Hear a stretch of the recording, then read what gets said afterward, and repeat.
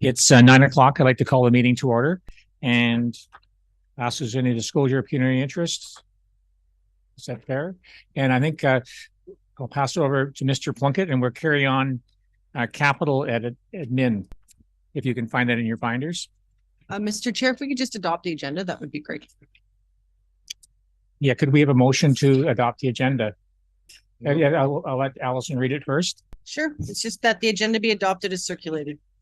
Okay, that's moved by Member Brennan, second by Member Burkett. All in favor? Carried. Now we'll go to reports from officials, and we'll carry on with the budget admin capital. Over.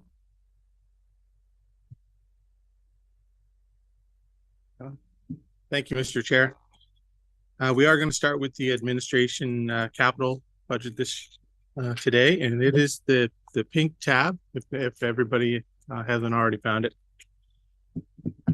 We are going to add one item that's not listed as a carryover here, and that is the sign that the electronic sign that's going up out front. So it was the last year's project. It's begun, but it's not finished yet. It is not currently on here, but I'll put it on here as one of the carry forwards.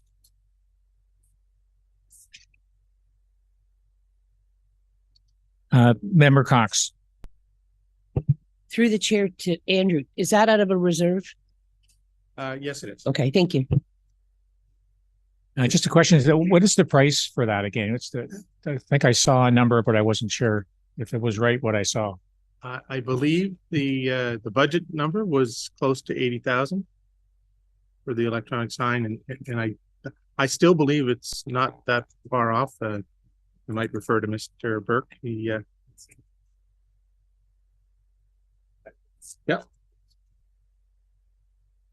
What the items on here, you'll see there's a couple of carry forwards from last year, and actually a carry forward from a couple of years now, is the new windows for the bylaw officer's office in the CAO's new office.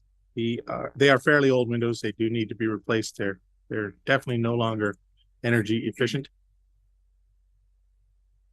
The administration building renovations, most of you are likely aware that this was the original design work only, and we haven't we put in administration building renovations, but at this point in time we've put in a zero placeholder. So we would hope that we actually get to do it in 2023, and that'll be brought back to you, and it will be drawn from the building replacement reserve in any event, so it won't impact the levy.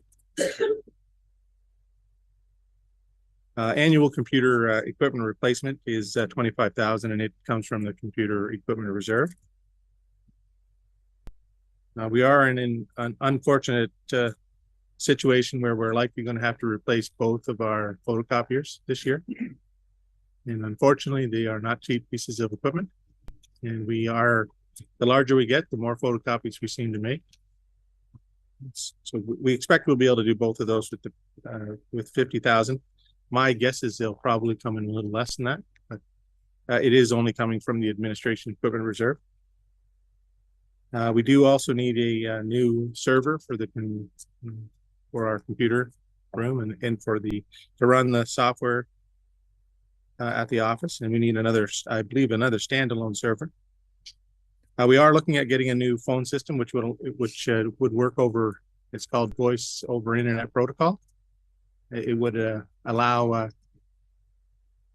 It should be effectively a cheaper phone system in the long run, but it would. We would be able to answer phone calls regardless of where we are, and it would, if somebody phoned the office, it would immediately transfer to our cell phones or our tablets, depending on where we are. So those are all the items that are on the administration capital list for 2023. If anybody has any questions, I'll let the committee any questions. If not, do we make a motion as we go along, Allison, or We'll just do one motion at the end. I think that's all we need to do. Thank you. Member Burkett. Through the chair to Andrew, the 60,000 that the design for the administration renovations, do we tender that out, or how does that work? Maybe Darren. I'll refer to Mr. Burke. Thank you through the chair. Yes, we do tender it out. It's a request for proposal, and that was back in early part of 2022. We had a number of respondents, a number of really good, strong respondents. Actually, it was 21, late 21, I believe it was. And Formworks was the successful respondent. The scope of the job is to first do a facilities needs assessment, which is coming. They have done a tour of the facility here, and then we're going to move into some concepts and present that to council. Okay, if that's okay with capital, I think we'll move to fire department. That would be tab B.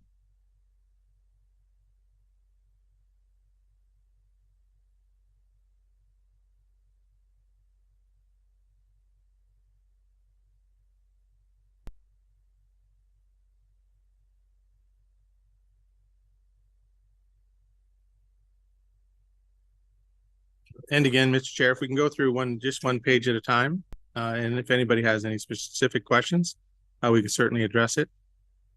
You will notice there's a fairly big jump in salaries, and that includes the training officer that I'd mentioned when I did the highlights presentation. I guess ultimately that was one of the pressures for this year's budget. Member Cox. Through the, sorry, through the chair to Andrew, is this where we talk about that position, or Yep. can we talk about it now? No. Then I'd like the chief to give us sort of an overview on the rationales and why we need it, please. Thank you.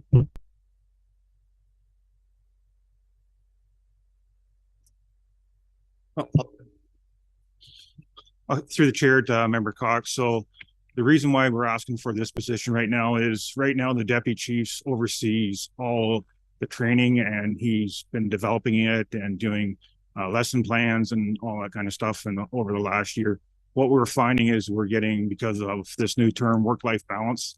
A lot of our staff used to help out with the training, but now they're realizing that they don't have as much time to spend extra now. And what we're finding is the deputy chief's stepping up and going above and beyond his normal work hours to ensure that our staff are properly trained.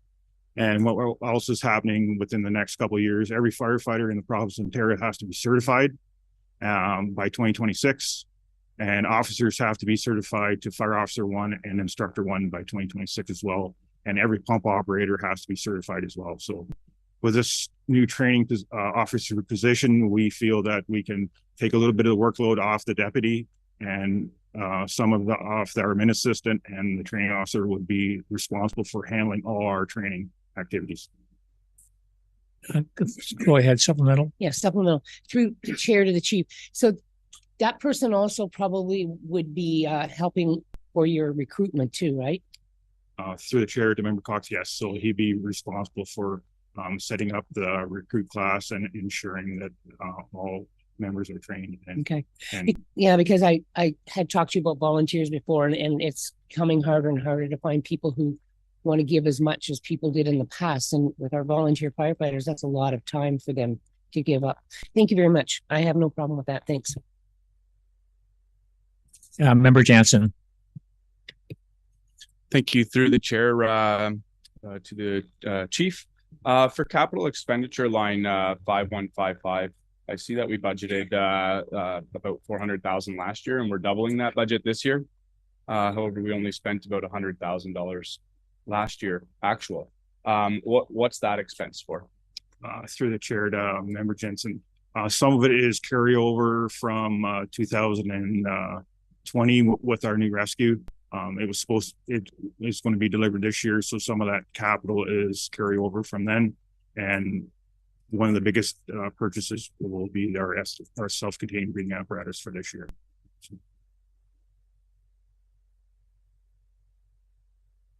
So, Mr. Plunkett, any comments on that page? Not specific comment on that page, but maybe to address the capital. We will look at this year's capital shortly, as soon as actually we're done going through the operations. And as the chief pointed out, the rescue really does make up the majority of that difference between what was spent this year and the 400,000 that was budgeted. And unfortunately, with the fire trucks, they seem to take it. You could order it this year, and then you won't have it for almost 2 years. So So before moving on, is the committee in agreement with the approval of hiring the new position?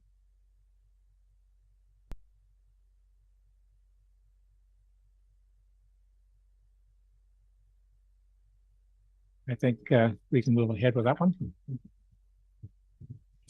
We can move to the next page.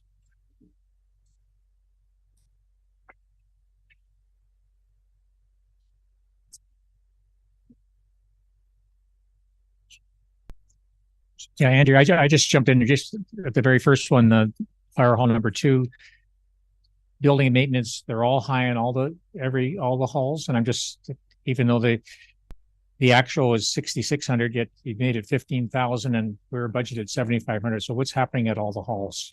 Thank you, Mr. Chair. What is happening at the halls is we've actually increased those components for snow removal, using outside sources to do the snow removal at these locations, and rather than our public works staff who really don't have the time to be able to do those and keep our roadways clear at the same time.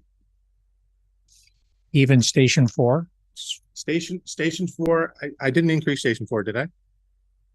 Okay, I did not increase Station 4 simply because they are one in the same location, so it worked out pretty good there.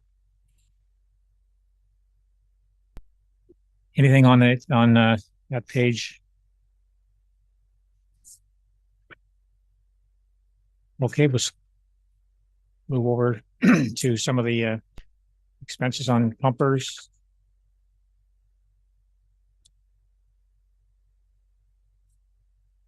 Anything else there? Thanks.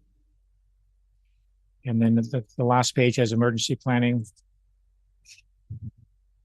And I know the emergency planning amount is it's not quite the budgeted amount. We do budget that amount to make sure we do have sufficient funds to do emergency management training during the year.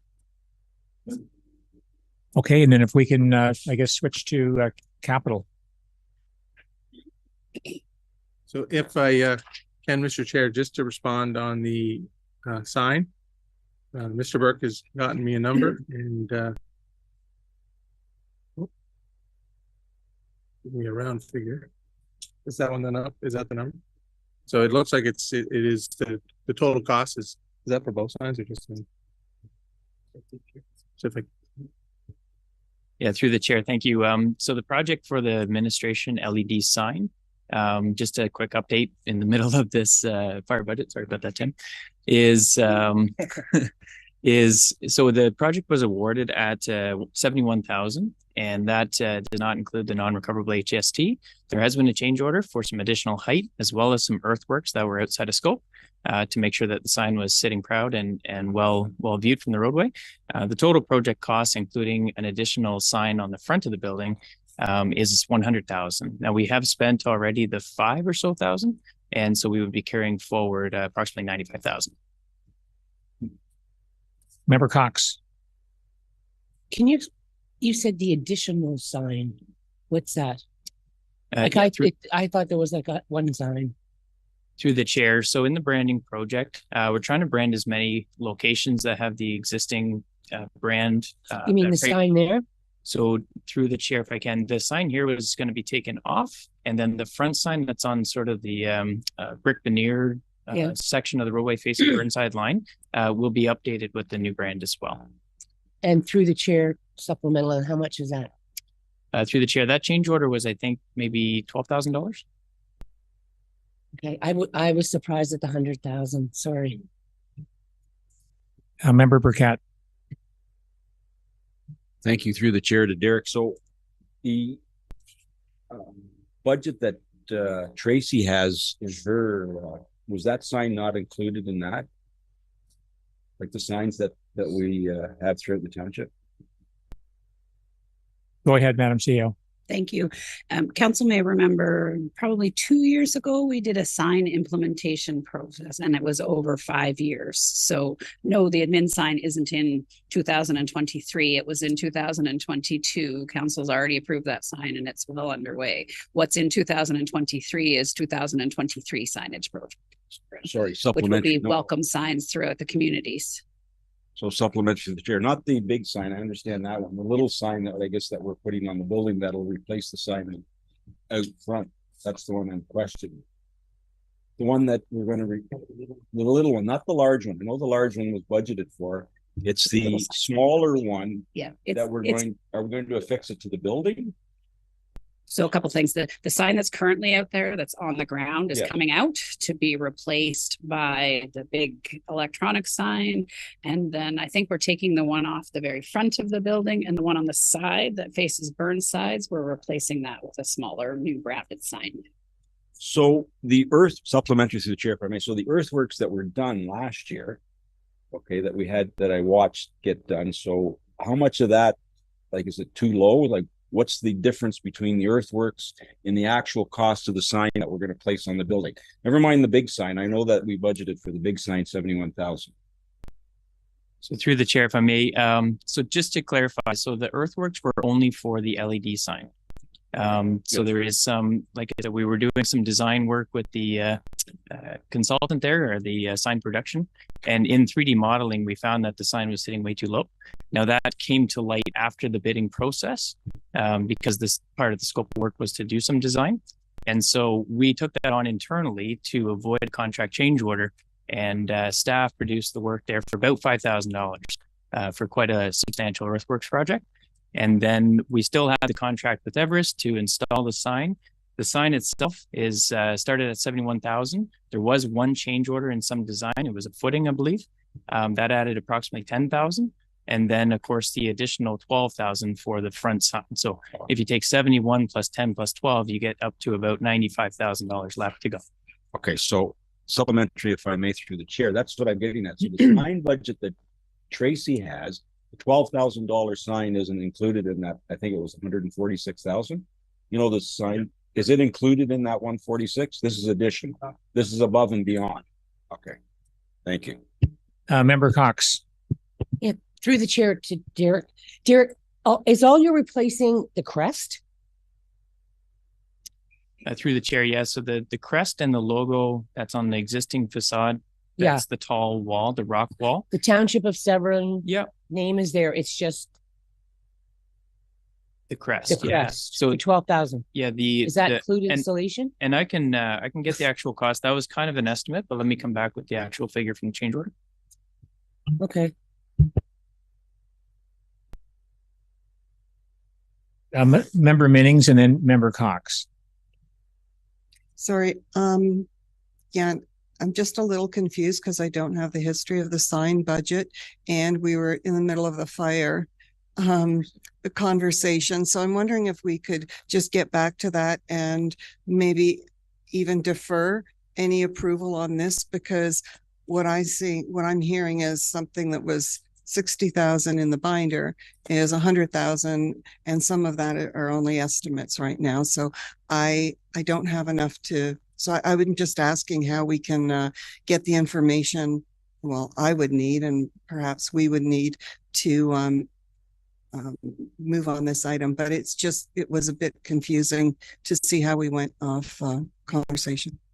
I think Member Cox had a comment. That was dealing with the first capital sheet, which is admin. So I think we've, Madam CEO. Thanks. I totally agree. We're jumping back and forth and we should go back to fire. But just to be clear, the signage is underway. So we're not looking for approval. That ship has already sailed. So we're just providing you information on it. You can impact 2023 signs if you want to go back to that at some point, but 2022 is already underway. Side of the building, it's in production already.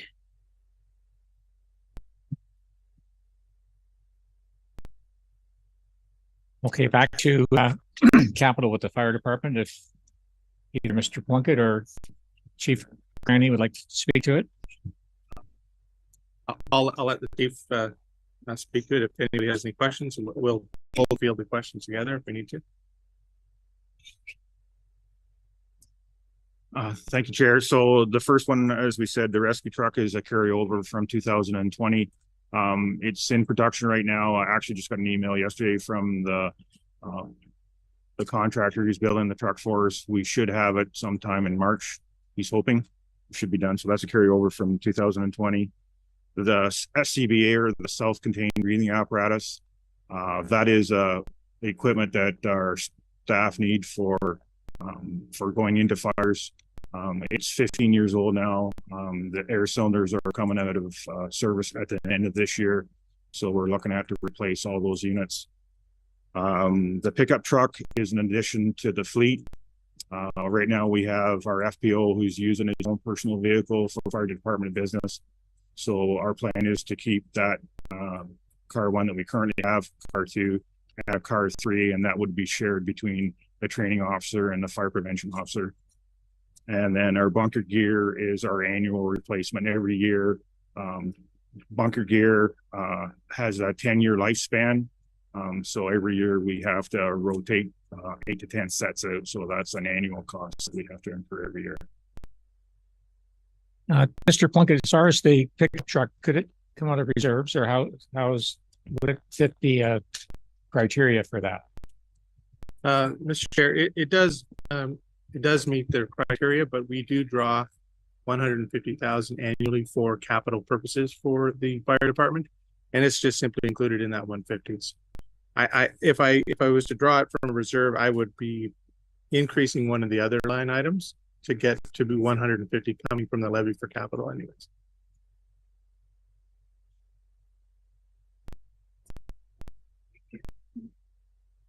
Member Minnings. Thank you, through the chair to the fire chief. Could you tell me how many vehicles are in your fleet? That's something I'm not aware of.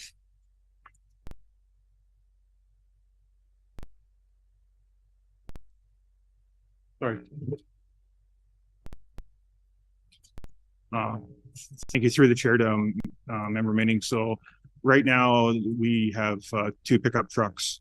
There's 4 pumper units, 3 tanker units, 2 rescues that are currently in the fleet, and then a new one coming in March. And then we have a support trailer, which we use for rehab and hauls our UTV. And then we have the UTV for doing grass fires and calls on snowmobile trails and stuff like that.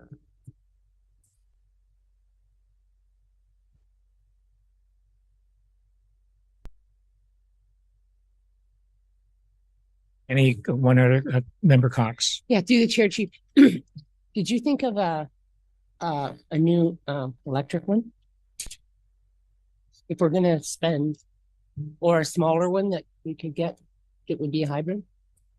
Through the chair to member Cox, we haven't at this point gone to the hybrid model just because of the extra cost of them. A full-size pickup is a better fit for us. For what we currently have, we've actually went down on our specs. We used to run F-250 3/4 ton trucks. We've actually gone now back down to F-150 half-ton trucks now with crew cab, so that we can haul staff into some of these remote areas like the Swift and Tower Line Road and Oramat Road, where it's difficult to get sometimes the bigger trucks in. We can load our pickup trucks with multiple people and take equipment in with them. Okay, thank you. If that's, if we're all okay with the capital, then we'll go to building department expenses, back to tab C. If we can, Mr. Chair, to keep in the spirit of the fire department, we can go to the navy blue tab. And the navy blue tab just gives you the apparatus and equipment replacement schedule for the next 10 years, just so you have an idea of what is likely to come in your future budget requests. Okay, that's the second last section of our binder here.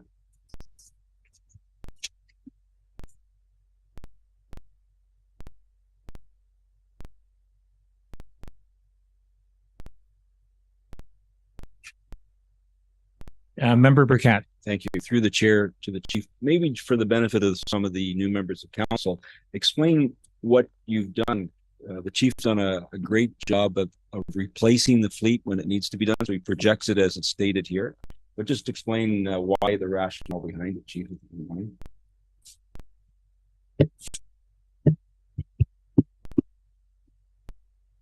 Thank you, through the chair to member Burkett. So, so what we've done a 10-year forecast. Pumper trucks are usually scheduled to be replaced at 20 years. That's their lifespan. The rescue trucks, we've because rescue trucks tend to go to every single call we have, right from medicals right up to the structure fires. So they get a lot of use. So we ask them to be replaced at 15 years just because of the wear and tear on them. And the pickup trucks are done at 7 years. There are some equipment on there that's showing that's high dollar value. Auto extrication equipment, that's a high dollar value. You're looking at between 30 and 35,000 to replace the jaws of life and stuff like that. So some of them are coming up to their 20-year lifespan. So that's why they're in there. And I think that's pretty much it. Go ahead, member Brennan. Yeah, thank you. Do we also have share arrangements for like I thought things like a ladder, or maybe you call them an aerial truck. I'm not sure what the proper name is. Is there any other arrangements with adjacent municipalities for that kind of thing? Through the chair to member Brendan. Yes, we do have some agreements. So we have an agreement with the city of Aurelia for an aerial device. They will provide it for us free of cost, and then we in turn supply them a tanker for their non-hydrants areas. We also have a water rescue agreement with the city of Aurelia and the township of Georgia Bay to supply us with water rescue, ice and water rescue. So we do land-based only, but in an event that somebody is in the water, that we call on them, they all automatically respond either in the Lake Pecuniary area, Sparrow Lake area from the city of Aurelia, or in the Gloucester Pool area from the township of Georgia Bay. And that's on a chargeback basis, or? Through the chair to member Brennan, yes. So on those ones there, we do they do bill us. It's whatever the current MTO rate is per hour to supply that service to us. And in your considered opinion, these agreements are working well? Through the chair, yes, these agreements are working really well. For the number of calls we do get a year, it sure saves us on doing all the extra training and that extra equipment. Thank you. Member Cox.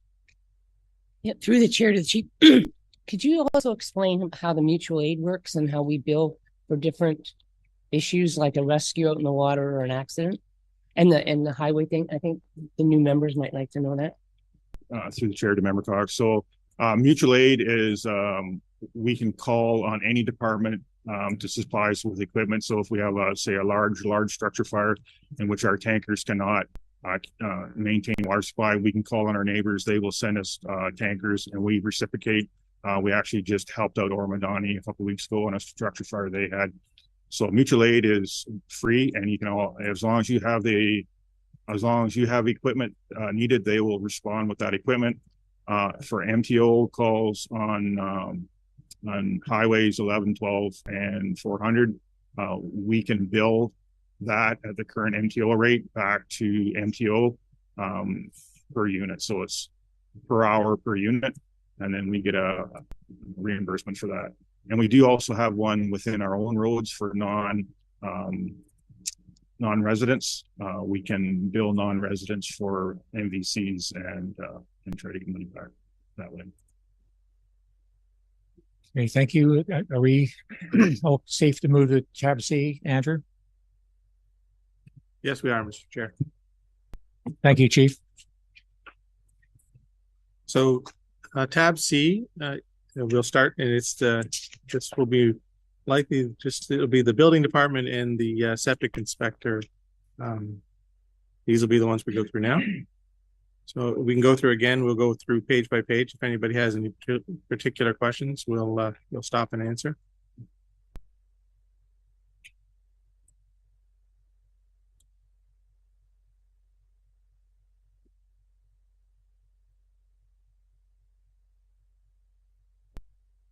Go ahead, member Cox. Yeah, through the chair to Nick. On line 1010, it says distributed salaries and wages. Is that the contract we had for the building inspector? Or I got is that that one, something? Nick. Okay, sorry. Okay, thanks, Sandra. The distributed salaries and wages, you'll see a number there. That's just distributing salary and wages across to other departments. It's not really a budget line item. It's just to transfer costs that are related to another department back and forth. So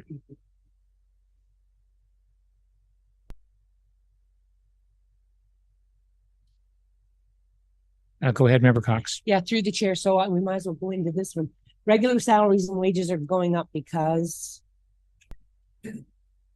sorry, if I can, through the chair to Member Cox, it is because we're adding the, I don't want to say there is a new position. I just forgot the name of it all of a sudden. Permit coordinator, I guess the building department permit coordinator position. And I'll let Nick. Through the chair to Member Cox, the building permit coordinator position was a position which was considered when we analyzed what were the concerns with the department. And some of the concerns that we heard were that permits come in, they take too long. I'm not being told that I need this MTO permit, MOE-CP permit, whatever other agency permits there are, as well as, it's just taking us too long. So we're trying to expedite things as much as possible. When we consider this, one of the newest trends that seems to be getting popularity out there is to have these coordinator positions. And that coordinator position is basically the quarterback in terms of determining, take that application in, let's take a look at it, let's analyze it really quickly and see, do we have all the pieces that we need in order to get it through the process as quickly as we can. That person also becomes the primary conduit for the public to the various departments. So that person, hopefully with their skill set, will be able to kind of review it saying, hey, you're missing a couple of beams here. You need an engineer to take a look at it. And with the skill set, we're hoping that that person would be able to actually do some preliminary reviews. They're going to be working along with our zoning department to maybe even do some zoning reviews on very simple projects, such as our subdivisions. So they actually don't have to go over to our planning staff, which can focus on more complex projects. So the point is, let's expedite things, expedite permits. Supplement, thank you. We need that, and that's great. And especially if it can go across over to help out planning. Thanks a lot.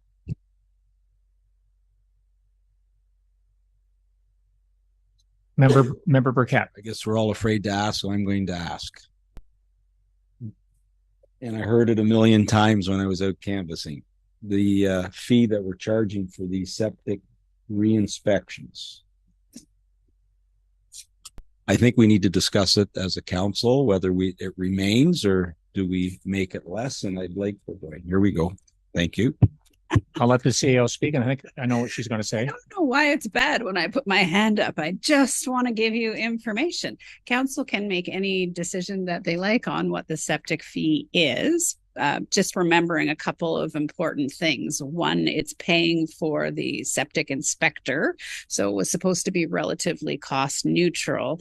And two, a good portion of our residents are on water and sewer. So if you reduce the fees and it has to be collected through the tax levy, then you're essentially double charging those that are already on water sewer. The point was, if you're on septic, you should pay for that inspection yourself. Council was pretty passionate about how it was a very important program to you, and the fee was to cover the costs. So if you'd like the fee to be less, you can certainly consider that, but you will have to make it up in tax dollars otherwise. And people who are already on water and sewer will pick up some of those costs that are not related to them. Yeah, go ahead, Member Burkett, and then I have a comment. So I understand that, but for 6 months or when it's cold, is our is out actually inspecting? So, okay, go ahead, Nick. Through the chair to Member Burkett, that individual is busy year round. Maybe not doing the field inspections, but I would say a large part of that position is the office to catch up, the notification. The amount of calls we get is unbelievable. The amount of explanations that we have to provide is pretty significant. So that person is probably one of the most popular persons on the phone, I would say, in our department. So they are doing quite a bit. If I may, Nick, through the chair to you. So can you give me some of the examples of like, what are we hearing from our residents? I'm just curious, some of the calls that may be coming in.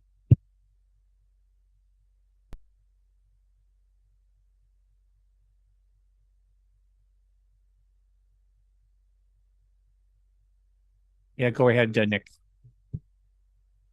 Through the chair to Member Burkett, the calls that we're getting, and actually, maybe I'll just add something. We are going to have a year in review, our septic year in review. I believe it's going to hopefully be the 15th, February 15th. So we're just working on that presentation. So you'll get probably more than you ever want to know about the septic reinspection at that point in time. But the questions we're primarily getting are, I would say the cost. Why do I have to do this? My system, I don't have a septic. We still get that one a lot, even though they have holding tanks and outhouses and whatnot. I don't have a septic, and so we have to explain that quite a bit. So there's a lot of repetition in terms of answers. We do get a lot of questions regarding why do I need a pump out, or why do I need another assessment as part of it. A lot of whys, I would say. Supplementary, if I may, and I understand that. Thank you. My concern is I know of residents that are seasonal, and for the life of me, I can't understand why we can't take the skirting that may be around an old cottage to see where their gray water is going. And I know that it's going into the lake. Yeah, we can see the holding tank, and the holding tank's not leaching, but they are running a separate line. And I guess for whatever reason, we're not allowed to take the skirting off to actually have a look. So I struggle with that. And I know many that are in that position. And I know that Amanda's gone out and looked and can't do anything about it. So I'm just curious, is there a way around that to catch these people? Through the chair, we when the decision was made to undertake the septic reinspection program, and I believe the reports were in 2019, there were numerous options that were provided. Option 1, 2, 3, if I remember correctly. The decision was to do a non-destructive inspection, and that is basically a visual inspection. The removing of the skirting would involve probably undertaking or getting in contact with the property owners and making sure that they were there. Then we're also to dealing with the destructive nature of it. And I would be a little bit concerned about removing something ourselves and then having to put it back in. So we have to be very careful about that. I know, having done it myself, I was always worried about, even removing the lids, and the plastic lids that they make right now are not very conducive to removal and putting back very easily. So we have to be very careful if we were to undertake that, and we definitely would need the property owner's consent in order to do that as part of it. Yeah, I just have a comment that I've been in touch with Nick a few times. I know we're going to have it reviewed, but it's not just the 150. It's that we're interpreting that you have to have a pump out within 3 to 5 years, and that costs $400 to $500. I mean, if you're not happy with the layout, that's another money. And I think I understood from knowing septic people that if the system's working, you leave it alone. And I don't see where the 5 years, but I think we're wording this as off topic, and we can have it reviewed in February or March whenever it comes up. But it's not just the 150. It's what we're charging, making our residents have to do it every 5 years. And I think it's excessive.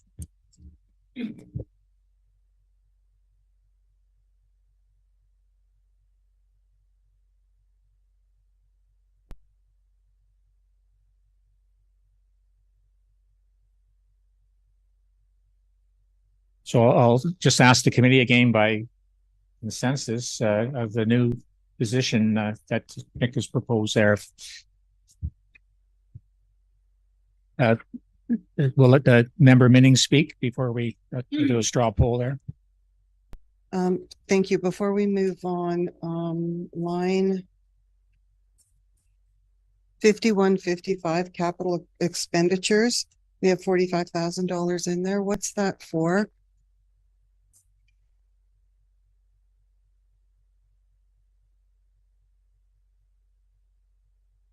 if I can through the chair to member Minnings, it will be on the capital sheet that we'll look at in just a second.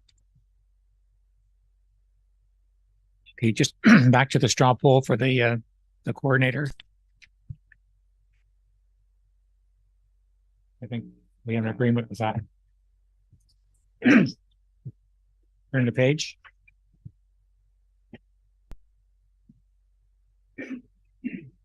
Yeah, just septic inspection there. So are the revenues, but are they understated or is there more to come in on that, Andrew? Sorry, the revenues for the it may just be lower than budget for this year. There may still be some invoices that haven't gone out, but I would suspect that's not the case. But I can follow up with that. Just may be the number of inspections we actually got to for this year. But further to what the COs, it's almost neutral, would you say, or do you think it will be neutral? Say the goal is it's supposed to be revenue neutral. It likely I'm going to guess it's probably not perfect. Effectively, it is probably still being subsidized by the ratepayer. I'll let Nick comment. Thank you, Chair. Just the number is pretty much what has been invoiced so far. I think that's going to be what it is. We undertook 382 inspections, I believe it was last year. We had a number of exemptions from the program, either because they were newer systems, so possibly they knew we were coming, or B, they were treatment units, so they were exempt from those systems. We've had maybe not hitting our 400 mark, which I think is our 400, 500 mark, just because of the number of exemptions we've had, as well as we've had a couple of island properties as well we've had to do, and we have not done the island properties, so we are going to be playing a bit of catch up. If you did the math in terms of what our expenditures were versus what we're actually charging, so using 150 as your threshold, we're sitting at about $180 to actually undertake the inspections. So we're charging 150, but it actually costs us 178 to be exact, last year to undertake the inspections per. And if I can, Mr. Chair, give you an idea of whether it's revenue neutral or not, you'll notice at the bottom of it says septic inspector impact on municipal levy. And it is showing the $10,000 for this year as it is effectively a deficit in that particular department for this year by that much money. So Andrew, back on the previous page, so the impact on the levy there, where it's 22 budget 75,000, 22 actual 232. And then actual 23 budget. Can you explain that right in the middle of the page there? Oh, sorry. Yeah, I can, Mr. Chair. So that's the building department. And, we anticipated that the building department was going to cost ratepayers about 75,000. Because again, they do attempt to make the building department as revenue neutral as possible. It's certainly not easy to do 100%, but you will notice that this year we generated enough building permit revenue that we actually generated a surplus of 232,000. So that will go into the building department's reserve, because more building permits we get each year.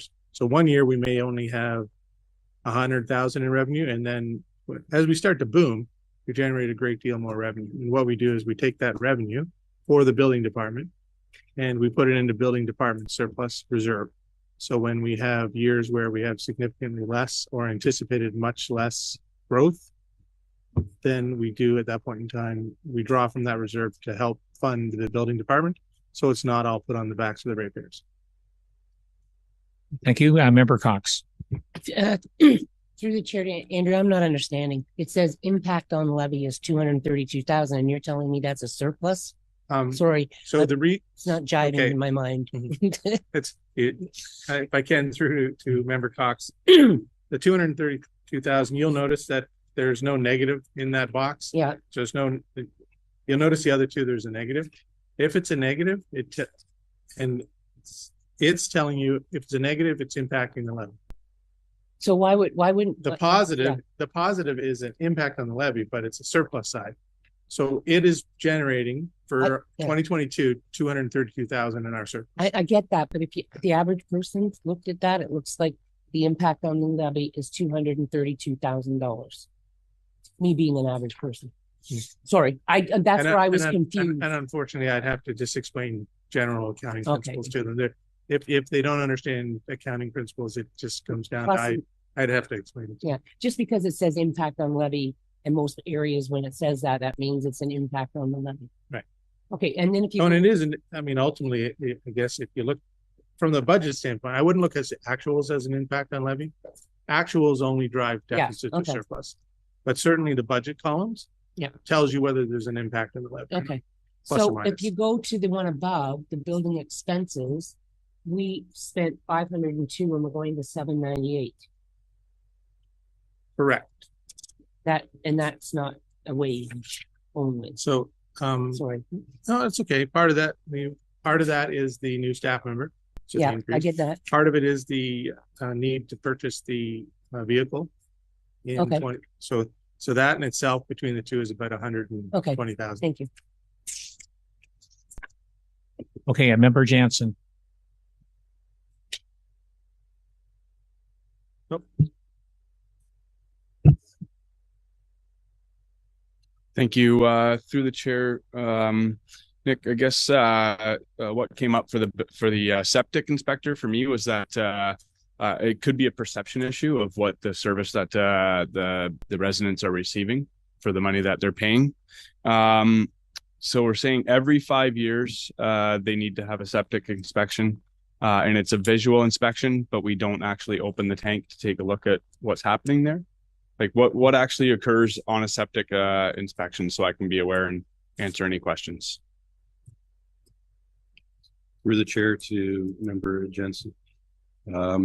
It's a visual inspection. So a lot of it is actually done in the office. So we look at our records to see age of systems, determine what the potential risk in terms of age factors are. We contact the individuals and say we are going to be undertaking the inspections. When they do go on site to undertake the inspections, the visual inspection, basically we look at our records. If we have a record, take a walk through the property, look for indications of potential issues. Where's the water source? Can we see where the water source is? On some occasions, and unfortunately, you're going to see some pictures in a couple of weeks, we see something visually as an issue on site. Some of them are very evident. Some of them, when you have a keen eye like a septic inspector, sometimes you can notice these pipes in the ground which are going where. So we start questioning things like that. And a lot of times it's education in terms of dealing with the potential issues are. The component with the maintenance aspect of it, so the pump out records, that's what we call the septic smarts, and educating the individuals that there is regular maintenance that's required. We still have some individuals that we have to indicate that, you know what, sometimes you do have to do something with your septic every couple of years. So a lot of it is education as well. Thank you. Supplemental through the chair. I guess, yes, the concern that I've heard is that the value is not worth the money. And I guess I can see why we're doing it. Is there anything that we leave behind as an educational piece for the resident? Through the chair to Member Jensen. Last year, we started providing these little packets, little information packages to the individuals once we were there. And it includes a door knocker, some educational information, septic smart brochures, some information regarding the community as well, thanks to some members of council as well. I believe there was also some other township magnets as well. We provide a little magnet just for the individuals so that they have a way of registering or indicating, here's the last time I pumped out my tank. And the hope was they put it on their fridge, and after they always have a record that way, they kind of know items like that. This year, I know we're working on a few nice little things we'll tell you about. And so they are getting something as part of that package. Yes. Madam CAO and then member Minnings. Yeah, just a reminder that we're going to bring a full septic report, I think next month, so council can debate the merits of this program at great length. We probably should keep moving today. That's very good. And I'll let member Minnings speak. Thank you. Through the chair, Mr. Plunkett, you had answered a question on the second page regarding the building department impact. Building department expenses, actual of 502,000 and asking now for almost 800,000. And you explained that there was the new vehicle and the new position that would be about 120,000. Where's the other 200,000 to make up the new 800,000? Yeah, no, for sure. Certainly the numbers that you've got in front of you aren't up to date either. So they were when I was preparing budget. So you don't even have all of the actuals yet. So these aren't the actuals for 2022 because they weren't all in when these were prepared. So these were the most up to date information I had when I was preparing the budget. Supplemental through the chair. Okay, it just makes it difficult for me to approve the budget because and I understand about the numbers not being in for the end of year. There's I can add another 53,000 there pretty quickly. It's the internal department transfer of expenditures, which again typical just like the reserve transfers I mentioned yesterday, they won't happen until we're actually finalizing the year-end statements. So that's another 53,000 to add to that expenditure line. Thank you. And supplemental. So in the revenues, because I heard that the department tends to operate, or is the goal is to operate net neutral, or is it just the septic program? That's my first question. And I noticed we put in 200,000 from reserves. And is that, it looks like that might be an unusual 200,000, or it didn't happen last year. So if you could speak to those for me. I certainly can. So that 195,000, and you'll notice last year was 60,000. It's because we're still generating or expected to generate somewhat of a deficit in that particular department. That's drawing from the building surplus reserve. So when we do have a surplus in that department, we put it into a reserve to help pay for the expenditures of the next year if we do not generate enough revenue to cover the expenditures. And we don't cover the expenditures 100%, but we do attempt to limit the impact on the levy on an annual basis. So as long as we have years where we generate a surplus, that will always go into a reserve, and it'll be used when we're potentially in a position where we won't generate a surplus. Thank you, Andrew. I'd like the Madam CEO speak and then member McIntyre. Sorry, Did I cut you off? Did you? there was the extra money after the truck and the wage. So sorry, my one's on under. I'll take it. Madam CEO, and then we'll come back to member meetings again. I think just. Yeah. So I'll let Andrew answer the specific one, but just in general, council should be comparing budget to budget. The actuals will never be up to date. Normally we would be doing this process in October, November, and they would be even less close. So I think when Andrew was giving you the difference, he was comparing budget to budget, not actual to actual. And the actual is typically not reflective until March or April when we get the audit finished. Member Minnings, go ahead. Yeah, through the chair to the CEO. Thank you for that.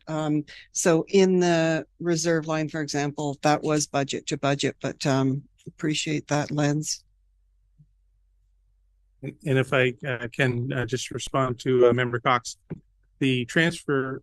No, I think I already got. Yeah, the extra 53,000. It's a transfer from transferring costs from one department that hasn't been brought in there yet as an expenditure. Okay, member McIntyre. Thank you, Chair. I just want to make a comment that our inspector, Amanda Renton, she takes a lot of flack and she gets yelled at and she gets abused. And I think we should recognize that it's not the easiest job in the world to go out and tell somebody I want to look at your sewer and your septic. And at the same time, she must come back to Nick and say, well, I had a bad day today because nobody let me on the property, et cetera, et cetera. I think she does a really good job, and she's very pleasant about it. And I happened to be at my cottage just as a comment. And I just said to her, hello. And she said, oh, what are you doing here? And I said, well, I'm just a resident today. And she said, I wasn't going to look at you in any other way. So I thought I think she's a wonderful representative of the township when she's there taking all this kind of flack from just about everybody. You know, what are you doing here? Why am I paying this? And whether it's revenue neutral or not, it's necessary. I think we're only doing waterfront properties, Nick. Is that true? So when we start getting to the opposite side of the road where there's not water, you may need an armed guard to take care of her, because I just want to comment that I think she does a great job, and she should be commended for it. Thanks. Thanks. Once again, I think in February, we're going to review the whole thing, and there's a schedule over 5 years, each area you hit. And we do have some questions on going forward for sure.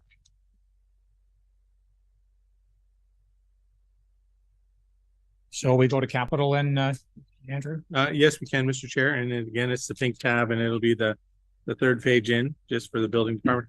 On this particular page, you have the building department and you have the planning department. The official plan approval isn't really a capital expenditure, but because we get to draw from the DC reserve, at least until we do a new one, they'll pay for these studies. That's why it's included here. And you'll notice that the capital addition for the building department for 2023 is a new vehicle. So I guess the same question is, can this car be electric? I'll let Nick take over on this one. Thank you, Chair. I can tell you that when we did our evaluation of potential vehicles, we did look at more of the hybrid as opposed to the electric. We do have one in our fleet right now. It's bulletproof and it's doing very well. So we are looking at some form of SUV, and we will be looking at a hybrid. Electric, we'll entertain it, absolutely. It does have some limitations as well we have to consider. Member Burkett. Through the chair to, I don't know who can answer this. What happens if we don't need the MCR, if the county's taking it out of the equation? I know that you have it in here. Well, we can answer it now. I'll let Andrea take over. I can't get a straight answer out of anyone whether or not the county's going to be there or it's not. I get one version that it's not going to be, and then I get told that it is going to be. Are they? That's fine. We can do that. So yeah, okay. So we'll. Oh, I think Andrew's got. I'd like to speak to it now, Andrew, if that's Andrea, and then we'll get into your expense items as well. Thank you very much, Mr. Chair, and through you to Member Burkett. I can answer it quickly. So yes, the MCR is certainly up in the air. Regardless of the MCR, the county has to review and approve an official plan for a lower tier. So we need to budget an amount for that basic process. And we've added a bit of inflation just in case for the MCR. Okay, Andrew.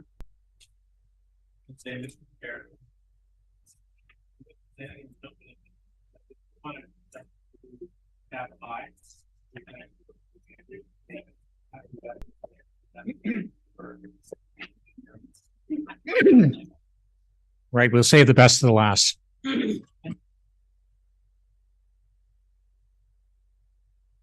So everybody's found the planning item. If we'll start planning revenues and then going down the page.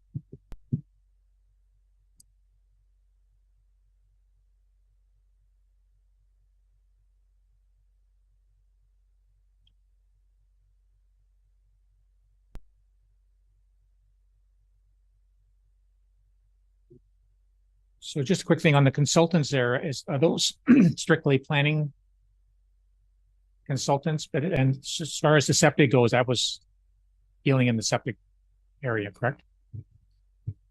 I was already on. Sorry, Mr. Chair, these are planning consultants related, so no relation to the septic inspection program.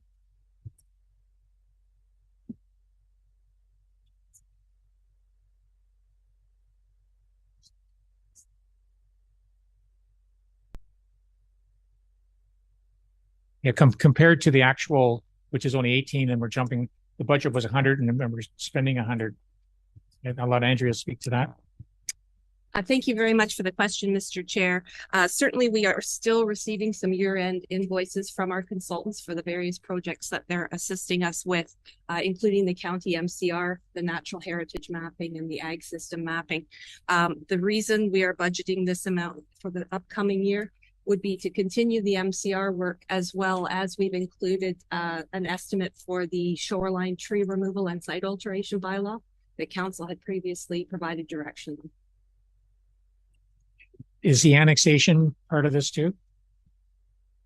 If I may, Mr. Chair, certainly the Aurelia Growth Management Program, MHBC planning is helping us with that as an as needed basis, basically. So it's on hiatus until the spring, but if we do need to engage as a neighbor in that study again, we certainly have funds to do that.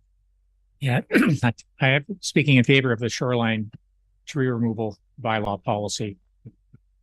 And if I can respond, Mr. Chair, a little bit more about those actuals, is typical it is with consultants, or whether this is our legal providers as well. They all seem to do a lot of their billings at the last minute just to get their year end done. And so and I would say at least half the invoices we get from consultants, whether it's a consultant or a lawyer, they don't come in until January or February, even though they may have done the work in March of the previous year.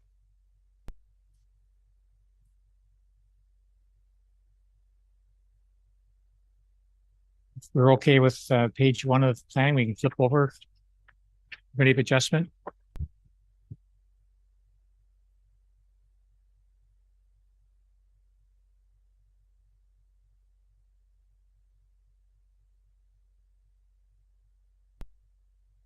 So the revenues, are they self-explanatory? Is that like West Shore and Coldwater? Andrea, would you say is the or actual? To which ones are you referring to, Mr. Chair? Are you looking at the second page where it says residential development? Yeah. Okay.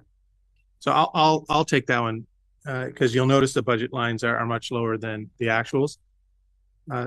These particular components have fortunately zero impact on the levy, but what they are development charges. So they are significantly higher for because we had one particular developer prepay all of their development charges, or as much as they could when they signed their subdivision agreement. So they paid all their area specific charges up front.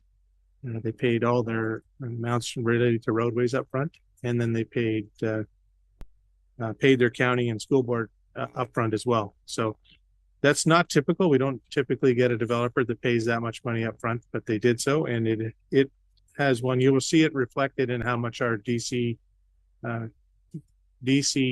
reserve fund went up this year, because the majority of, aside from the county and the school board, the large 2 million or the almost 4 million for us has all gone into the DC reserve fund.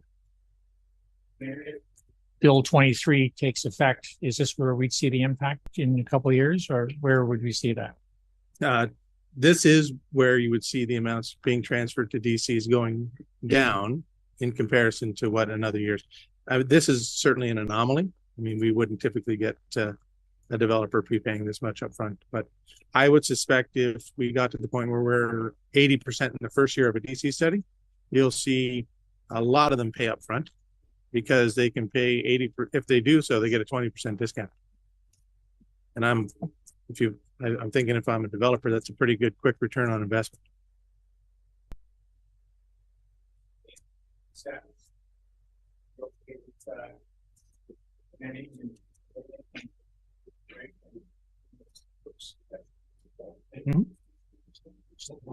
There's no capital.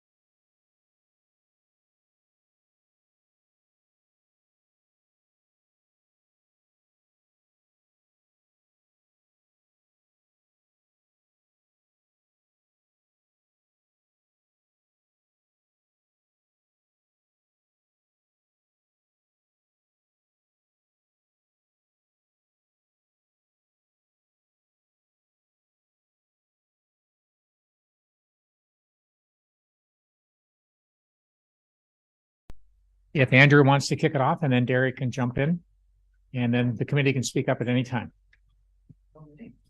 So I guess here we'll go through page by page again. If anybody has any particular questions, stop us, and both Derek and I will field the questions as they come. Maybe I'll do a little precursor to, you see the really large $4 million number and the $3 million number in the revenues. Those are transfers in and out of reserves. So the actuals will not be there, of course, for 2022 because we haven't done them yet. They will be done based on the actuals spent on all of the projects.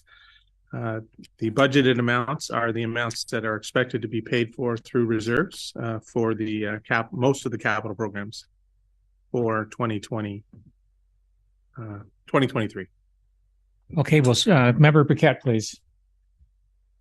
Thank you, through the chair. I just wanted to comment on the street lighting so that our new members are aware. Years ago, this council, along with staff, decided to go to LED lighting. If you look at the maintenance, we only spent $10,000 for the whole year.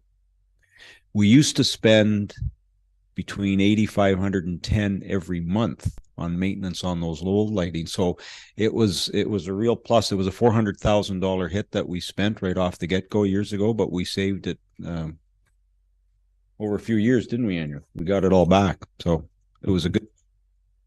We did. We actually paid for it out of the capital reserve, and the savings that we made over a period of, and it's no longer reflected in here. You'll notice it says transfer to capital reserve. That was the savings we were generating every year until we repaid for all those LED lighting. So they are now fully paid for as of the end of 2021. And certainly the costs, not only the maintenance costs, even the electricity costs have come down considerably thanks to the switch to LED lighting. Okay, I think Member Minnings, did you have your sign up? Through the chair, for lighting, I've had some questions from residents around street lighting, just in a couple small areas. Is that something that's budgeted for in here or would be accounted for if there was a request or an approval for lighting? Could you just speak to how that might work? I'll refer that to Mr. Burke. Thank you, through the chair. So street lighting is considered a capital project. One-off, maybe one individual replacements are what you see in the operating lines here, as well as failures. So that's what's in the operating. Each a new upgrade area would be capital, and you can see in the plans here that we do not have a specific streetlight capital project for 2023. Member Cox and the Member Burkett. I think maybe Member Minnings should be told about how, if somebody they want a street light, how that works, or if it's a safety one, so she understands if there's a request. Thank you. Through the chair, for sure. The township does have a policy regarding sort of, I would call it, local improvements. If the community was interested in having streetlights in their area, they could form together and make a petition. There is some cost associated with such a petition that's borne by the residents, but it does have to be a successful petition throughout the serviced area, and then all members are actually issued a local area improvement charge to cover the value. So that is an option that we offer. Okay, Member Cox and the Member Burkett. Okay. Oh. Sorry, and through the chair, if it was a safety related concern, certainly staff would bring that to council's attention. It would become a capital budget request. Thank you, Mr. Burke. Member Burkett. Through the chair to Member Minnings, I just wanted to say that if the person wanting the street light wants a street light, there may be others along that street that do not want the street light. So just be careful what they wish for, because I've learned over the last few years that as many that want it don't want it. So you run into a huge problem. Okay, Andrea, anything else on that page, or can we? So if I can, Mr. Chair, you will notice that the provincial grant funding has gone up, as well as the Ministry of Natural Resources grant. So one is the increase in the grant we received from usage of, maybe I'll let Mr. Burke explain that one a little bit better, but it relates to our own quarry and the amount of materials that are drawn from it. Certainly, yeah. The line that is recovery from our existing operated township aggregate pit. So what we have done there is created a balanced effect where we do operate an aggregate pit. It costs X amount of dollars, but we recover that same value from the various service areas that we apply it to, like winter control sand and gravel road resurfacing or road construction capital projects. So that the one day we do need to decommission that aggregate pit, we have a small reserve contingency to do a full rehab on it. I have a question, Derek. So the revenues we get from the quarries, does it cover the expenses we pay for the roads? Through the chair, it certainly contributes to it, or at least that's how we've directed the funding. So the TOARC fees, or the aggregate royalty fees, are paid by every tonnage that's produced within our municipality. For record, we are actually in a TAPMO, which is top aggregate producing agencies in Ontario. We're the 6th largest producer in Ontario of aggregate resources in the province. We generated the better part of 5.5 million tons of aggregate this year. And then that translates to, obviously a transfer from those royalties to us. We do direct those funds typically to a road rehabilitation reserve, which funds the resurfacing programs because those trucks do damage our assets. Member Cox. So through the chair to Derek, where would we find that from the quarries? The surplus or the what line for the revenue? So that revenue line is where it says Ministry of Natural Resources grant. That is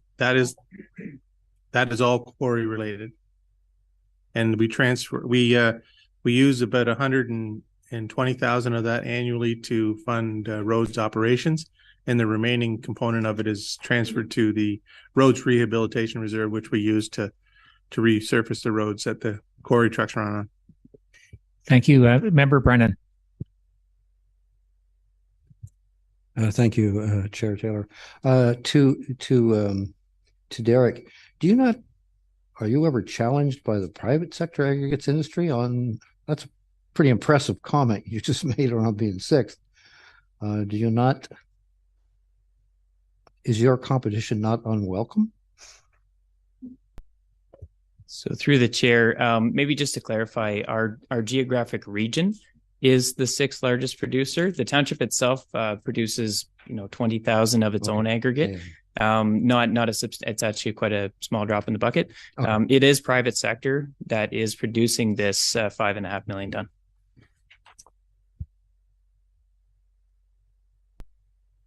Member Jansen. Through the chair, I do have a couple of questions. The first is on how the wages are calculated. Am I assuming properly that everything's billed towards a certain aspect? So it would be, if work's done on a bridge, it's billed to the bridge. If it's done for mowing, it's billed to mowing, rather than it being one line item. Correct, Member Jansen. It is. Derek, goes through and he estimates how much of that staff time relates to each one of his different areas, and he does allocate it and budget it that way accordingly. Okay. And a follow-up question that I had, I know that myself and other members of council received some concerns about stoplights.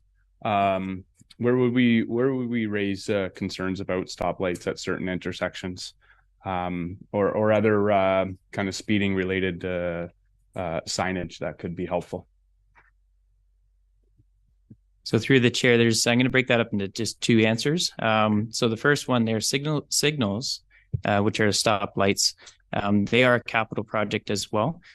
Through our transportation master plan, we have reviewed every intersection, at least at a schematic level, and have identified some future projects. One would be a Division Road and Burnside line. For instance, this is in the draft transportation master plan that will be delivered to council. Yeah, that's a capital budget request. So if you did have some ideas, certainly that would be at the capital budget stage to present it, or sort of to direct staff to undertake investigations and ultimately design and construction. Oh, sorry. Member Brennan and then Member Burkett. Thank you to the chair, to Derek. So for the Burnside intersection, is that in this year's allocation? Through the chair, no, the Burnside project isn't in the capital budget request for 2023. We're just putting the final touches on the transportation master plan that makes a 10-year capital forecast for what we call like kind of growth projects or new, not currently installed assets.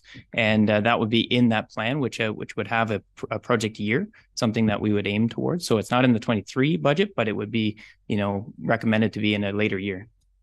And the March Mount one is in the budget for this year? Through the chair, yes. That was directed by council last June. Okay, Member Burkett. I was just going to add to Member Brennan's comments that when we see this master roads plan, we can have a discussion then. So we haven't seen it yet. I think it's coming in February. Is it, Derek? Through the chair, that's the intent, yeah. All right, thank you.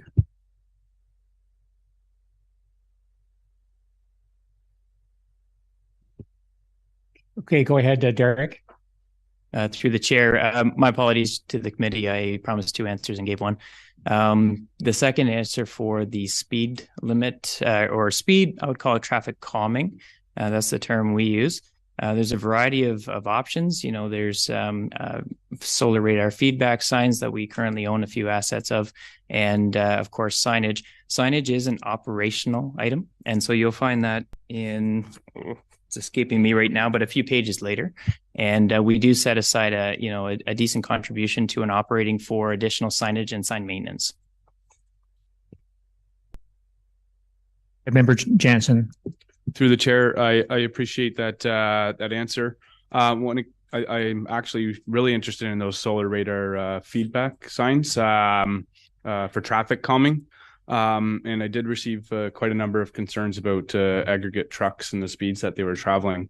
Would we be raising concerns about certain roads during this February meeting when we're discussing the transportation plan? Through the chair, yeah, there is a section on road safety in the transportation master plan, and very specifically about the inherent problems across the province with higher operating speeds than posted speed limits. Member Cox. Through the chair to Derek, just back to where Member Jansen was at. If we had decided we would like a couple of more of those, they run about 5,000 each. Through the chair, yeah, about 5,000 each was the semi-permanent mounted ones, and they are the ones that we put to the like a 4x4 post, and it stays on the ground. The trailer mounted ones, we have 2, and they're a little bit more. I think they're a bit closer to 10, yep. And but we do use them in our road resurfacing areas where we have this brand new fresh pavement, and we almost immediately see operating speeds go up, and so we deploy it right after our road resurfacing program and in the school areas during the fall. And supplemental to Member Jansen, they can be moved to areas if there is a issue in that area and you want to ask the Public Works to do that, they can do that. But we could look maybe at a couple of those 5,000, or do we wait for the master transportation on that? Through the chair, the current capital request does not include additional ones. However, of course, if council felt that they'd like to see a few more, those are relatively low impact for operations, install and maintain. So that's something we could look at for 23 as a new addition to what's currently printed here. Okay, we'll turn the page, Andrew.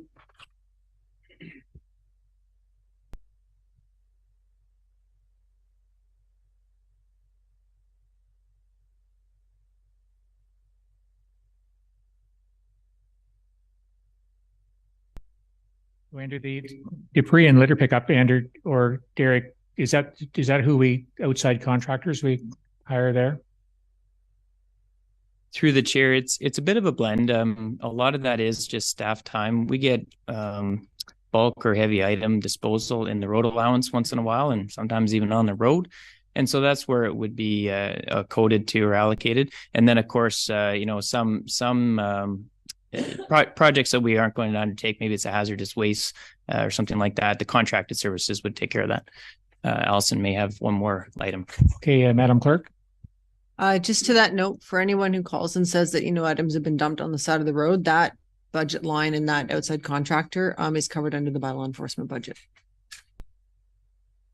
Member Minnings. Thank you. Through the chair, to Mr. Burke, can you tell me what in each of these budget sections, what the township vehicle rental line is? Thank you. Certainly, thank you. And that's it's probably a better accounting question, but I'll take a stab at it if the treasurer doesn't mind. I'll back him up when he needs it. So the vehicle rental is basically a charge back. So we operate a fleet of equipment, and that equipment has operating costs like fuel and insurance and maintenance, but it also has a capital component for replacement. So for instance, every 10 years we replace a tandem axle dump truck. So the delta, if you will, from the chargeback of rate to the cost is directly transferred to the vehicle replacement reserve for future replacements. If I hope that's clear. That was clear to me, but I know what he was talking about. If not, let us know. We can certainly explain it further. But as he said, the difference between that charge, which we charge to each one of the individual areas that those vehicles are used, any difference between that number and actual expenditures, as Mr. Burke pointed out, goes to a reserve for future replacement of those vehicles. Thanks. We'll switch over to the next page.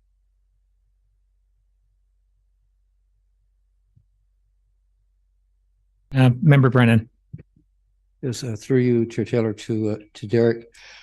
On the paved road maintenance issue, I get a lot of calls and concerns with regard to large potholes, and they are there. I've driven the roads myself, and they are repaired by our shop, and then they're not repaired by our shop. One in particularly bad spot is in charge of the Silver Creek Estates property there. Boy, you hit some of those holes sometimes and you've got a new front end coming. And I know there seems to be a real honest effort to patch these things. Is there not a better way to patch it so that they last a little longer until full paving is done? Like it just seems like such an endless battle for you guys out there. There's got to be some better glue or something out there. I don't know what the answer is, but is there not a maybe more expensive but more durable approach for this? Through the chair, if I can, and certainly this is not unique to Severn, and the province of Ontario has many freeze-thaw cycles. The brutal, honest answer is no. This is some of the best product and technology and application that we can do. There's certainly additional investment in more renewal. So as a pavement ages, the first signs of degradation are cracks and little, small surface deficiencies. But as soon as the water starts entering into that pavement structure, it causes significant accelerated damage to a point where it sort of bottoms out and curves to really poor condition that sort of is what, would be the end of its life. And we have certainly a lot of roads that are in their end of their life. So we're patching them with the products that are available. But certainly they're well past their service life. The renewal contribution, we know there's a deficit in what we fund for renewal versus how fast the roads degrade. And that's what the treasurer had been mentioning about an infrastructure deficit throughout the entire province of a very substantial amount of money. Thank you. I see paved road maintenance here. Do we have any roads that will be paved that are currently not paved within the next year? Through the chair, in the 2023 capital budget, I do not believe we have any upgrading roadways. Certainly the transportation master plan does have a small section in there that talks about what a trigger value of vehicles and demand on the roadway that would be appropriate for surfacing. And it's quite low, actually, but we do have a number of roads that, have a handful of cars a day, and the maintenance of gravel is more effective than the maintenance of a hardtop surface, because the maintenance of, or the hardtop surface itself would degrade with weather rather than degrade with traffic.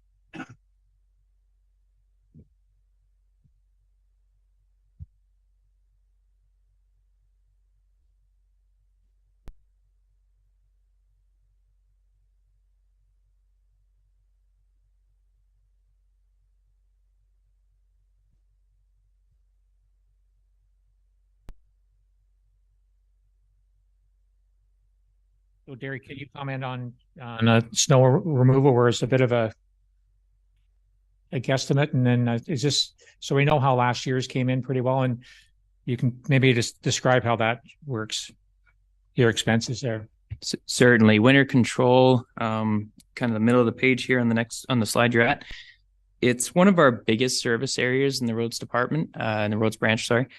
The revenue, there's a relatively small amount of revenue, and what that is we do a charge back to developers when the subdivision is not assumed and the responsibility for maintenance would be on the developer.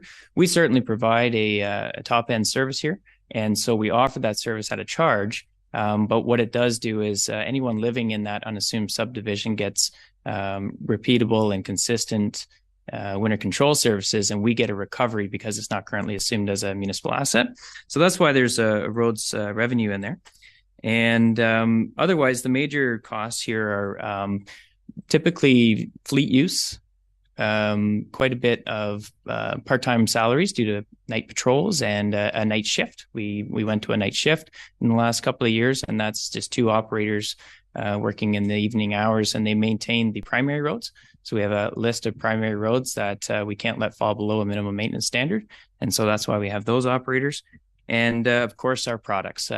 We use a treated sand. We don't use bulk salt like a direct applied, rock salt. So we do manufacture our own sand.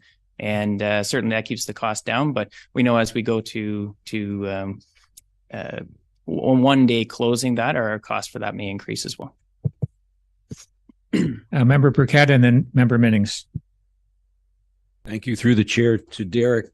The loose top gravel resurfacing, I noticed that we didn't spend as much this year. Did something happen, like the gravel roads? And just to Member Jansen's comments, we do have some gravel roads, and as long as we keep putting aggregate on them, because they're not very well traveled, the roads stand up really well. So I'm curious why we only spent 70,000. Did we not need as much on some of the roads? Through the chair, I think this might be a bit of a balancing act. That recovery there's a one called aggregate pit operations there, 436. You'll see that it's underspent, and that's because the revenue hasn't come back into it. And so what that means is we haven't sold ourselves our aggregate yet. But that transfer will bring it back up to the more common operating number of about 130,000. And thank you, Member Minnings. If I could just respond for the mayor. Okay, there. Andrew. That particular transaction also only happens once a year, and that is while we're doing the year-end financial statements. Okay, Member Minnings. Thank you. Through the chair to Mr. Burke. So I see that you have a sidewalk maintenance budget and section. Could you tell me where new sidewalks would be in the in your oversight and here in this budget? Certainly. The operations that we see on this page are just operations. So that'd be the inspection. If there was a lip, we have to address that with either saw cut or like a patching product. And clearing the edges of the sidewalk as well as a new requirement by the province. So those are what you see in this line. As for new sidewalks, we'll certainly see them in the capital. But from last year, we installed new sidewalks on Grand Tamarack, for instance. And the year before that, we installed some new sidewalks on Cumberland Road. We do have some designs and an ongoing capital project to install some at River Street at the north part of Upper Big Shoot Road. That one's challenging because there's sort of a nice 200-year-old tree really in the way that we're working with our design team to get around. But you'll see that as a carry forward in 2023. And that's approximately it for the new sidewalk projects in the last little while. Thank you, Member Cox. So the street sidewalk maintenance, and I'm sure Member Jansen will agree with me, we should be looking at the main street of Coldwater. That sidewalk has heaved badly in front of the chiropractor office. I can't give you you know the one I mean. And those trees are causing it. And I think we need to do something to find out, because if that tree is causing that, we are going to have issues all along that main street. And I don't know what we can do about it, but it is definitely an issue, a liability, because they say people trip over it constantly. So I just wondered maybe too, if we painted that orange, just because that one's there, and I'm sure we're going to. So Derek, I don't know what we do about that, because it is going to get worse. Through the chair, and you'll see that we're fairly underspent in the sidewalk maintenance this year, and we missed some of our window, if you will, for construction. But nonetheless, we'd like to have much of the similar budget for next year, and that would be the budget for those kinds of repairs. So, while it says $16,000, you can get a few panels replaced for that value, as well as your inspection and making sure that the lips are cut off. And so that's our intent. If we need a more aggressive approach, we'll bring it to capital in the following year. I just would appreciate if we looked into that, because it has been a constant concern. Thank you. Okay, and in that case, we'll flip over to the next page. And the drains here.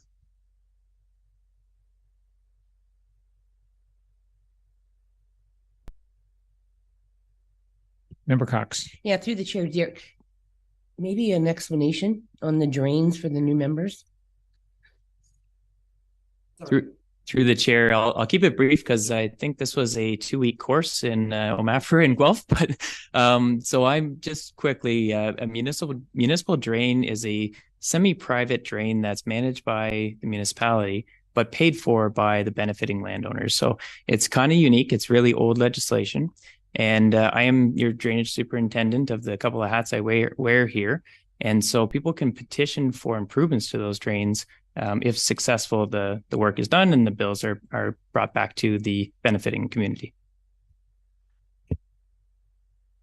So, and as many of you may be aware, I'm sure you've heard from some of the residents, the bill for the clean out of the Purebrook drain, which has been ongoing for a couple of years now.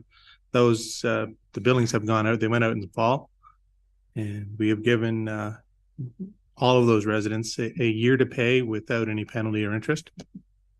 And most of them are relatively small amounts, but there are some landowners that have a significant benefit, and their bills are much higher. So we are hearing it back from a few of them. Most of them were already aware, except for maybe some of the new homeowners that came in between, because they're all notified about the clean out and how much it will impact them.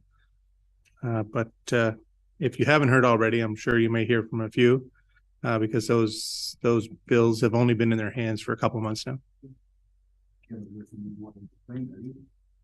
In this room? No.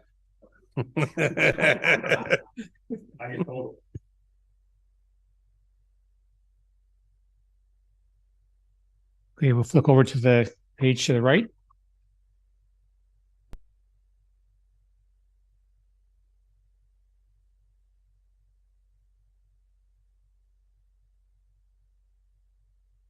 Any comments on the training expenses, Derek, that they were higher than budget and then they're back in line this year? Through the chair, certainly in the training section for roads, we had a bit of a gap in the COVID years. 2020 and 2021 really limited our ability to provide training, and in our roads group, particularly, some of the access to technology really isn't as good as it might be in this office. And so we've brought a lot of training up to speed in the last year, health and safety related and specific training. We also offer we encourage a program that's called Ontario Good Roads. It's a maintenance and construction course, and we've had a few of our staff, wish to partake in that, which is great. It enhances their capabilities as road operators, and so we did have a few partakers last year. Thank you. We'll flip the page. Member Cox. Through the chair to Derek. Roads capital projects. Is this where you let us know what happened to our projects last year and the year before, where we're at with them, or like what I'd asked you about, or is that something that you're going to do later?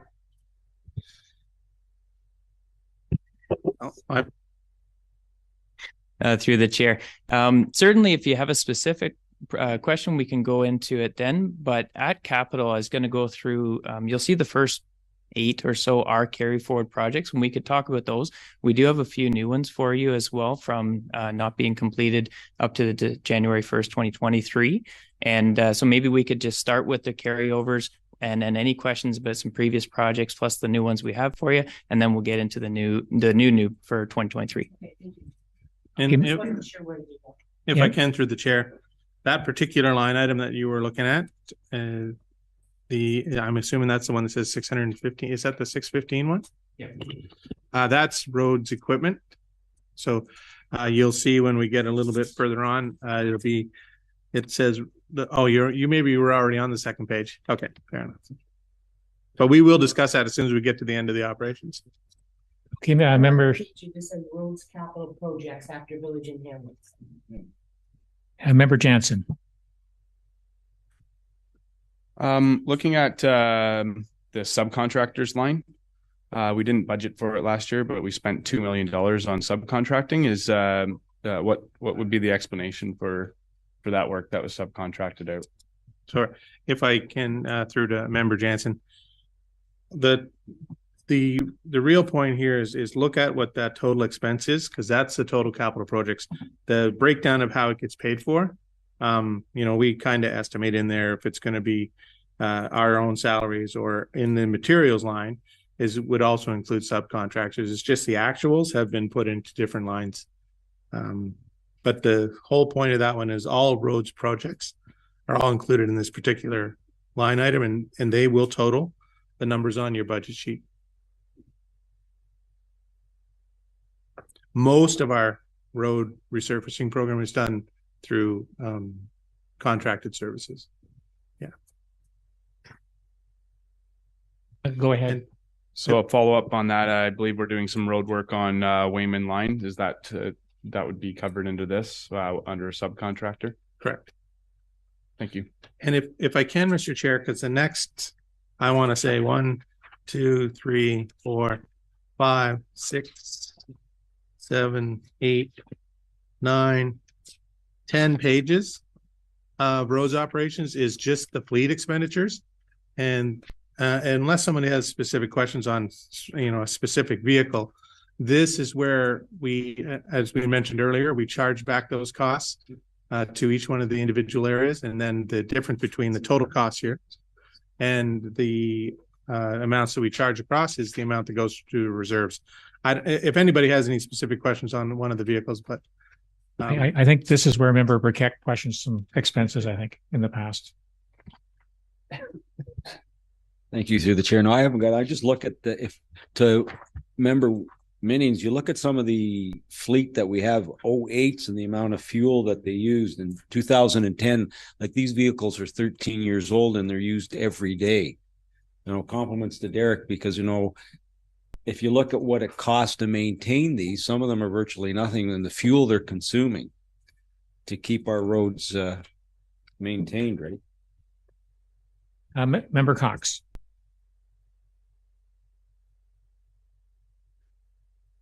Sorry. I did have one question, something to Derek.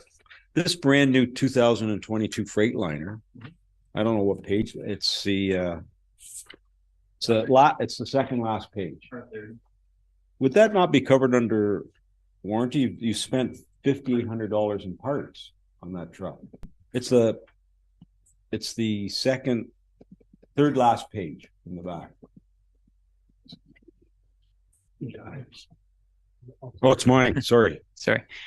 Through the chair. So actually the 2022 Freightliner with R30, some of the parts, I can look it up, but I'm 99% sure they were add-on features that weren't included in the capital acquisition.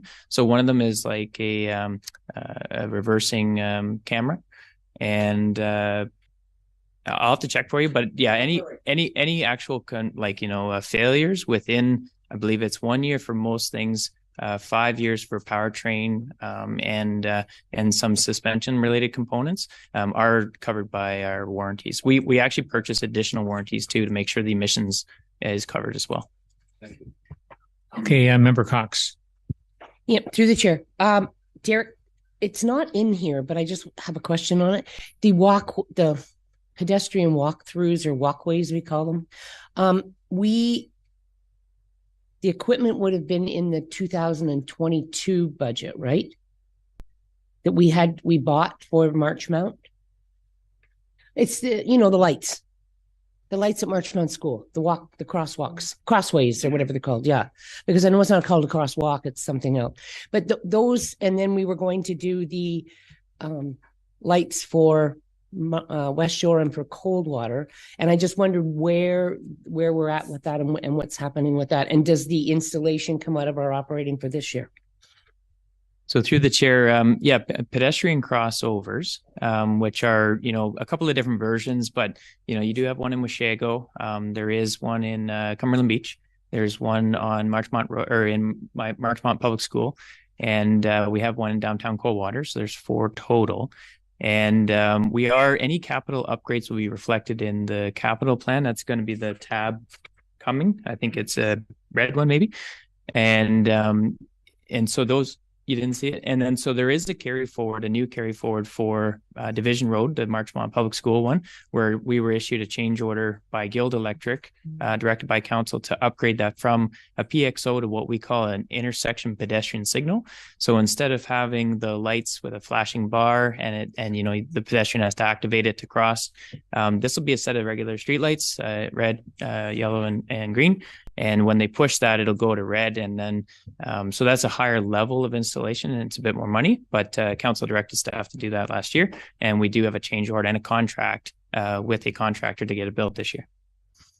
We can talk about that in Yes, absolutely. Okay, Member McIntyre. Through the chair to Derek, is this the section where I ask about the traffic lights in Washago and the status of where they are and what's the future? I was gonna say, as soon as we get to the capital sheet, that you can ask all those questions. Thank you, Member Jansen. Did you have your sign up?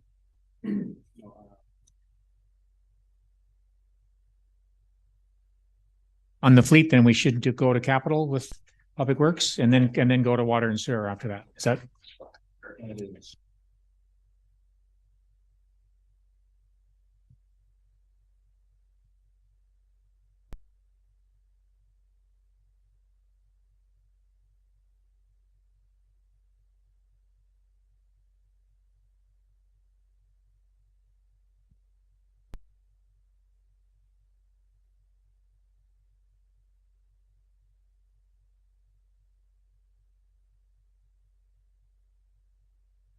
Yeah, I'm not sure who's going to kick it off. If Derek wants to start with the capital on Woodrow Road Bridge.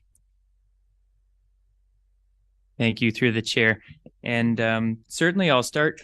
I'd actually like to sort of maybe hit on the right off the top is the carry forwards that aren't reflected in this budget. So what we try to do is we try to estimate what will be carried forward and what won't.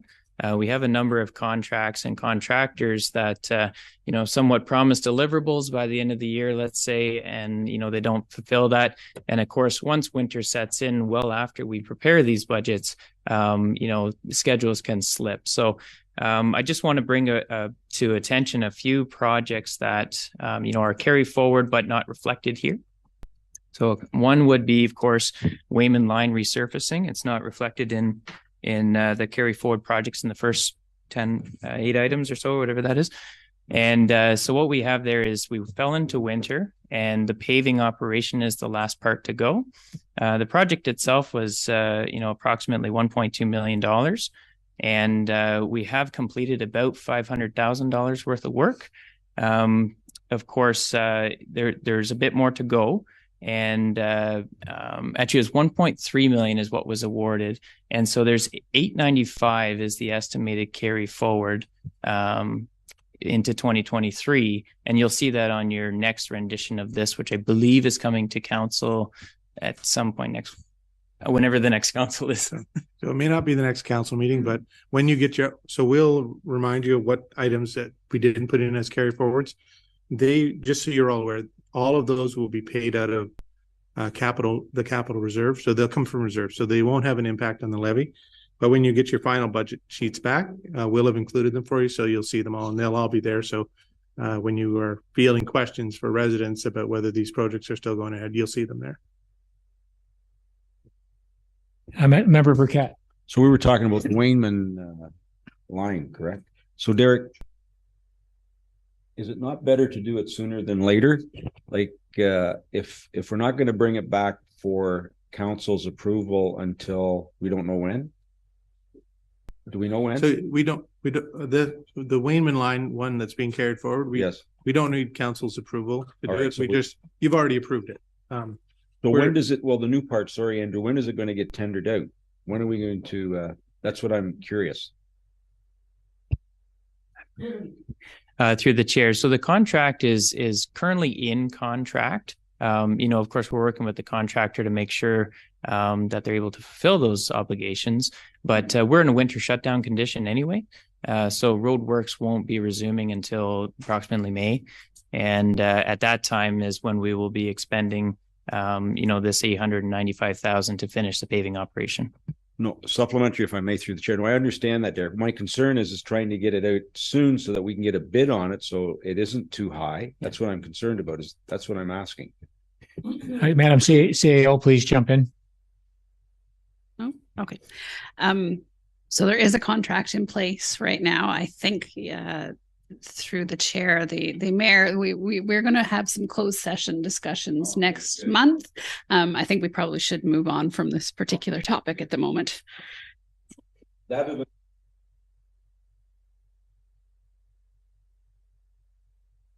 All council is aware. Okay. Talk about a closed session. Let's start at the top again there. And so rather than getting off topic, and start with the Woodrow Bridge. Member Cox. Derek, was that the only capital project you wanted to go through before we get into the new ones, just to let us know what was completed or where we're at? I think that's where he was going to go. That's right. Yeah, through the chair, if I can. I was just going to add a few more of what I have highlighted as hasn't quite been reflected in here yet. Certainly your binders will be updated to make sure that's shown correctly. But yes, Wayman line was just something I wanted to advise that we have a carry forward there that's not shown. I also believe that the County Road 16 and Festerton Side Road, we have an intersection illumination project that's not accurately shown in here. And so that carry forward is at approximately $20,000. Oh, excuse me, Derek, is that the street light at Festerton? Through the chair, we did engage street lighting engineer to do some photometrics the county required. And the county has given us permission to work on their road allowance. And now we're just searching for a contractor to install it.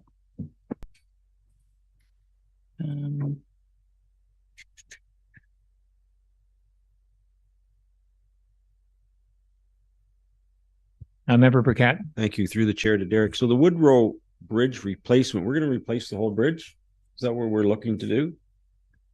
Through the chair, I think we can start there next. I can't recall any other ones that I have highlighted in green, but if I do miss them, we can certainly discuss them. And so Woodrow Road Bridge is actually just a design. So we kicked off a preliminary design, which is to evaluate, does the bridge require replacement? Is there geotechnical constraints that require deep pile foundation, and really scope the design?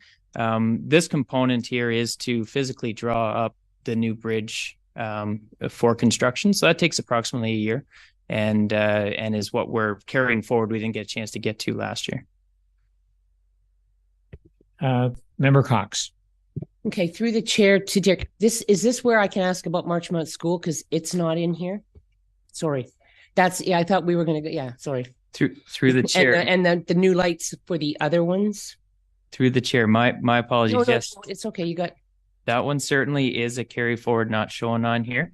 And to give council just an update of the costs and where we ended up with that one. So the Division Road PXO upgrades, which I'm going to now make green, is single sourced and awarded to Guild Electric by council, and it was a change from a PXO to an IPS, like I was mentioning with the streetlights. So the cost it was originally estimated to be approximately 20,000 just to upgrade the heads and put some additional features on. It is now 112,500. And the budget there estimate was 180 that council approved in June, or maybe even a little bit earlier, 2022. The project's awarded, certainly waiting for the contractor to start. They had promised that, we would see it by November, but that slipped away pretty quickly and we got into winter shutdown. But one of the first projects of the year is certainly due to that. and just to the new members, that's at the Marchmont School where we had issues with the gravel trucks and the traffic there. So we went from a cross sort of walk idea to regular lights for safety reasons. And then Derek, the Coldwater, West Shore and Washago crossovers, yeah, they are getting lights, like the overarm lights. And I think you said you're going to take one from Marchmont and put it somewhere else so they'd all have them. Through the chair, I'll start with the next part of that project. So it was tendered together for design. So Coldwater at Mill Street is our other Type 2 PXO Level D. And what we're going to add is our engineering team worked with the MTO to add a special feature, which is not standard in the Ontario Traffic Manual, and is to add arms that put another device, if you will, over top of the roadway. And so what that'll do is right now there's quite a bit of clutter, or I would say visual obstructions in the road allowance in the downtown core. And it seemed to us, or at least it was made apparent to us, that people are seeming to miss this traffic control device. So the project in 2023 carried forward from last year is to add those arms and that new flasher over top of the roadway. It is designed, it's ready to go out. We just hadn't got a chance to get to it yet. Okay, thank you. And were those arms going to go to West Shore and Washago? Through the chair. So Washago is actually are we waiting? It's a different condition. So it's just a sign. There's no current lights on Muskoka Street pedestrian crossover. And there's actually a rule in the design guidelines that if you have a signalized intersection, you can't have a pedestrian intersection within a certain distance. So the existing pedestrian intersection will actually be removed because of the signalizations that's being undertaken at County Road 169 in Muskoka Street. That makes sense, because I had people say it was kind of dangerous. They come around the corner and okay, thank you.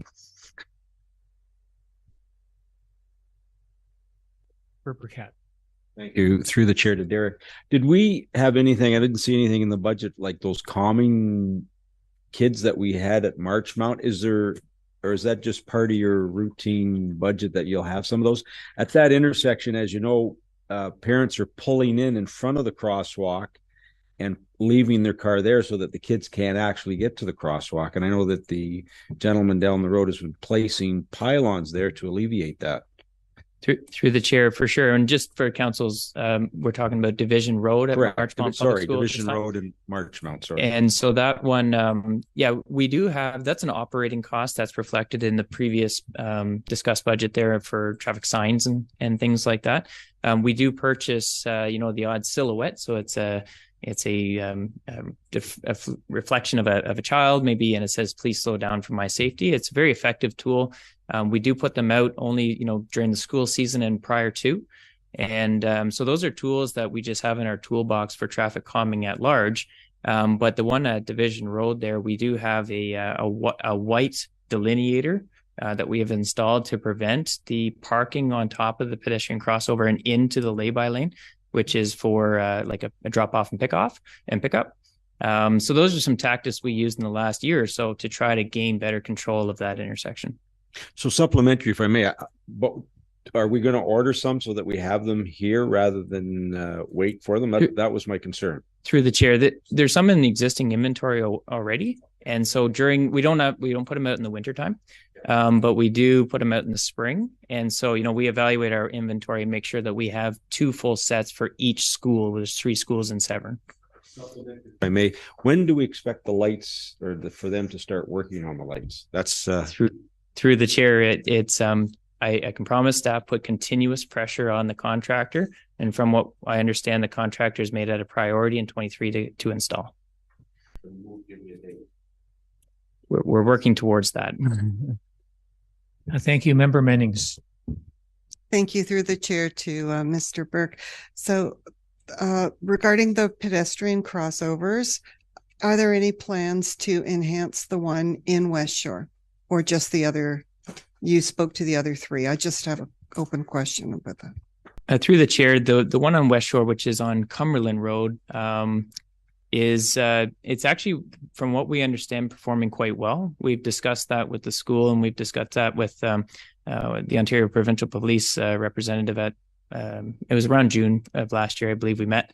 And so there is no planned capital changes for that particular one. We certainly monitor it and make sure that it is operating in accordance to how it's designed, but there is no planned improvements to that one. Go ahead, Member Burkett. Thank you. Through the chair to Member Minnings, the problem that we're having and why we've gone to an upgraded version at Marchmount is the sun in the afternoon blinds the white light so you can't see it. We don't have the same problem at West Shore, but the struggle we have at West Shore is they're not using the crosswalk. You know where they're crossing. So I'm not sure how we educate the parents and the kids to use the crosswalk, but we'll work with the school board. Okay, Member Jansen. Thank you, and through the chair. So if we wanted to see some of these solar radar feedback signs, is this where we would raise it?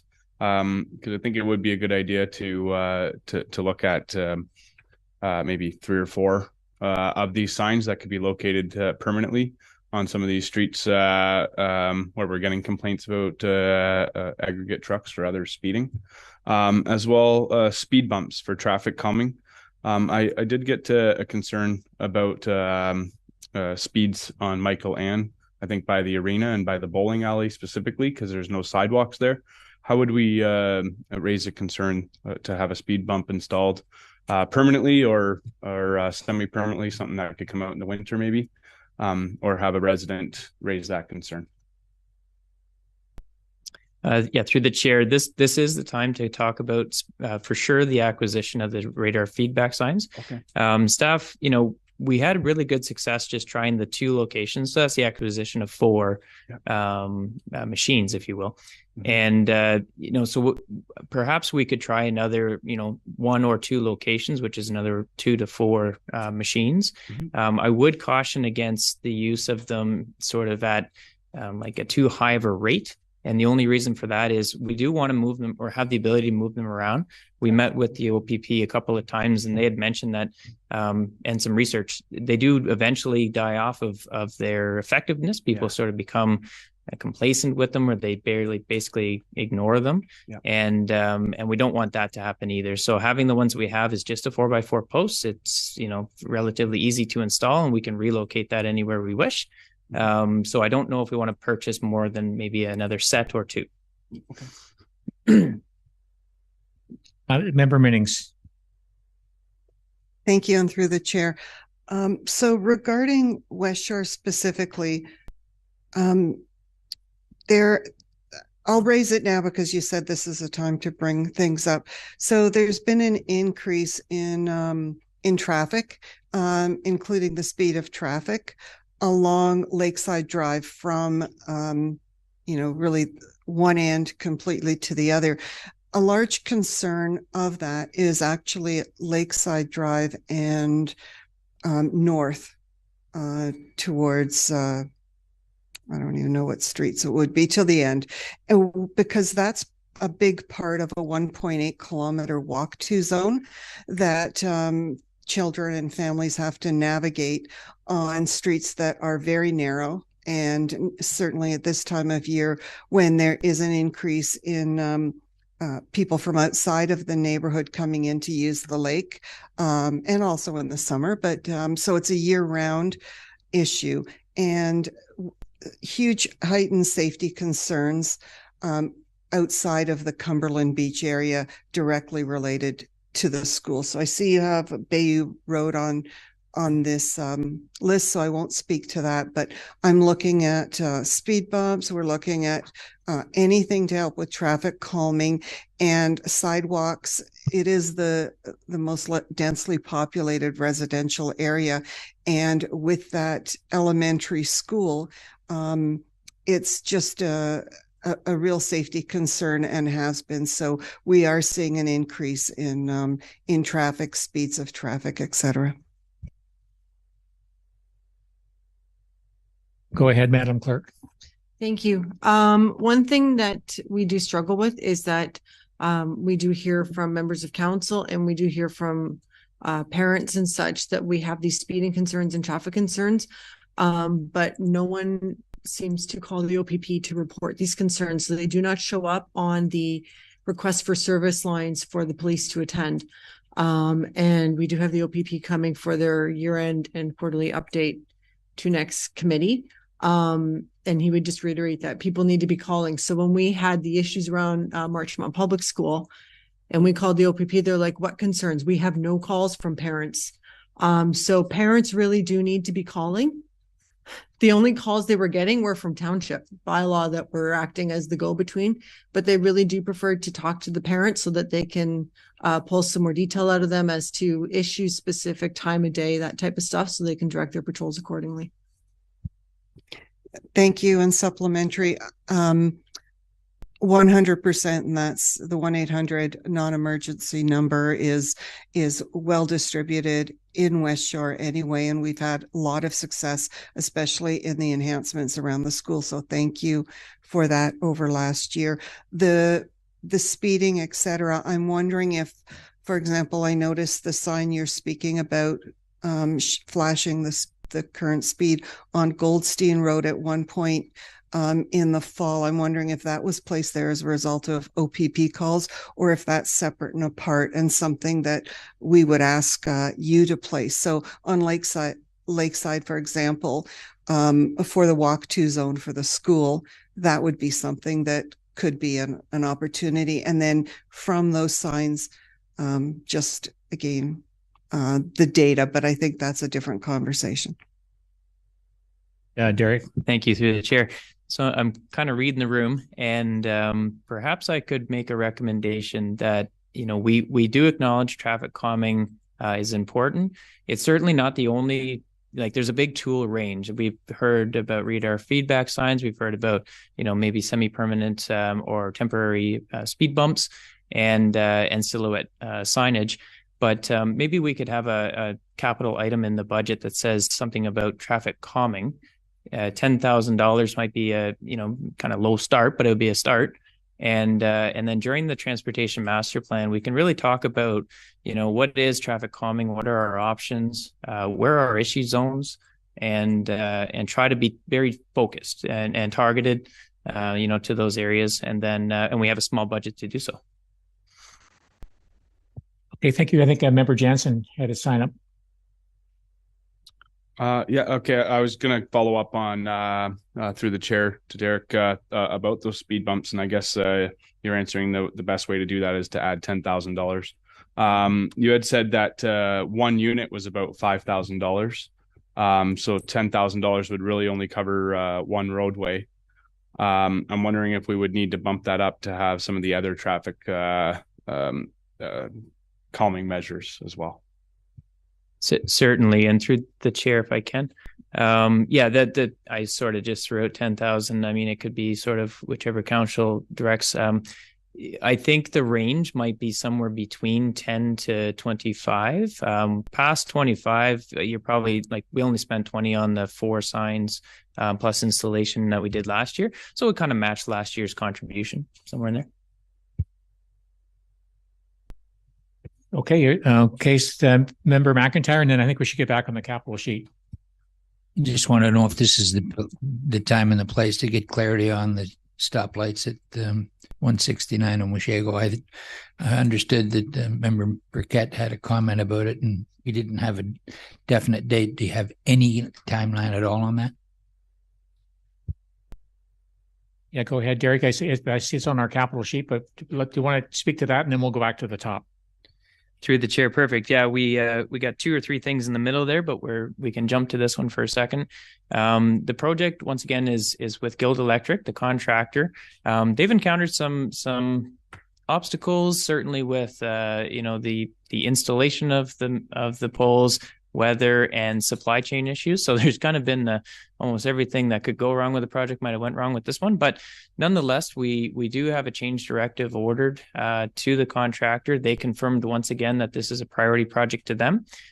We have converted, so we were going to do a subgrade cable underneath the road. We're now with aerial cables. There's actually cost savings to that, so I mean that's a good thing. The county has agreed. Obviously aerial is not ideal for a road authority, but the county has agreed to the aerial installation, so that's a good thing too. All said and done, it's a priority project for staff and guild in 2023. So they can install in the winter. That's not a problem. There is some civil works that will have to be done in the spring. But you might have, at least the arms and the stuff with bags over them by, the next month or so. Okay, thanks, Derek. So let's go to the top of the page and have we discussed Wood Road Bridge, the design? That's been discussed? Foxmead rehab, is that in line with the capital project as well? Yeah, through the chair, the Foxmead Road rehab is on the Purbeck Creek drain, just kind of slightly west from Burnside Line. And that one there just needs a weight distribution slab and some guardrail protections and things like that weren't incorporated into the initial design. And then our plan is to, once that project is done, you'll see a carry forward for the actual project itself as well later on. In B21 under bridges, 300,000 is the estimate for the works. And then once that's all done, then obviously Foxmead Road is in our long-term road renewal plan, being one of the probably worst roads in Severn. No, not quite. That's fair. That's fair. And then that co-water PXO, that's related to the streetlights, or there's the crosswalks?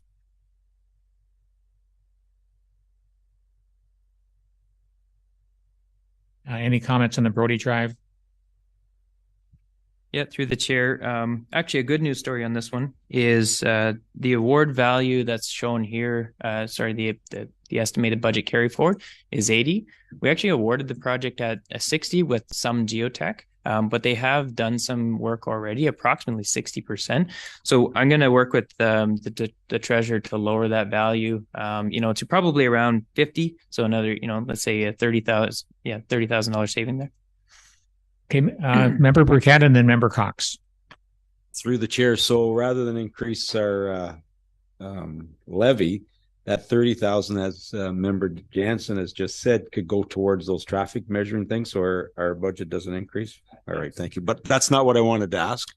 I wanted to ask about the Brody Carleon, the section that is zigzags. We have to get onto onto Division. That small section that goes up the hill in front of the old Stewart's Pit or our pit. When is that going to be part and parcel of the road resurfacing that we hope to do next year? Certainly, yeah. The section that was sort of left off, if you will, up to the pit, will be included in the road renewal plan for the reconstruction of Carleon and Brody at the same time. It's just kind of a natural win being so close, but it doesn't require the same level of design as Brody and Carleon do. So Brody and Carleon have additional width and capacity, as well as utility relocates and some pretty significant reconstruction. The section to the north will just be a simple, replacement of the asphalt surface. Supplementary through the chair, if I may. So speaking to Member your name. Thank you. Christopher, how did I forget your name now? How did that? Oh, sorry, Member Brennan. So the section in front of Silver Creek that has those is there any way that, as you did here on Burnside, we could, until next year, we could have a slab just put over top of it to alleviate our guys going out there and filling potholes for no reason? So through the chair, back in the operating section of roads maintenance, you'll find a line in there that's for products and asphalt specific. We certainly do a holding strategy, and it's it's not pretty. We put the hot mix asphalt on with a grader, and but it does kind of eliminate some of the maintenance demand on a road that's pretty much failed for a short duration of time. So, that's that one additional type tactic that we can do to hold off the condition of the roadway until we can get to reconstruction. And because this one's planned so close away, we would be using those kinds of tactics this summer. Member Cox. That was my question about you had told me you could do that holding thing, and if that would help out the people there, that's great. Thank you. And I'll ask Member Brennan if he has any comments. No comments.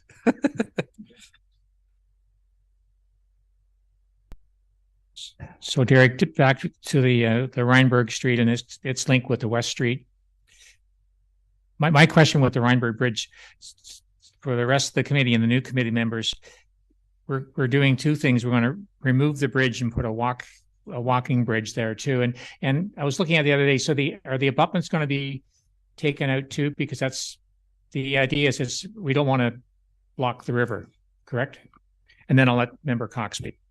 So through the chair, the second phase is the pedestrian. So we kind of anticipate, even though it's sort of reflected here and has been for 2 or so years, the bridge removal. We are going to start first with a pedestrian design through like Eagle or one of the pedestrian bridge companies. They're a lot lower in scope. Like it's a much smaller bridge, probably arched, let's say, and on a new footing, but they're not nearly the same abutments as are there today. And also there is a bit of a confinement there. We know from the flood report from Tatham's back in about 2016 is my guess. They said that was one of the narrowing of the river that both inhibited the capacity and flow, but also created an opportunity for ice damming. And so with the removed Bailey Bridge structure, you're going to have less risk of flooding. But that's all phase 2. Phase 1, and what's really shown here at $1.5 million is for us to continue on the extension of West Street and connect those 6 properties to the extension of West Street. And once that's up and running, we're going to shift our focus to dealing with the pedestrian bridge. So just my last, and the timeline for West Street is completion this year? That's the hope. Okay. Been saying that a couple of times though. Member Cox. Yeah. So through the chair, for the Rainbird Street Bridge removal, when I read the Tatham, the worst one was at the mill. Well, that's what I looked back to find out, and you can't do anything to fix that. And then the next one was the railway bridge because it just blanks everybody, and the private ones. But other than that, if we're not going to do this removal for a while, because we can block that so people can walk on it, and that's not dangerous. Like, could that 100,000 just be thrown back into reserve? Because if it's going to sit here for a while until we do anything, and no offense, I think if you fix that bridge so people can just walk back and forth for a while, it's no hurt to anyone, and it's $100,000 that we don't need to be putting out for a schwancy bridge right now. Through the chair, if I can, that's a great idea, right? Like, I mean, I think we have a really big obstacle in extending West Street and getting all those 6 properties connected. We know staff are going to be focused on that, and we don't have an abundance of resources internally to get a lot, more than that done. So I think that's a great idea, and just knowing that it will come back eventually, in another future year to do that removal process. Yeah, I think Member Burkett and then Member Jansen. So thank you through the chair. So just further to those comments, like that 100,000 that you have slotted is just for the removal of the bridge, is it not? It's not for purchasing a walkway, is it? Through the chair, that's right. The removal was part and part. When you take out an asset, and this is, it's been in the budget for as long as we thought we were going to replace the bridge, just replace it one for one. And that's because when you replace an asset, you also have to consider its capital cost to remove the asset. It's like a liability against the asset. And so this has been in the budget for a very long time. And it is strictly just to remove the asset. Yeah, there's about $100,000 worth of cost just to decommission the existing asset. Okay, Member Jansen. Through the chair to Mr. Burke, for the West Street extension construction, and I guess this pedestrian bridge, or if we're going to leave Rainbird Street Bridge as a pedestrian bridge for a while, and thinking about maintaining the walkability of the village, I'm wondering if there's going to be sidewalks on West Street. I know the current section of West Street does not have sidewalks, and just to make it really walkable for residents. So through the chair, the current design does not include sidewalks. It's a rural cross section. Sidewalks have been reviewed under the transportation master plan throughout the whole village of Coldwater, and you guys don't have the benefit of having the draft TMP in front of you, but from those public information centers that we had, they're available online if you'd like to look at them. Recommend a very focused sidewalk network throughout Coldwater. Some of the recommendations were, continuing along Brick Pond Road, because Brick Pond kind of acts as a northern boundary to the community and can connect, Gray Street, which currently has dual-sided sidewalks. Obviously River Street has single-sided sidewalks and Coldwater Road has double-sided sidewalks. You kind of make a network instead of just serving dead ends. Go ahead, Member Burkett. Okay, and seeing as it's only going to be 6 homes that will be connected there, the current 6 homes, I don't see that there'd be a lot more traffic going down West Street anyway. However, is there a possibility that more homes will come to that area? Or more development would happen along West Street once that road goes through? Through the chair, certainly that's a planning question, but just to give, I guess, context, we don't have an application per se in that area of the sort of west side of Coldwater River, but it is within the settlement boundary. So hard to say what the future holds, but it is within the service settlement boundary of Severn. Okay, Member Burkett. Thank you, through the chair. If we can go back to the 169 one, Derek, and it may be in your master transportation plan that we'll see, and that's fine, we can talk about it then, but the premise of putting the lights there was not only for the safety of cars turning, but also pedestrians getting to our park. So in our master transportation plan, is there going to be something of a sidewalk that we will talk to then? Is that when we'll speak to it? Absolutely, through the chair. And just to kind of add to the project specifically, we always like to not do things twice. So we made sure that there was, curb depressions and sufficient, sort of concrete aprons, if you will, as part of the project for County Road 169 and Muskoka Street, so that we can somewhat easily connect, a future pedestrian pathway sidewalk to the park. Thank you. And then any comment on transportation master plan and site alteration bylaw? If not, you could describe the North Shop rehab. Okay, perfect. And usually I have a bunch of photos, but in this particular realm, I'm just going to use my words. But North Shop Rehab is a project that we'd like to really, it's focused on energy efficiency. So it's under our energy audit that's just finishing up. The consultant noted one thing: the doors are made out of a polyvinyl chloride, it's a somewhat opaque plastic panel. Doesn't offer very much insulation at all. And so we burn through, a significant quantity of propane, keeping the area warm. And also the lighting could be improved immensely. They go part and parcel. I think the design was that the semi see-through doors were going to provide light, so they didn't need as much light from above, but in practicality, that doesn't actually happen. And so, there's the sort of 2 energy parts of the project. The other one is a new roof. So the new, or not even a new roof, sorry, it's the existing corrugated steel roof is in fair condition, but it is showing some corrosion on the sort of the old section of the facility.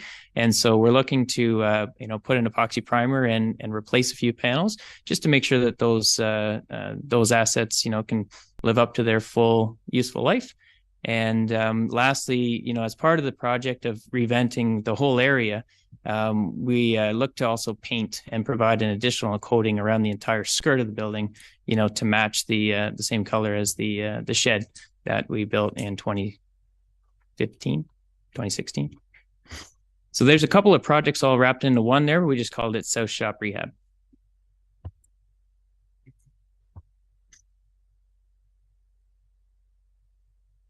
The next one then, Derek.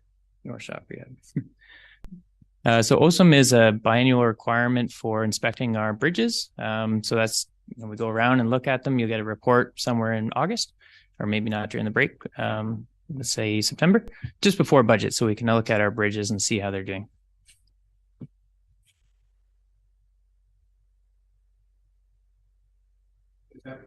Is that both shops, north and south? That's correct. Yeah, the fuel tanks removal.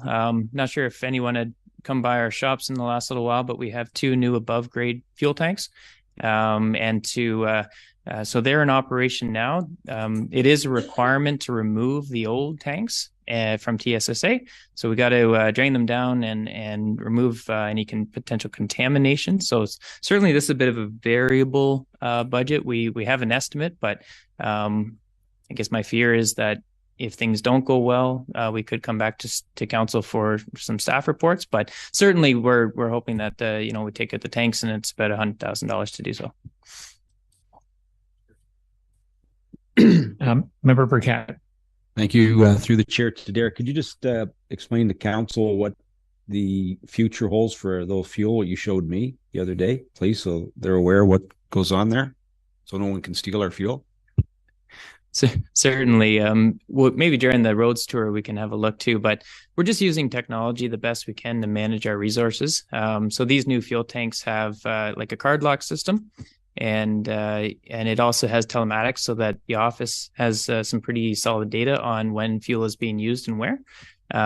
Something that we haven't had before.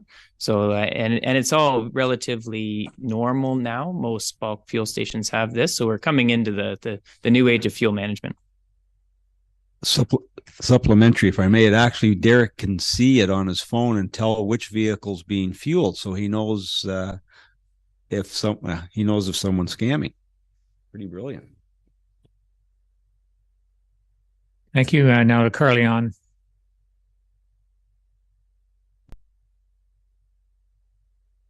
Through the chair, yeah, the Carleon line, specifically just that section of the design that was Brody and Carleon, has a utility conflict with the bell poles on the west side. So this project here is just to relocate that bell line. Now, we haven't got through Bell's full designs yet, but it may end up being subgrade, and so there may not be any poles at all. And then Bayou Road. Through the chair, yeah, Bayou Road reconstruction is and I sort of mean Bayou Road from about Hedgemere Landing to the overpass Cumberland Road Highway, is a design for urbanization. So one of the primary areas for walking that was identified in the transportation master plan was that road. It also came up with some of the highest traffic volumes from our study. And so it matches the Grand Tamarack kind of profile, but we do need to get that designed. Anytime we change the roadway from kind of what it is to what it will be, we need a design procedure. And so that's what we're going to start with design, and we can look at concepts and stuff throughout the year with council as well. Okay, Foxmead Road. Member Minnings first, sorry. Has that been put out through the chair, has that been put out for tender, or do you have the scope of the project plan? Through the chair. So we usually release our tenders following budget acceptance. And so, we have a scope in mind just to your typical road construction design. But no, we haven't released any RFP, if you will, for the design consultant. And these projects are something we get out a little later than the construction. As the mayor noted, the earlier we hit the market, the better sometimes for construction. And this is just a design work. So we issue that in, middle part of the year. Thank you. And supplemental, because you mentioned that it's a primary area for walking in the high traffic area through your study, and in concert with the transportation master plan, all the work that was done last year, where would you say this is in the priority scale? Yeah, through the chair. So the priority is in the short term in the draft plan, which is we don't pick a year, we just pick, priority levels. So short, medium, and long. But if I recall correctly, that particular project would be a short term priority.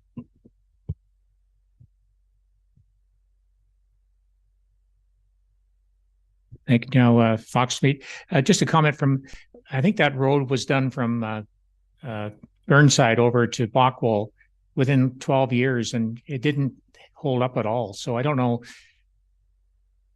what you're going to replace it with. Is it something better than was there before? And if I recall, we just paved that, and then a farmer went over and we had to redo it again. But I'm just curious what the construction you're planning for and what was there before. Go ahead, Member Burkett. Derek wasn't here. May I speak to it through you, through the chair? Sure. So that section from Burnside along Foxmead over to Bockwell, what Clayton did was he put a slurry seal on top of it to extend the road life. That's what he did. Because I asked what he was doing and I went over and watched. So it did extend it somewhat, but of course it's just, I don't think it's real pavement, and Tim would know. I think the chief would know. It's not real pavement, was it? It was just chip and tar. Yes. Oh, that's correct. I think when we did it last, it was like a double high float, just a tar and chip kind of topping on it. So is it going to look similar to Town Line? Yeah, through the chair, it's definitely got the traffic volumes that match, your traditional low volume still, but rural roadway, hot mix asphalt. Yeah, it'll be similar to Town Line. Member Cox. Yeah, through the chair. So Derek, is that from Burnside to Bockwell or right to Town Line you're looking at? So the project here is just the bridge, right? No, I know that, but okay, yeah, but you're saying the rehab, that's just the bridge, right? Yeah. But when we get further on, are we going to go the whole way? Through the chair, there is a section that comes up slightly first in our condition rating that has higher traffic and worse road conditions, and that's to Bockwell. Yeah. But project continuity kind of recommends or suggests that you would take it to Town Line, being very similar conditions and only a few percentage less volume. So that would be like a short-term project? Okay. So I'm just confusing. So where is the road going to be done from where to where? So through the chair, that's not necessarily on this capital sheet or discussed, but it would be, realistically, the priority area would be from Burnside line to Bockwell line. And then, in a project continuity recommendation, maybe in a year or two from now, staff might recommend that we go to Town Line, but that doesn't mean council has to accept that. From using it from Burnside to the bridge there, that's where it's the worst. All the potholes right along there. And the American. So through the chair, I guess what should be here, it's misleading. Derek has it Foxmead Road rehabilitation. Well, what it is the culvert is being compromised because I'll let Derek speak to it. Go ahead, Derek. Yeah, through the chair, I think it's just because I might have not been very clear with the name of the project. So it says B21, that's our name for the bridge. And it's under the Bridge and Culverts project header, but then it says Foxmead Road Rehabilitation. So what it really should say is Foxmead Road Bridge number B21 Rehabilitation.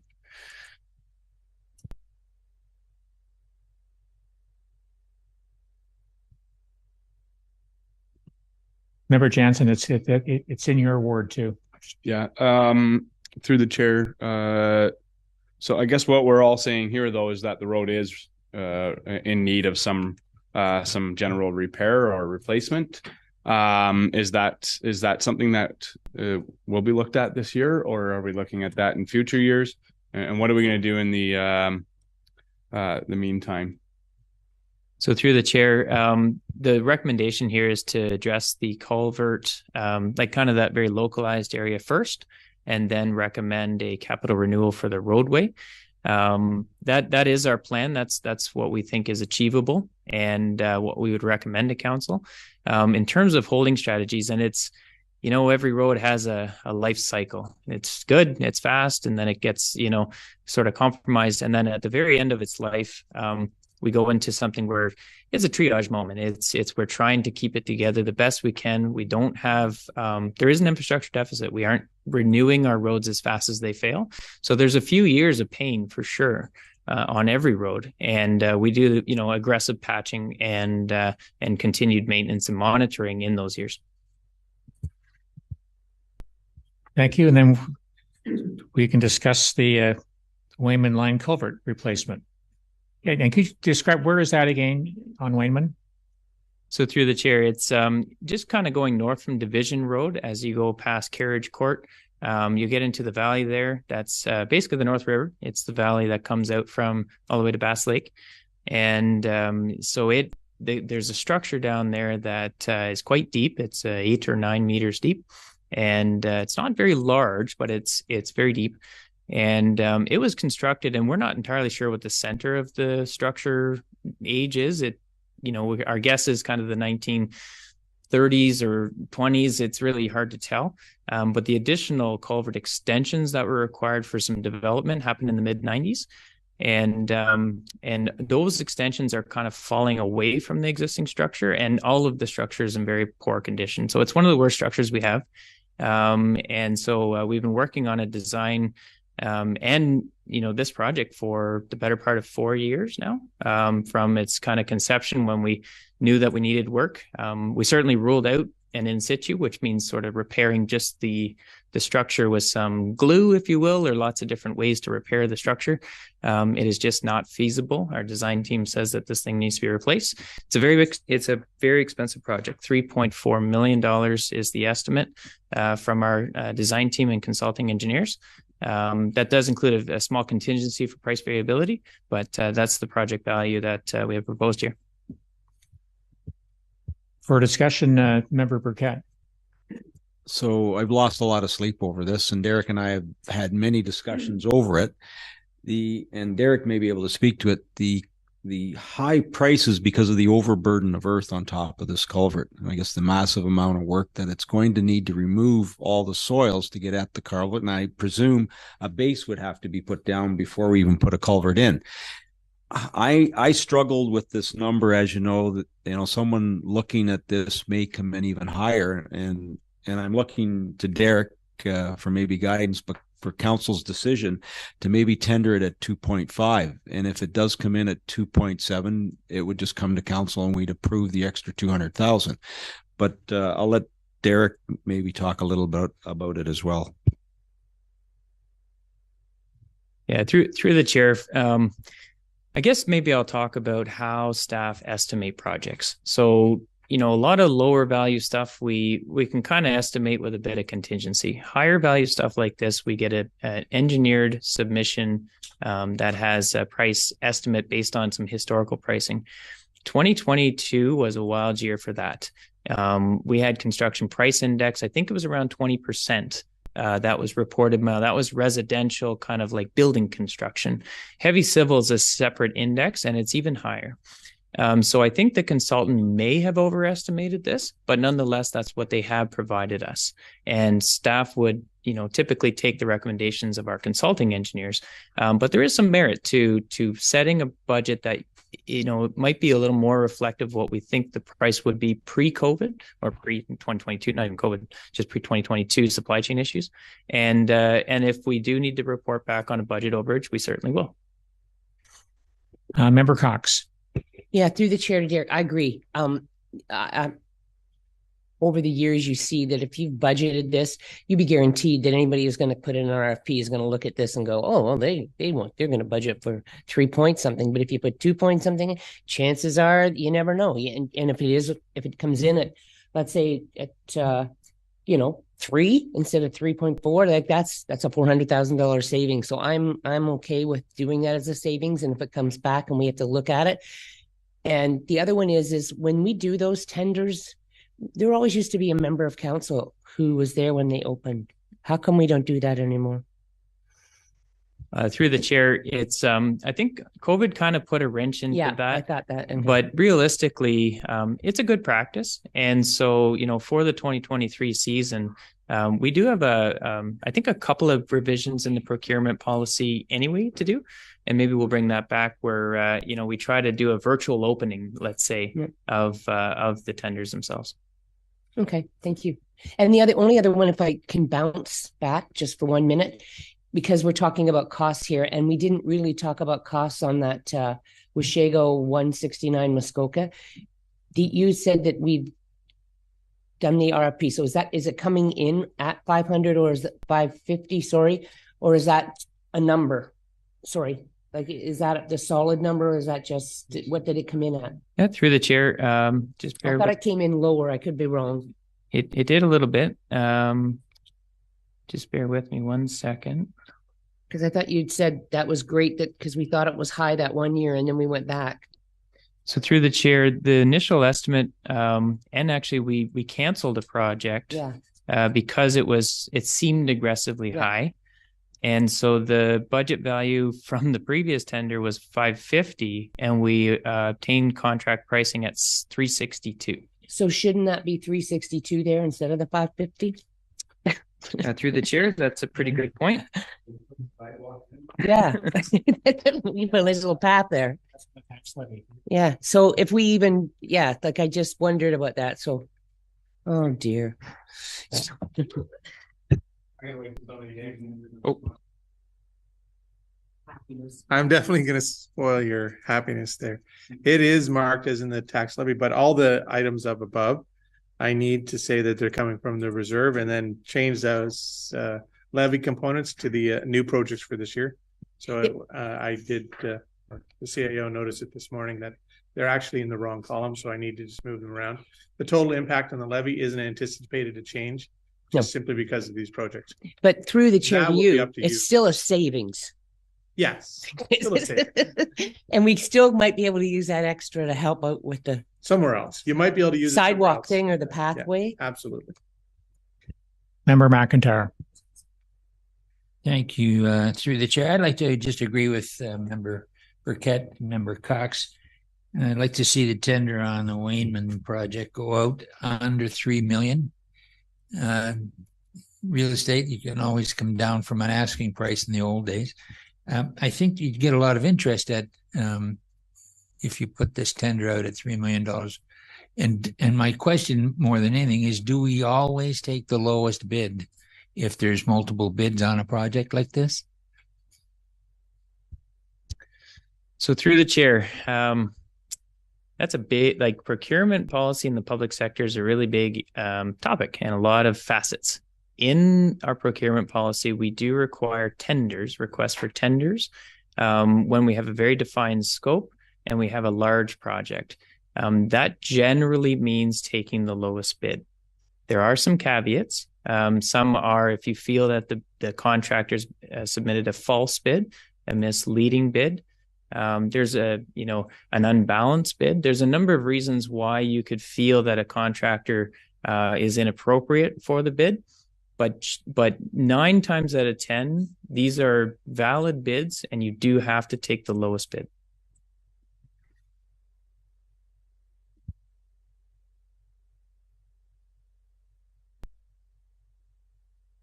Okay, Derek, and moving down Burnside from Earlwood Lane,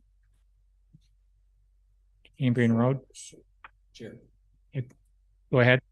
So Member through the Burkett. chair, so what are we going to do with Wayman? Are we going to send it out at 2.5? Are we going to tender it out at 2.5? Madam CEO. We don't actually put a value in I think what your question is what do you want to budget for right now? Because the tender, we ask for bids. We don't say we have X number of dollars. You're assuming that the contractors look up the budget, which they may. That's what I thought. That's what they did. They would look. Yeah. See, they would look, Yeah. right? So I'd like it's just the phrasing. I think you're wanting to budget at 2.5, which is fine. We can absolutely do that, but just remember that when it comes back over, because we've had many conversations where Derek is challenged because he's underbid things or undercosted things. So just remember. Yeah, right. this is different. Sometimes you forget, though. But Chair, I'm not sure if council all is in favor. Chair, if you want to. 2.5. Oh. Dan has a question. Through the chair. Member Burkett. Oh, sorry, Member Jansen and Member, your mic's on there, both of you there. Oh, sorry. Thank you. Through the chair, I guess I'm a little bit confused. The work that's being done on Wayman Line right now is not related to this culvert replacement. Yeah, that's correct. They're a couple of blocks away from each other. So the one is a resurfacing project, and then this one is a very specific culvert project. And yeah, they're maybe 10 kilometers apart. Okay, thank you. Go ahead. No, I just wanted. Okay, then Derek, if you could describe Burnside there.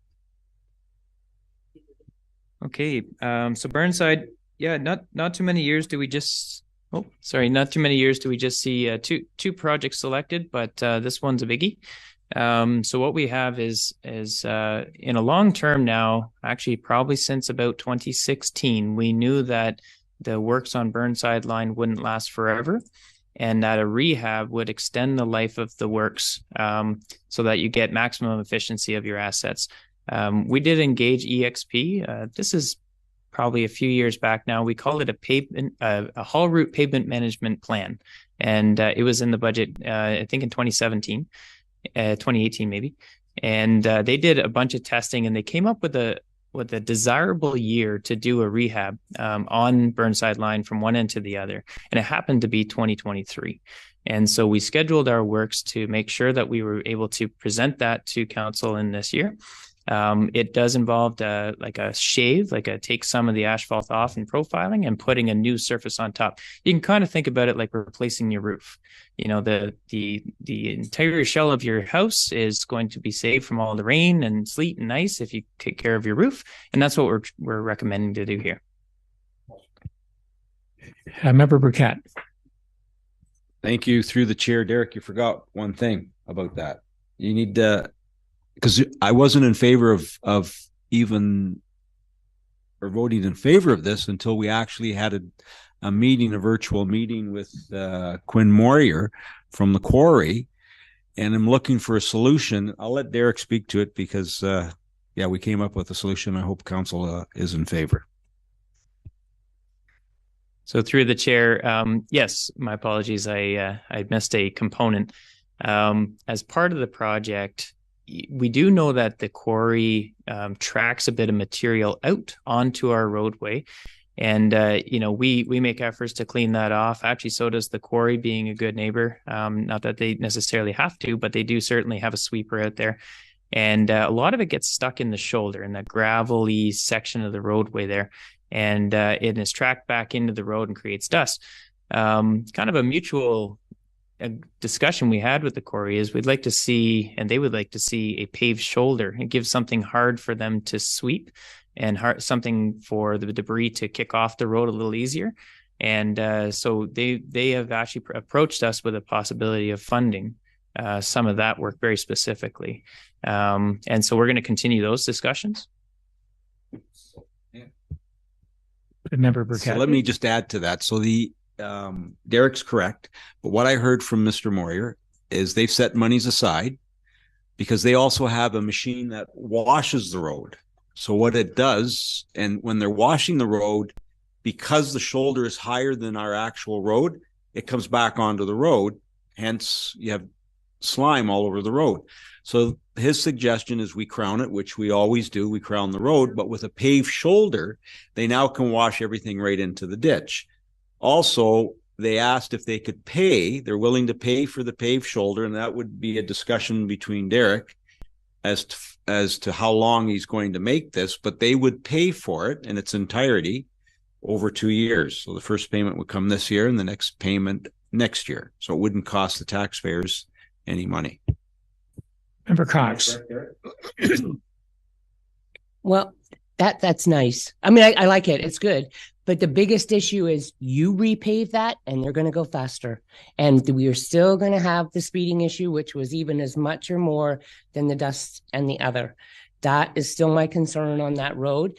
And they say, and I don't doubt it, that they try to get hold of that quarry and nothing is usually done. And they're also going out of that quarry and they're turning left and they're going down Foxmead and all over. And in my mind, that quarry has to take some responsibility for ruining all the rest of the roads, besides that one that we actually are going to use the reserve for to fix. So I still have a problem and I'm sure that if I lived on that road and I saw that being repaved, the first thing in my mind will be, oh, here come the trucks. They're going to go faster now because it's all nice new pavement.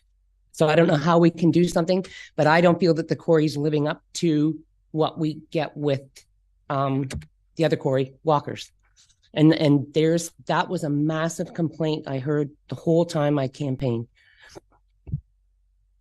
what I said earlier, the revenues we get from these quarries doesn't even come close. That's all the quarries, and we're spending this much money on Burnside, and it's a haul route. So it's definitely costing us a lot of money, and a lot of it's because wear and tear from the gravel trucks, no doubt about it. And that's the worst road.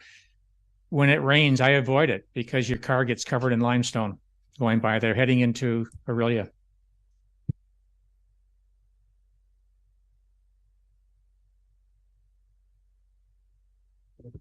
Madam CAO and then Member Minnings.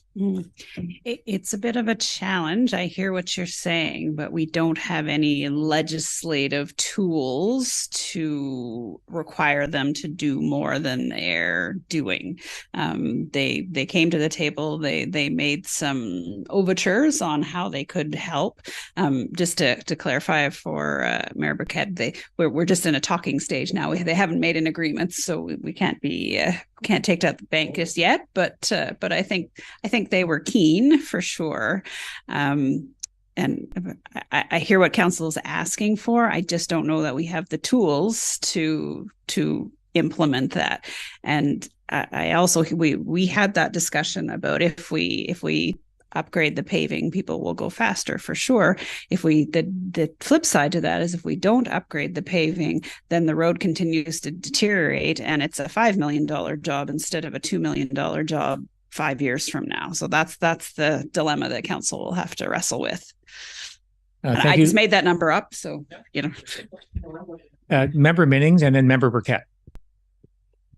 Okay, thank you. So in what you said about one of the proposed solutions, which is the paved shoulders to draw the limestone away from the road in future maintenance, what's the risk of our ditches and a lot of limestone over the years being put into the ditches? And then will we be having another remediation that will be required going forward? So through the chair, absolutely. So the pickup location is just going to be moved to the paved shoulder and make it easier for pickup of this. It's kind of like a slurry. It's very fine aggregate that gets tracked onto the road, particularly in the wet season. And our intent is that, you know, right now you can't pick it out of the gravel shoulder, but on a paved surface, you can pick it off of a more, you know, impervious surface. Member Burkett. Thank you, through the chair. So I had the same concerns, and I voiced my concerns to the three gentlemen that were there. As soon as we pave that road, they're just going to go faster. Now our residents are going to see that we spent $2 million on a road is being wrecked by the trucks. That's why I wasn't in favor of it. There were no solutions to or anything added to make this road better than what it was. But I had no idea until we get something in a written contract that they're going to pay for it. I can't vote in favor of resurfacing that road until I have something from them. So I'm not sure if other members of council have the same concern, because we're going to get crucified if we pave that road, knowing that there are so many other roads in our township that you may as well take a grade or two because they're that rough. So this road, you know, as I said to both Derek and Lori, I'd take a grader and I don't care about the trucks. If they have to go up a gravel road to get to the quarry, I'm not paying for it.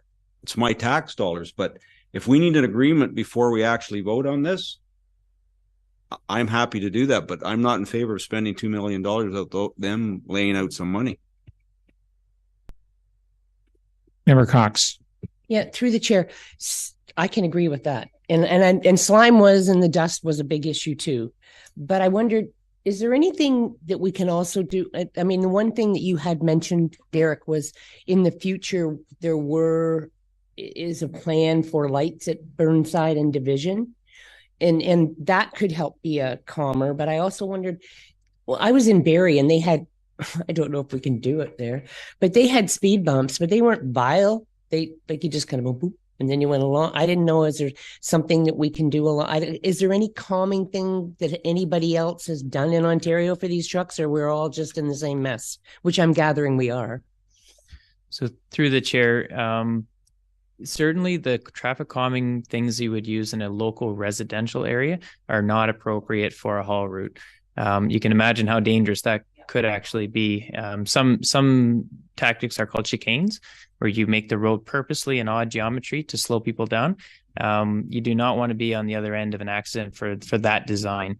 The haul routes are meant to be haul routes. They have a wide platform to them. They have a relatively straight geometry.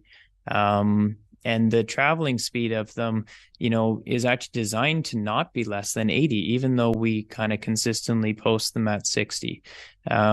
Those are the design criteria, and you can kind of see why, because the trucking industry, do have a kind of typical operating speed and a typical operating way, and it's very difficult for the road authority to change that behavior. So supplemental is, I did read an article on the issue of this speeding, and most of it is they're paid by loads, right? So they're moving and they're racing because they want to get back and forth and make their money. And there was an issue with I don't think it's called Cornerstone, but there's a gravel industry association. And they were talking that maybe it's something that they should be looking at to pay these guys not by that, because that encourages the speeding back and forth. But that's to me is why they do it. I mean, and I don't care if they went 80, but they go faster than that, especially here. Madam CEO. Yeah, I think there's a bit of a challenge of perception, because we've run the Black Cat and done studies, and it isn't some truck speed for sure. I'm not saying they don't, but that is not the bulk of the speeders. The challenge is the trucks are big and they're heavy and they're noisy, and people perceive that they're speeding.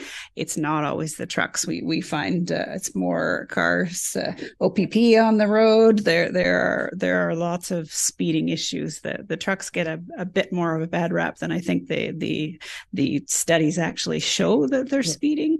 And supplemental, I totally agree, because even cars that go down our street, somebody says, look at their speeding. I said, no, it just seems like they're, because you're walking down the side of a road. And I get that. It's just, I think it's a fear for people when their kids are standing waiting for buses and big things compared to an SUV. And I understand that. And I mean, no offense, they knew it was a haul route. I get that. But I guess they just feel that no one's listening, and I don't know how to fix that. Okay, Mr. Burke. And I don't necessarily want to drag the conversation out, but there's just one more thing to think about that Nichols Line is a haul route, and we hear very little from Nichols Line. They're the same truck drivers, or probably a lot often the same drivers. And it's an incompatibility between the type of, when we do a study out there, 90% of the traffic is trucks. And we have the same operating speed. We have almost zero complaints. When we have the mix, right? We have a mix of residential area and residential traffic in amongst an industrial setting. It's like a planning issue, right? You don't try to put your large industrial zones right beside a residential zone. I think Mr. Burkett have a sign up. So thank you, Derek. The difference between Nichols and this one here is the Walkers has bought the whole road. So they own everything.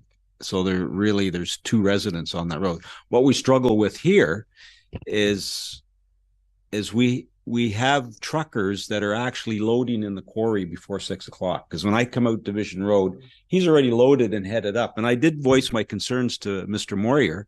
I said, as soon as we pave that road, they're even going to go faster. So he assured me, because they do have, for the new members, they do have a radar retired police officer that sits in a vehicle. And he did say if they get caught speeding, they don't get loaded. So I'm going to believe the gentleman. And there were three of us in the room, and he gave us his word that he was going to pave the shoulder. So I can only assume, I know that we have nothing in writing, but I can't see why he'd go back on his word. I think at this point, we need to decide as a council, are we going to vote in favor of it? As long as Derek gets something in writing from Nelson that they are going to pave for the paved shoulder, as Derek has said, the integrity of the road is going to be compromised. If we leave it, it may cost us more in the future. So a question to Derek, though, does this $2 million include the paved shoulder? Through the chair, I mean, there's certainly a contingency built into this, but no, the $2 million was an estimate from staff based on the square meters without the shoulder. But I think what I hear is, if staff can continue the discussion with the quarry owner and maybe report back to council on any successes. We're a pretty good negotiating team here, and I think the player is well interested. We just don't have a physical agreement. So. Thank you, Member Cox. Just a quick one, Derek. So if we were looking at lights at Burnside and Division, is that a short term or long term? Or do we wait for the master transportation plan? Through the chair, I actually can't remember if it wasn't long term. It was either short or medium, which is between 5 and 10 years. Okay, so it will come up with the master transportation. That's correct. Okay, thank you. So do we want to, Member Burkett, to go or put it on hold, or what do you recommend? Through the chair, I would like council, if they see they vote in favor, to move forward with it only if Derek gets something signed from the quarry stating that they're going to absorb the costs for the merge lane, and then just report back to council. Madam CAO, and then perhaps Mr. Burke. Yeah, so we can easily do that. You leave it in the budget because we think it's a good thing, but we've taken staff direction that before we proceed, we will come back to say that we have an agreement with Nelson's or not. Certainly. Member McIntyre. Just a quick question. Are they paving, Member Burkett, are they paving the right turn and also the left if they go out, just the one way? The down road. Okay, thank you.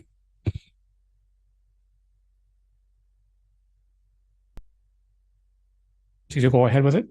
Okay. I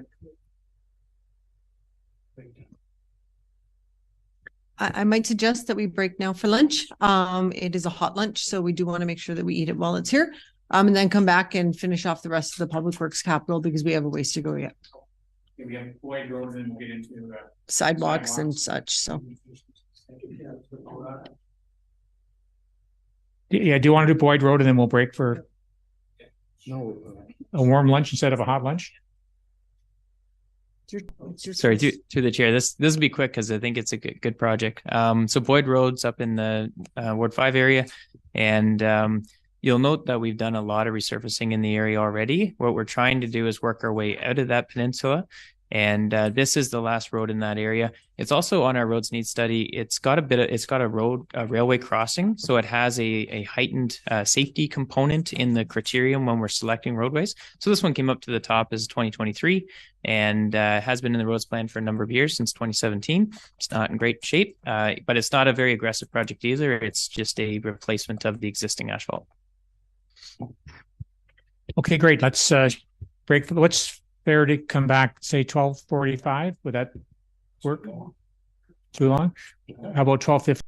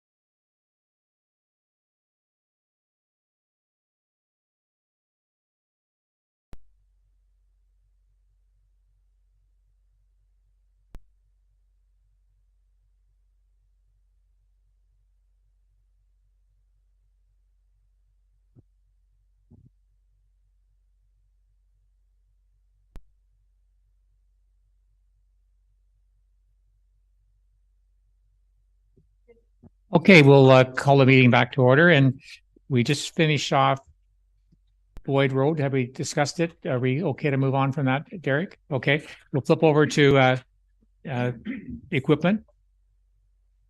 And these are all coming out of the reserve. Any comments on the equipment there, Derek? Yeah, through the chair, I'll just kind of summarize quickly 3 acquisitions. The typical plow truck that we replace each year. We are in a 1 to 10 year cycle, and so you can see the costs for that. The multi-purpose sidewalk tractor is the machine that clears the sidewalks in the wintertime. It also provides a number of summertime benefits too. It has a sweeper on it and stuff like that. They've gone up quite a bit. The last time we purchased one of these, it was approximately $50,000 less. And that was only in 2017 or so. So certainly they've gone up.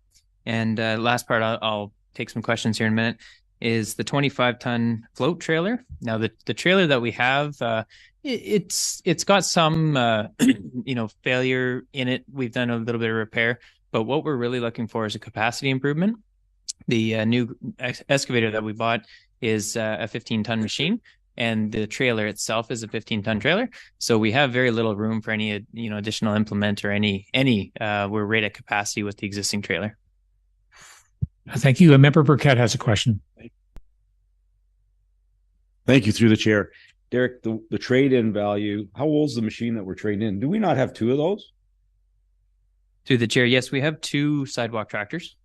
So we're going to get rid of, but that you're being conservative on that value? On the trade-in, certainly. And one trend that we've noticed in the fleet management area is trade-ins have gone significantly higher, both at auction and at sort of direct trade with the manufacturer. So these are somewhat conservative, but that's what we would have estimated kind of pre this larger value of trade-in. So hopefully that's a bit larger when it comes to actuals. Thank you, Member Cox. Yeah, through the chair. I don't know. Is this worth just to keep as a spare in case the other break down? Through the chair, we try not to spare equipment that is kind of near the end of its life. And the reason we say that is, keeping it on the fleet list means you got to keep it in good condition too. And, we kind of anticipate a number of repairs. Thanks, Derek. So we'll flip over to sidewalks.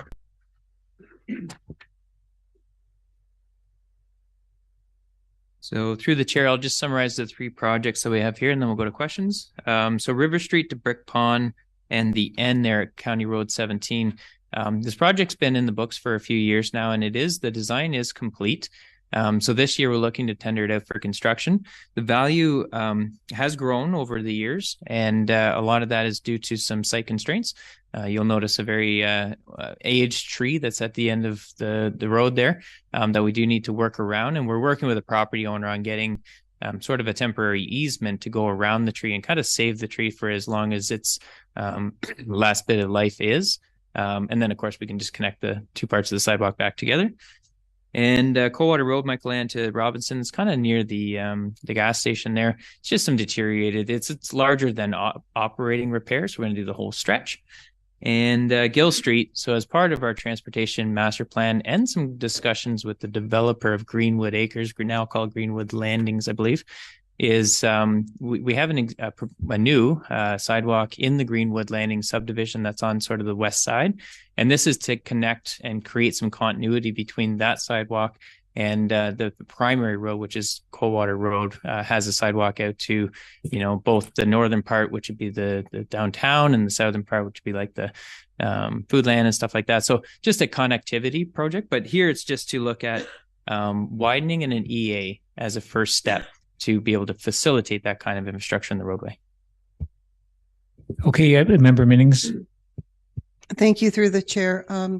Derek, is there do you have any advice, or is there a formula, I guess, or something that you look at when you're looking at where areas need sidewalks where there currently aren't any? There is a formula to a certain extent, and it's about kind of demand points is what they call it. And so areas around a school naturally have some more demand points, and connectivity. So having sidewalks to dead end roadways, or having a sidewalk in the middle of a section that didn't, connect to any other sidewalks, they obviously generate less points. So you're always looking for, existing pedestrian count. Sometimes even just a worn pathway in the grass is a really good indicator that pedestrians, are already naturally using that corridor. So those are the ways that the Transportation Master Plan group and our team evaluate where, the sidewalks would be best.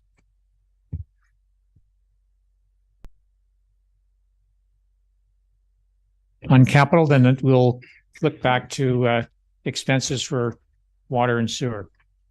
That's section, your tab E, I think, in your book.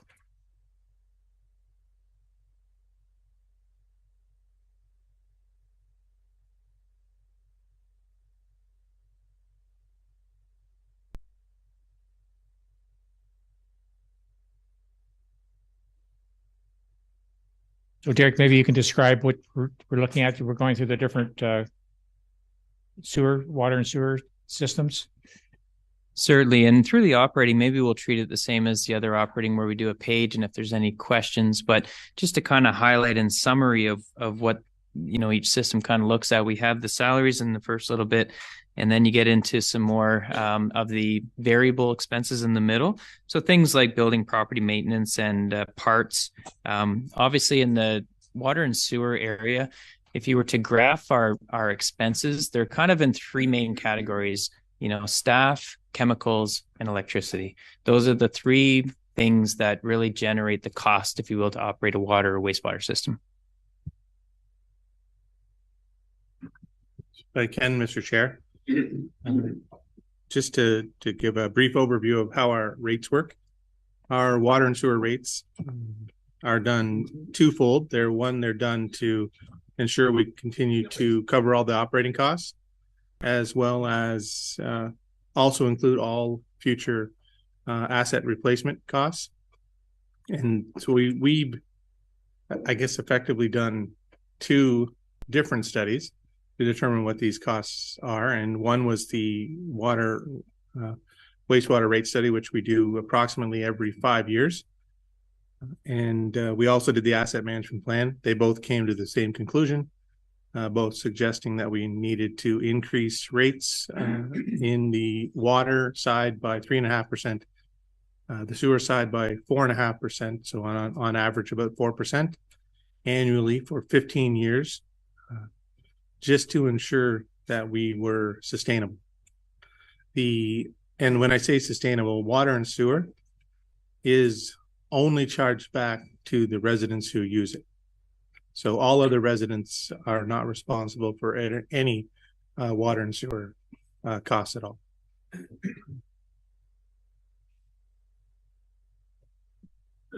So if we're okay on page 1, anything sticks out with Washago there?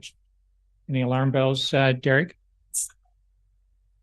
Through the chair, no, Washago, this is Washago Waste, so it's actually a lagoon system. But maybe one more thing to add, just as the preamble to the rates, is you'll notice that in Washago there, we don't have an anticipated number of new connections. So the estimated revenue hasn't changed substantially, kind of in around the 4% mark. But in the bigger systems like West Shore, we anticipate both growth based on the percent increase of rate, but also the percent increase of the demand for use, which generates more rate.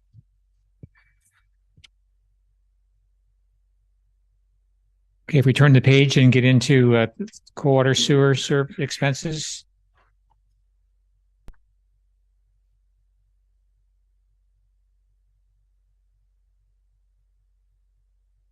And then over to West Shore sewer. Derek, the question came up with all the development on West Shore.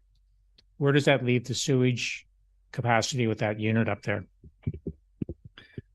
So through the chair, the capacity of the plant at West Shore on the waste side is the one of the two services that would be consumed first. Water always has a little bit more demand, excess capacity. We're running only around 50% So we certainly have enough capacity to take a lot of growth. But in our growth overall forecast, we do run a deficit. So that's why you'll see a EA, which is an environmental assessment plan for carry forward into 2023 as well, for a plant expansion in that area, because we know that our overall growth patterns will exceed our capacity at one point. And I guess just to back up with the cold water sewer, what's the status on that one as well? Through the chair. So the cold water sewer EA is well underway. We've been in works with Tatham Engineering, who's our consultant on that. They've done all of the monitoring of the river to establish a 50-year trend for the outlet, so like the quality of the water of the river. And we're having our first public information center early in the spring. And that's one of 2 engagements. So by the end of the year, November, we'll have a finished EA and concept design ready for issue to design build. Thank you. So we can flick over from West Shore and into the water section.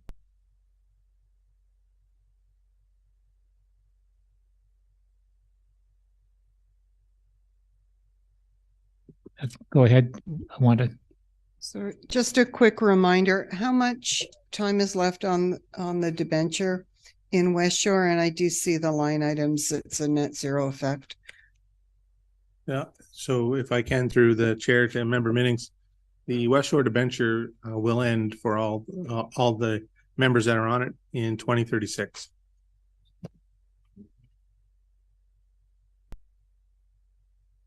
So it started in the first year that they would have paid would have been 2007, and it's a 30-year debenture. And for those who sometimes they do ask if they can get out early. Unfortunately, with the debenture is your option to get out early is paying all the costs and all the interest to the end of the term, even if you were to get out early. So there is no advantage to getting out of the debenture early. Through the chair, yeah, I was one of those who asked that when I moved here. Is there a floating interest rate on that the township pays, like the money? So you collect the money through the tax bills, and then it's paid to the township, or then the township takes that money and pays it to whoever you borrowed it from? Yeah. So we actually borrowed it from the province of Ontario, and that rate is fixed for the entire term of the debenture. If I'm not mistaken, it's 5.69 for the entire life of the debenture. Thank you. Oh yeah, absolutely. Yeah.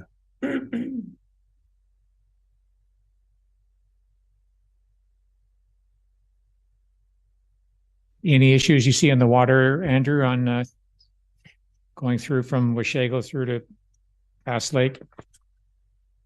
I don't see any. I don't think I have anything that needs to be highlighted. If there's any questions, so I guess, Derek, just for the other committee, how many water systems have we got? Just so through the chair, throughout these pages, you'll see 6 water systems and 3 wastewater systems. The big combo package there is at West Shore. So West Shore has a water and a sewer system kind of in one plant. And then Washego has a lagoon system, which is kind of unique. Coldwater has 2 different locations for their systems. And then the other ones are Bass Lake, Severn Estates, Sandcastle, that make up the 6. Go ahead, Member Minnings. Thank you, through the chair. So one last question on sewers, but I think I have the same question for water. The revenue and the expenses for the 3 areas that you have in the budget, so Washego, Coldwater, and West Shore, they're quite varied. So, for example, Washego's revenue 98,000, Coldwater 535, West Shore 1.2 million, and then the expenses are very low too. So, how does it work with the water rate being set as a 1 water rate for the entire township when West Shore, for example, is collecting 1.2 million and shows $217,000 of expenses? And then you have Coldwater collecting just slightly less than that at 535,000 with almost double the expenses. So just from a fairness, because this is a question I get a lot, is it why aren't our rates, water rates lower, based on all I'm trying to look at it from a township lens where everyone's paying and treated the same. Thank you. If I can, through the chair to Member Minnings, some of the, if you're comparing some of the actuals, some, depending on where we've done a fairly substantial capital project, that does flip the expenditures somewhat. Without a doubt, the West Shore water and sewer system, because of the infrastructure being much younger than a lot of the other systems that we do have, I mean, ultimately is helping subsidize those costs across the board. Council took the, when they originally did the rate studies, they chose to include all the systems and treat everybody on equal ground and not necessarily, we'd have, I would imagine the rates to run Sandcastle, for example, based on per unit, it would be significantly higher if we simply included them and did their rates based simply on their own system. So it's an unfortunate part if you compare us to the city of Aurelia, who manages to provide these services to all residents with, one plant, and the economies of scale are significantly lower that way. Thank you. And subsequent through the chair, it is unfortunate that a previous council made that decision because, again, for just with looking at the numbers and the revenue, we are also paying a debenture in there on top of the standard water rates that other places across the township don't pay. And they've also had the luxury, I'll say, of having water and sewer come into their areas without the debenture. So again, before my time, but I just wanted to make that point. I would follow up with that. If I'm not mistaken, the Coldwater, there was a debenture as well. It's just that their debenture has already been paid off. I'm not completely certain about the other areas. I think we were maybe inherited some of them, but there definitely was a Coldwater debenture. It just was paid off several years back. Okay, Madam CEO and then Member Cox. Thank you. It's a very common approach for council. I've worked in multiple municipalities, and typically that is how it's done. It isn't system by system because it would price some systems out of the market. It's just a challenge in small, dispersed communities. I was the treasurer in Springwater. We had 9 water systems.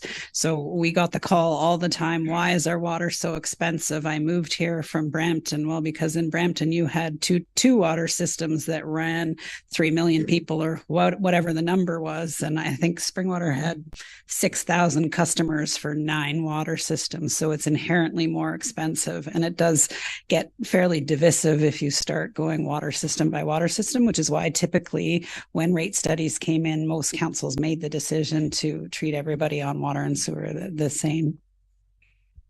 Member Cox. The CEO has answered sort of what I was going to say, because in the beginning we did do them all separate and it was a nightmare. Like Sandcastle was just like unaffordable.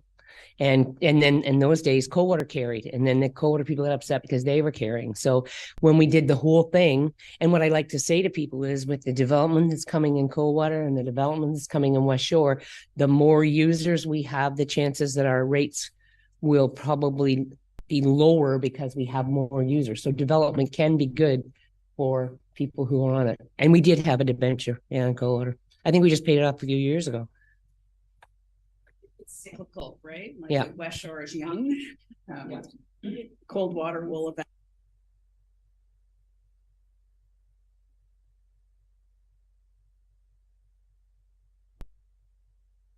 Mental is that when we did the water and sewer in West Shore, we were probably one of the last water and sewer builds that got any type of grant from the government.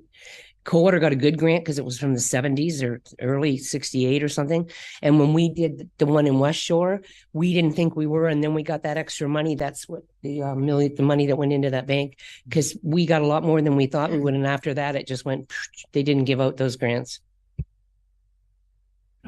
Member Burkett. Thank you through the chair. Andrew, are all homes on debentures? My understanding is if you couldn't afford the upfront fee to pay for the sewer, then you had to borrow. Is that the way it worked? Yes. So not everyone in West Shore is paying a debenture.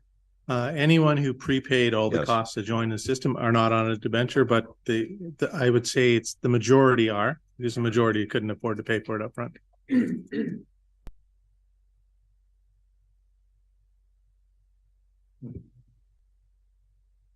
Okay, I've just gone to, it says total water revenues and expenses. You can see that. And into the utility vehicles. Yeah, go. Member Burkett. Sorry, through the chair, just to Derek. Derek, I can't remember. Why are the phone fees so high at all the sewer plants? It's like, I know I asked before, I just can't remember why.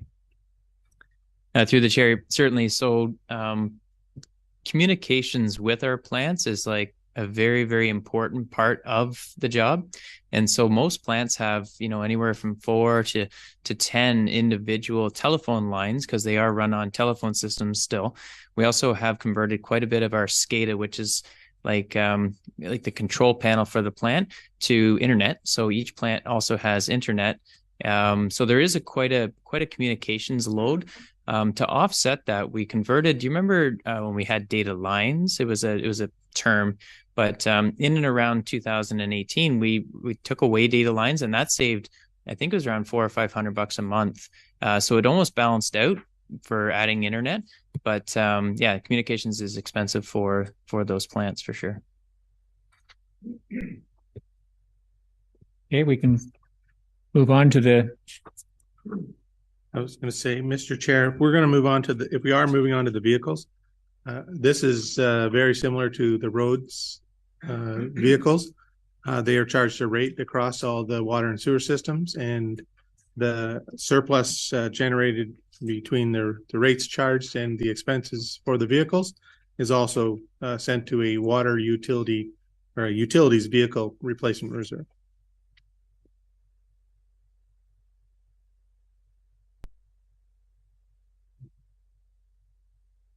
Did you have a question, Member Cox?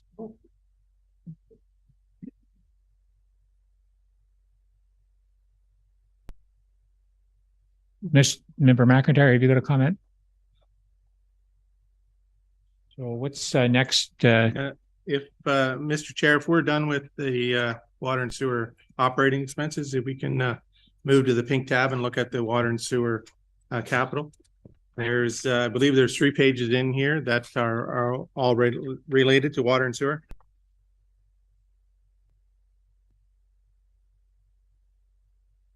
And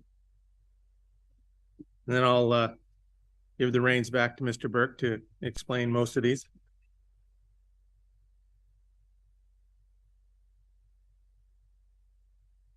So just that's the next page past sidewalks, if we can catch up to that in your binder.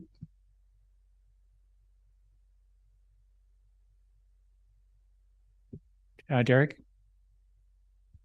Okay, thank you through the chair.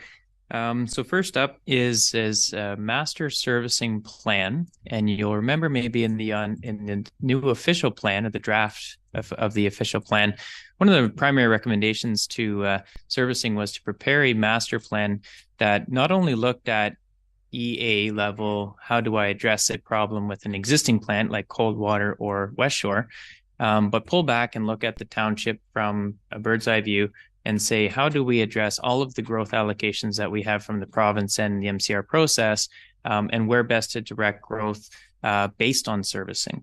So that'll look at all 6 of our water systems. It will look at the viability of some of the smaller systems and the impact of those small systems with limited settlement boundary around them. But it'll help direct the growth pattern between our 2 primary settlement boundaries. So that's one project there. A material handler, this is a basically just a forklift, and helps our staff unload some of the chemicals out of the back of the delivery truck, as well as move chemicals from our primary hub, which is West Shore, to other plants.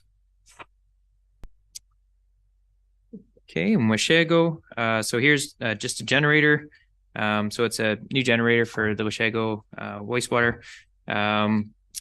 wastewater system, which is actually in the main pump station. So they're like basically a lift station. So that's where all the sewage kind of collects and goes to the lagoon. We're looking at putting backup generation on that. Go ahead, Member Burkett. Through the chair to Derek, do we not have a generator there now? Through the chair, I believe we do. This is, I think, replacement. So the old generator, what do we do with it? Through the chair, we often surplus it through wholesale or auction. Depends on the type. They're usually industrial. So supplementary from A. So the generators reach of, because they can't be used much. So do we just look at them by age and say we need to replace it? Is that what we do? Through the chair, I believe the reports. So we get a biannual inspection from Total Power, or just a contractor, and they do a test on the actual resistance, I suppose, of the alternator, and they look to see when it may fail, because any asset just has a shelf life, and so when the probability of failure comes up, they make a recommendation to replace it, and it's always usually around the useful life of the asset. And so, we're looking to replace this asset before it fails. And these are assets that produce redundancy in our system. So we want to make sure that those assets don't have inherent failure built into them as well, because they are a backup system to the regular power.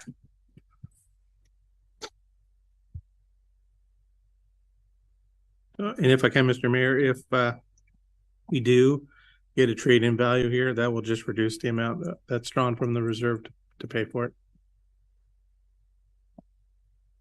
Okay, so I'll just kind of go through that, and if there's any other questions, feel free to stop me. In the coal water waste, we have a carry forward of the EA, so that was what I was mentioning with Tatham Engineering. We're well into that project and looking for a public information center in the spring. And there is a second part of that project, which is also requires an EA and is in part of that scope, and it's to improve the pump station. New members of council might not know, but we often require a sewage transfer vehicle to take the overflows from the main pump station to the plant in wet weather events. And so the EA and the design improvements for the new plant will address that deficient pumping capacity as well. Go ahead, Member Minnings. Thank you. In the comments section, in this line that you just read, and also throughout the budget, there's a note sometimes that says DC recoverable and then a percentage. Is that developmental charges? Is that could you talk to me about that? And then when the money is recovered, how does it affect the budget? Thanks. So I'll take this one, Mr. Burke. So as part of our DC study, we look at all the projects we're going to need to do in the future, and the DC calculations look at how much of that is growth related and how much if it is related to the existing infrastructure for the current residents. And anything that's related to growth becomes DC eligible. So what this does, when I say it's DC eligible, it means we're going to draw. So for example, the one that says 25% DC eligible, 25% of it will be paid for out of the Development Charges Reserve Fund this year.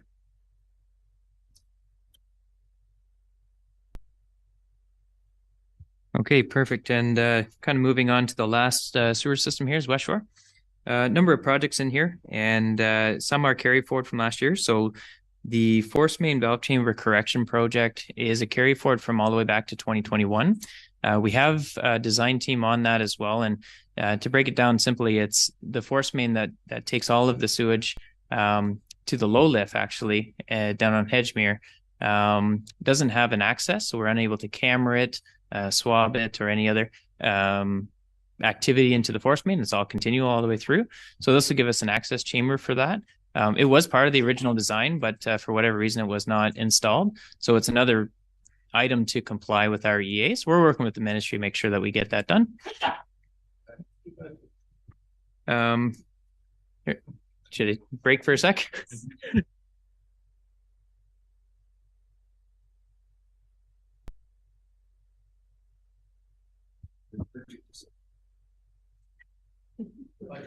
Yeah, but so carrying on through West Shores, and a lot of this is in the collection side. You'll see that it's not so much at the plant, but rather at the various pumping stations and things like that. The Wood Avenue pump station upgrades, it really does focus on a generator, new, not an existing, but a brand new generator at this site. Oh. Go ahead, Member Burkett. Thank you through the chair. So this probably is based on all the new development that's happening. Is that, so that's what's driving the new generators as well, further down? Through the chair, some of it is. You'll see this one's a smaller percent DC contribution because we had an existing problem. We didn't have backup generation on the existing unit. So you can't necessarily apply development charge to an existing problem. So this one does have a bit of a lower DC eligibility, but it certainly does contribute to the growth. So, sorry, supplementary if I may through the chair. So the one at Wood Avenue, so we have one there now, Derek? We have a generator there? No, through the chair, there's no generator there now. Okay, so where did you say, like I see the two generators, one at Aldershot and one at Gray Shot, and that would be because of the new development that's happening at Turnbull. Is that why? Through the chair, not entirely. Our existing system built in 2006 had very little redundancy and, you know, very few generators. The new standards now are to put backup generation on most. I mean, only the smallest of collection areas would be, you know, have enough detention time to allow for staff to hook on and provide mobile generation. So there's existing problems already with our system, but there certainly is a DC eligibility part, and that's why you'll see DC components, if you will, in each one of these projects. Supplementary, if I may, through the chair. So these three generators that they're gonna be just sitting outside on a cement pad. Is that what's going to happen beside where the pump stations are?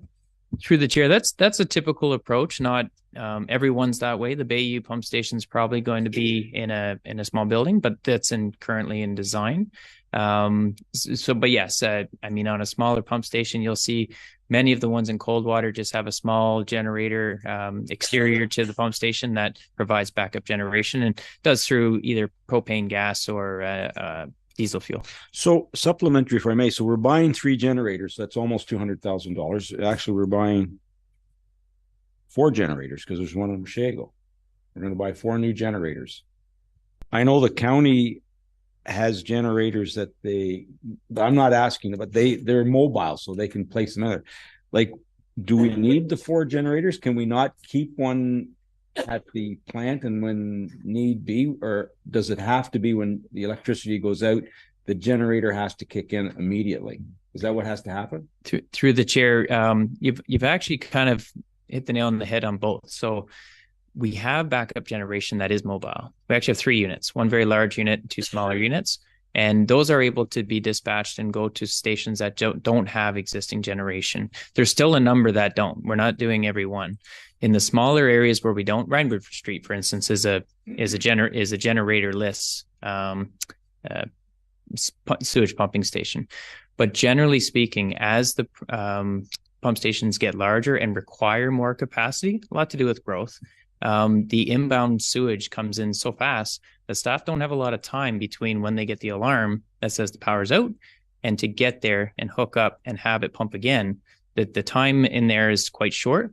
And you could imagine in an event where you have the entire system down, all 6 water plants, all 3 wastewater treatment plants, and I think over 13 pump stations, having 3 backup generators and only 6 staff, you don't have enough redundancy to keep the system running. So supplementary from these are sitting, we're only going to have 1 in a building, or all of them are going to be sitting outside with the weather? Through the chair, I think some of them are outside. I think the one at Bayou is going to be inside. These are all designs, so the design isn't complete for me to answer the question. So these are just designs at 60,000. They're not actually buying I'm sorry, I jumped ahead because I'm looking at the one at Aldershot and Gray Shot, and you're saying there's going to be one at the Wood Avenue pump station, and I know there's one in Washago, but Aldershot and Gray Shot are. Yeah. Through the chair, I mean, some of these We can go through each one, but Okay, let's Bayou- wait until you get to, I think we'll just go back to the Wood Avenue one. Okay. All right. So Sorry. Wood Avenue is a carry forward project, and that carry forward value is to install an outdoor generator, a relatively small generator, to power that relatively small sewage pump station, and it will be outside. Correct. And the longevity of this, sorry, Chair, the longevity of sitting outside, I know that it's the case. Yep. Through the chair, they certainly are designed to be an outside unit. So they're backup generations that you would find commonly in the commercial setting, but you see them also in your home residential setting where you can buy them Generaxa product. They do have a waterproof and lockable enclosure type. Really no different than the pump station control panel itself. And so those are the types of generators. The design life, if you will, is actually pretty short for these kind of units because they are an engine. So it's between sort of like, 10 and 20 years would be the design life for an engine like that, depending on preventative maintenance schedules.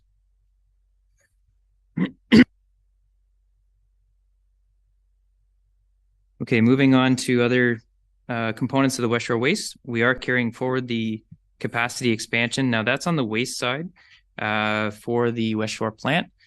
We haven't awarded that. And so this is carried forward as kind of a new project from last year, the value, but the project's relatively new to us still. And we do find that that's useful because with the master servicing plan, that might help guide the consultants' questions that we found were being asked of us at the Coldwater EA, like how much growth do you feel is going to be directed to your community in X amount of time? And, we did have a hard time answering that question because we're kind of mid OP and that sort of thing. So I'm hopeful that the master servicing plan is going to help answer a lot of the questions for the growth EA in West Shore Waste. The EQ pump. So this is engineering and installation. So the pump is going to be purchased with this 200,000 plus the engineering that goes along with it. And what this is to do is the West Shore plant operates two SBRs, actually single SBR in two cells. And I'm sorry, I'm using acronyms. It's a sequencing batch reactor type plant.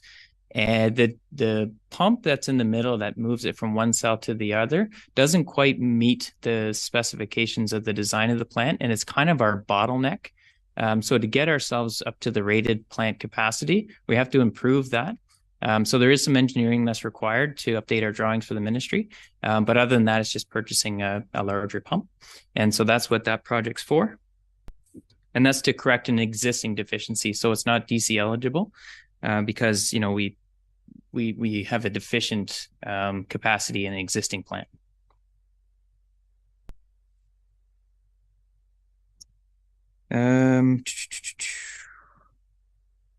Sorry, we're on generators now. So a generator at the Aldershot. Once again, this is actually an outdoor one as well. This one hasn't been designed and it's brand new for this year, 2023 is the consideration. And the two projects there, Grayshot and Aldershot, are very similar. They actually run about the same quantity of sewage because they're on the same line. And so those are backup generations that, will help us in redundancy of these systems going down. They don't take, technically Bramshot will take the Turnbull subdivision sewage, but the Aldershot will not. And they are outdoor. Yeah. Sorry, through the chair. So we're buying generators. We're buying generators. They're not a consultant telling us where we should put them. We're buying. Through the chair. And these smaller ones, the consultants aren't necessarily required because the generator provider can size the machine just using some basic tables. And so, we don't have to submit to the ministry for revised license because of these. Where we need design is where we're taking on new property or we're adding to the actual capacity of the sewage pumping station. So that would be like Bayou, the next project here. And these two projects actually, main pump station correction and Bayou pump station. These projects do require design because we're physically improving the capacity of them.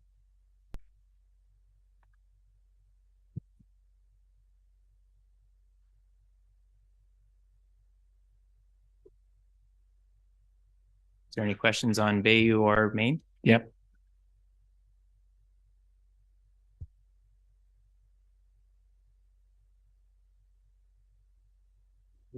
Okay, so moving on to water now, the cleaner side of things. The Washaga water plant, just a few projects here. So a security gate replacement. The existing gate's a swing gate, and often it gets in the winter times nearly impossible to operate. And one of the requirements to operate a water plant is to have good security. So this was actually one thing that we flagged as being a vulnerability in the plant, having a lack of access control. So this is just going to be a rolling gate that is easier to operate in the winter. And the existing gate now has got a lot of structural defects, so it's kind of near the end of its life anyway. So that's the proposal there for enhancing and making sure we're compliant with our license for security. Chlorine control panel replacement. This is just a renewal. So basically taking the old one out and putting the exact same one back in. They do kind of age, and so this plant requires replacement of that particular control panel. And the low lift pump station. So this is actually just a down where we pick up the water from the lake. We're going to be doing a replacement of the pump itself for 33. Okay, so that's Washaga water. This one's a big project for the last little while for sure in the water side at Bass Lake. So Bass Lake, for a number of years, we've been aiming to replace and drill 2 new drinking water wells. That's a big project for sure. It's there's 3 in total, and the one that we're keeping is kind of like a spare. It certainly does produce, but these 2 are the main. So that's 400,000. We have a contract. We know the value pretty clearly. The contractor hasn't been able to give us a date for installation, but we're hopeful they'll fulfill the obligations of the contract in 23. And there is some commissioning to go on, and then it comes online after some testing. So that still might be the fall by the time we have these new wells online.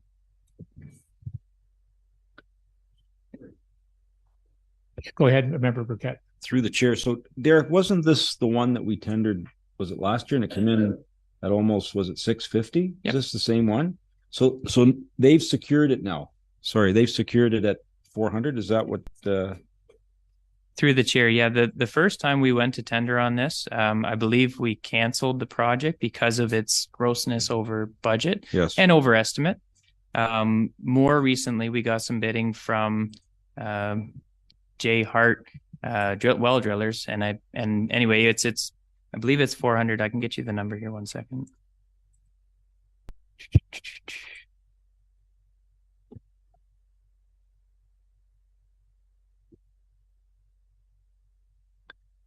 Okay, so this project was awarded at 293, 278, and there is some consulting fees that go in along with that. So I think the 400 is still a safe number to carry, but it did come in significantly less than the previous round of tendering. Supplementary, if I may, through the chair.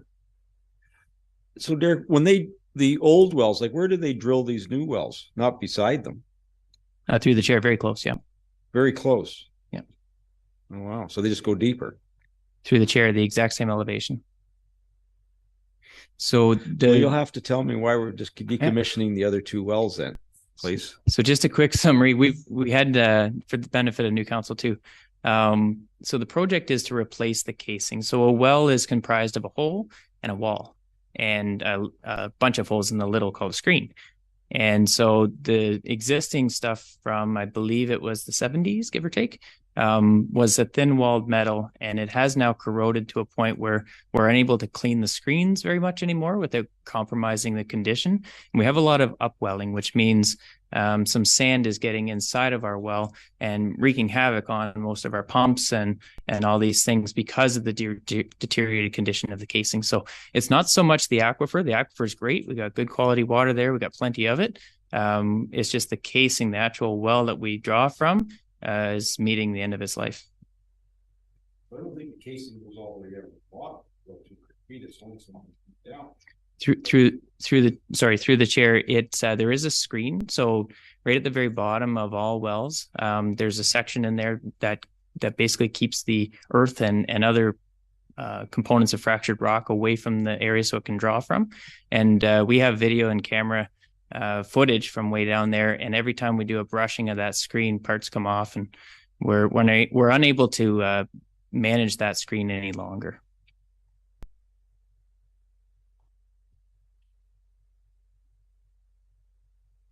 Okay, so moving on from Bass Lake, or actually a couple more things in Bass Lake, smaller stuff. Reservoir inspections. So this is a 1 in 5 year inspection. It's pretty low dollar value. Almost could have been operating, but we wanted to make it clear that we're doing it once every 5 years. And that's to do a camera inspection of the clear well itself, make sure that the condition of the clear well is good. It is a mandatory requirement as well.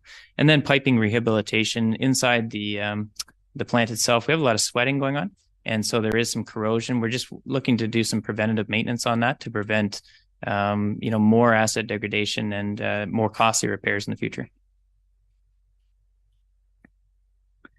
Severn Estates. We'll have to take a drive by this one during our road tour. It is our smallest system. We are planning for the engineering of drilling a new well.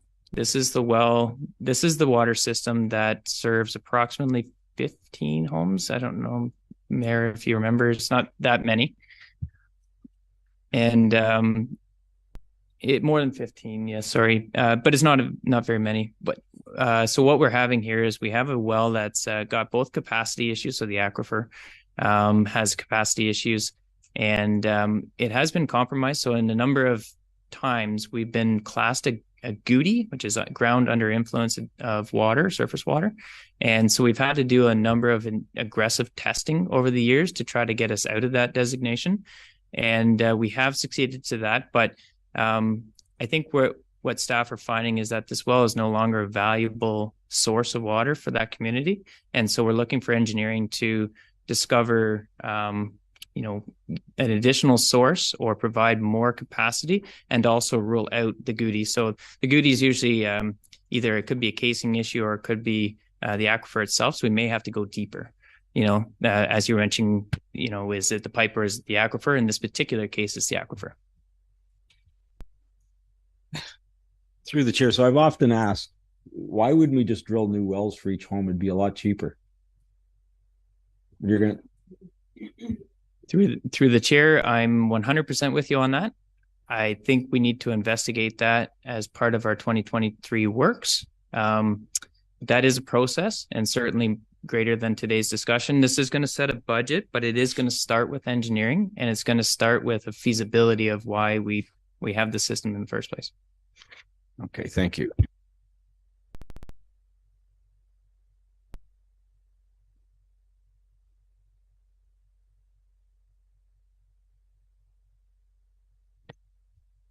All right, moving on. Actually, you'll notice that there's $0 planned for Sandcastle. Sandcastle is a new system made by Culligan. It's running good, and we're happy to report that. Cold water. Last but not least, there's two more. So in the cold water, that's on Sheridan Drive. If some of you don't know where it is.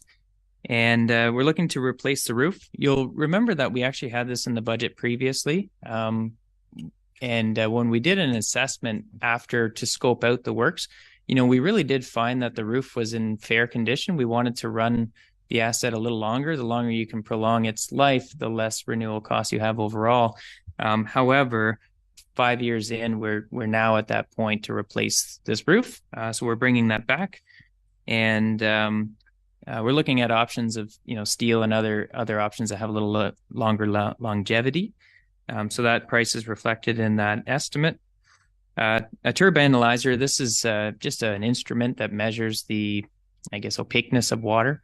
But they do fail over time, and this plant requires a new one. And GAC is called a granular activated carbon product. What it does is it scrubs out a number of chemicals, smells, makes really good high quality water actually. And we have 2 cells. This year we're looking to replace both, and that's the media inside of those cells. Just as we trend, we get a little worse quality water over time, and we know that that's a trigger to produce or to replace the media. Member Jansen and then Member Burkett. Thank you, through the chair. Derek, water concerns was something that came up over and over again in the community of Coldwater. I guess it comes down to the color of the water at times, or the quality concerns of the water. I'm not sure if this GAC replacement is something that's working to fix that.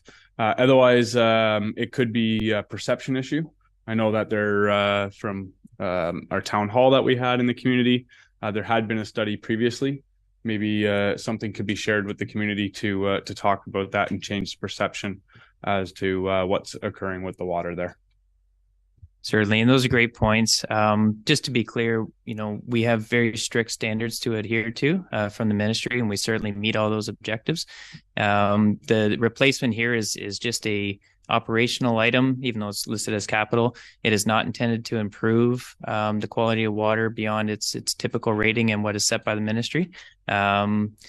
So I think that's fair to do some more communique about what we do produce in terms of quality of water. We'll aim to do that, but these two projects have no bearing on I would say in relative improvement of the current quality of water. It's to sustain.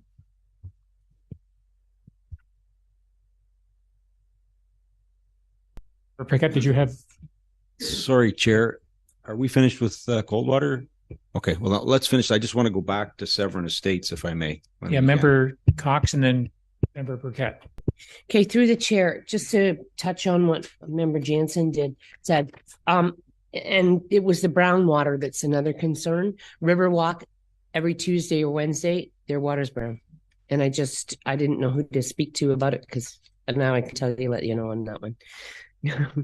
But they do have grave concerns over it, and we did discuss the fact that they're hot water heaters to put an aluminum one in, and I just think, and I agree with Member Jansen, that they just need to have someone to sort of talk to get the understanding. Like we tried to explain from what what's his name, straight out of my head. Pardon? Tony. Yep. Tony said that all water is hard. My water is hard, and I am on a well. So I think that just some good communication with them might help too. And through the chair, and even though it's not so much budget related, it's very important for our customers to recognize that if they do have water concerns, to give our office a call. We treat that very seriously, right? Like it's something that please advise your constituents and your residents if they do have concerns. We'd like to hear from them right away. So did you want to finish off that last one, Derek, and then we'll go to Sandcastle? Would you want to? Okay, go ahead. So through the chair. So Derek, that's a good point. Like the brown water that we're seeing in cold water, and it's only through education that we can educate our residents what's happening. Is there any merit in sending something, like obviously it must happen in other places, Ontario? Does the ministry have something, that literature that we can put? Is there anything out there just so they can read it? Because verbally telling them isn't getting any traction with the residents. Through the chair, the ministry certainly, I guess I shouldn't say certainly, but they do set objectives and we're meeting them. There is a variance, right? There is a variance in both turbidity and a number of other parameters, way too many to talk about here today. But I think it can be part of our communication. We were just talking about strat plan, and one of them is communications. And, just at a staff level, not budget related, we can certainly try to improve our communications on our website and maybe pamphlets that you can hand out about what our quality of water is, and not so much why, but the fact that we're meeting all of our objectives, very safe water to drink, and we can start with that as communications.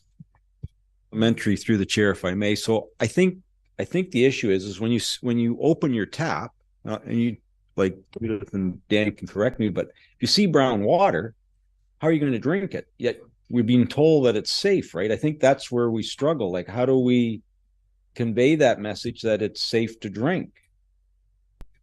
Staff will take that and try to report back on some mechanisms to. Okay, Member Jansen, and then Member Cox, and then Member McIntyre. I know maybe we are, sorry, through the chair, maybe we are getting a little bit off topic from the budget to what we talked about at the strategic plan. But I think in terms of communication at town hall and the community would be effective to have Tony, our water expert, there to answer any questions. Sometimes people in the community would like a space to vent and have their concerns heard, and then have answers right there on the spot. Thank you, Member Cox, and then Member McIntyre. Sorry, I agree, but also the water bills that go out. Tony gave a very good explanation, and both of you downtoned it a bit so that when we did speak at the meeting, we let people know. And maybe that's something that we should be putting out there too in their bills. And then a number, like, call this number if you have any issues. We want to hear from you, And maybe that will help. But I know the hard water one's a big one. They were all, and I just said, well, that 90%, everybody's groundwater is hard water. You're lucky if you can pull it out of a lake or something, but other than that. So thank you. Member McIntyre. Well, through the chair, just to, back to Derek, is turbidity analyzer replacement, is that the same as the tannin filter? Through the chair, no, I don't believe so. It would, back through the chair again, is it possible if we put tannin filters on this brown water issue that might save a lot of headache? Or is that not possible with the system? Through the chair, there's a number of treatment trains and options. This plant is designed knowing the existing groundwater source and parameters and characteristics. So it's designed very carefully to produce like effective drinking water from its treatment train. We can look at improvements. It will take some detailed assessment way beyond selecting a filter type just off the hop, because you want to make sure that you're selecting it for the characteristics of the source of the water. The source being groundwater for us in this instance. But well, just to finish, I thought that perhaps if we could get the color out of the water, people wouldn't have such trepidation about drinking it or bathing in it or whatever. So I just think some kind of a filter system to take that color out might be of a benefit in this particular well, because it doesn't seem to be an issue in any of the other ones. Okay, Member Cox. Just quickly it doesn't happen all the time. Like Riverwalk was one that seemed to say it was regular, but a lot of times, you're flushing the mains or something's happening and people get that. They understand that now that the warning goes out, they all hear about it. And I think they get that, but there are some issues sometimes, which I know you've probably heard. So it isn't like it happens all the time, but it was just curious that people said about that other one, but you'll be on top of that and be able to get it. Okay, Derek, are we still finishing off on the last item there on that page? Is that Washego or is that West Shore, the alum? That's West Shore. So yeah, the West Shore is, you'll see at the water side, very, very little capital this year. Alum dosing is, once again, just a chemical feed pump. And because of the nature of the chemicals and their continuous duty, they need replacement on a regular basis. So that's the replacement for this particular asset in 23.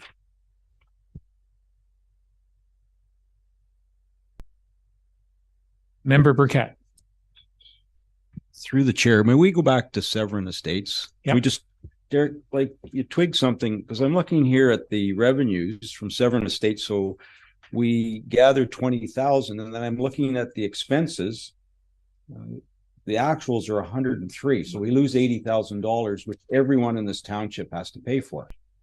Or not? Am I not? No. Only the other one. Okay. So Derek, like if we're looking at drilling another well, like, does it say how many users are on that? Like, I don't know if there's 20 or. I can quickly ask Julie if there. I don't know even. Because I've asked this before and I was told that we couldn't because of some sort of agreement that we had. Sorry, speaking to the mic. But like, I think we discussed this in the past, and maybe the CEO can jump in, that we start drilling 20 wells. We're on the hook for maintaining 20 wells. Not if we get them to, I don't know. I don't know the legalities, but this is what I'd like to do if we're at budget and we can talk about this, maybe staff can bring us back a report, because now we're looking at spending 150,000. We lose 80,000 that the other people have. So we lose 230,000. If there's only 20 systems, we're going to find out at 10,000 a system, that's $200,000. They can sign off if it's allowed. It's a fairly quick response, 65. 65. Ah, I thought there was more. still loses 80,000. Now we're looking 650.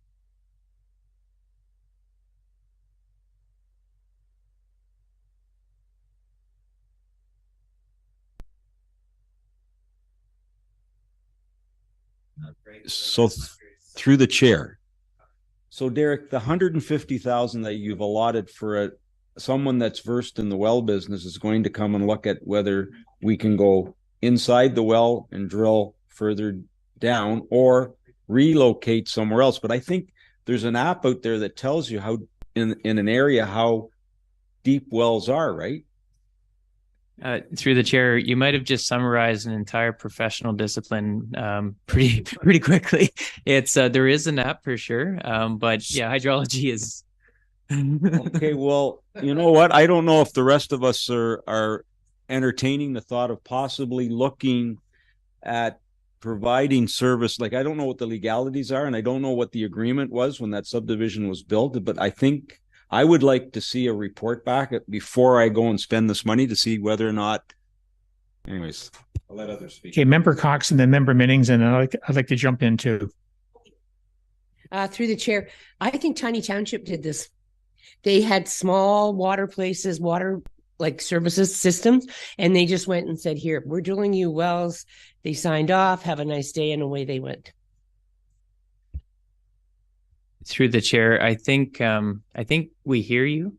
We do need to set a budget, because without a budget, we have a failing asset and we don't have a plan to do something about it. But before we do much about that, I think you're right. We need to look at the feasibility of the system at large. We have been in discussion with the Ministry of Environment. Our officer had mentioned that this is pretty rare, right? Like, there's not many, none in his jurisdiction in his career, and it's been a long one.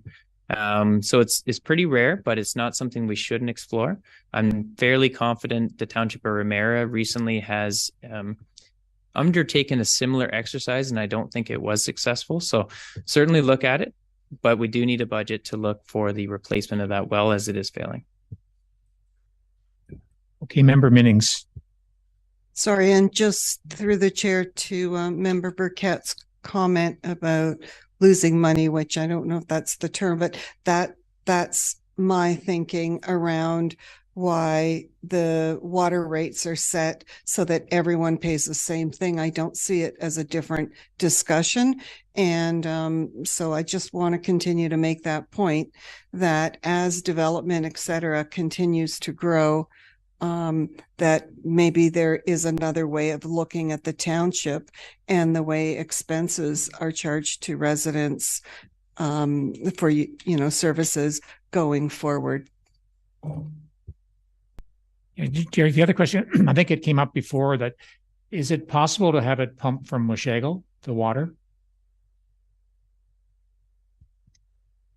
I think that's an option we might need to explore a little bit more in detail. Yeah, I wouldn't be able to give you an answer off the top of my head. Sorry.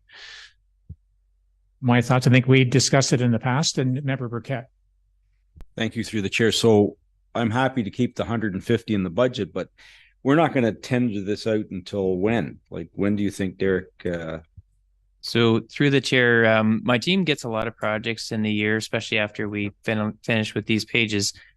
We do a lot of our construction type stuff right away. That's getting that market and getting also a completion date near the end of the year. This is unlikely to go until middle of the year. So we're going to have some time to have a conversation with council first. Perfect. So that gives you enough time to come back with some information for council based on those 25 homes. That's correct. All right. Thank you. Okay, Andrew, what's next? Cemetery.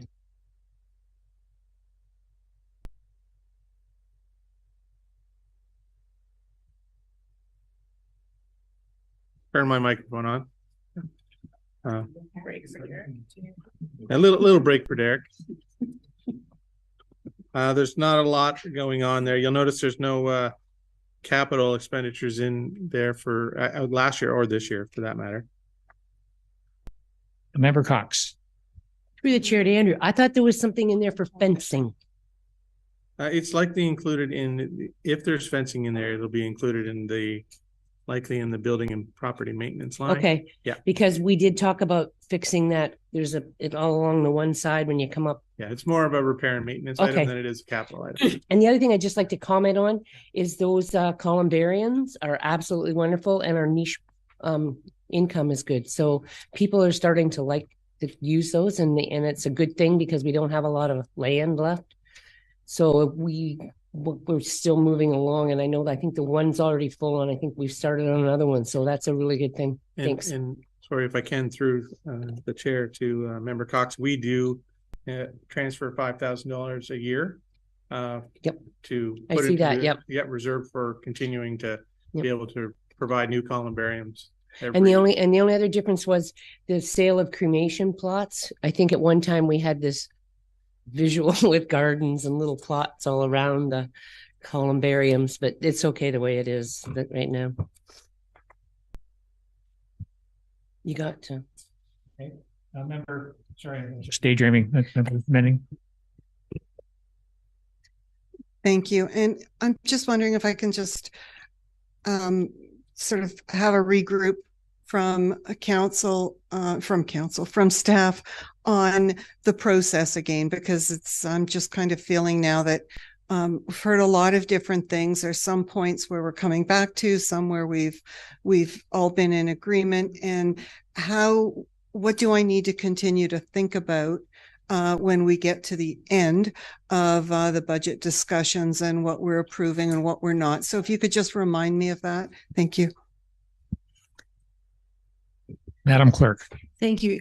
So I make notes as we go along for changes that council's made or reports that were requested. So before we wrap up for today, I will quickly go through those. So, I don't make notes of everything, just the changes. So we will go through those really quick at the end. And then if there's questions or if I've missed something, then council can point those out. Okay, Member Jansen, I think you have, did I see it go up? Okay, go ahead.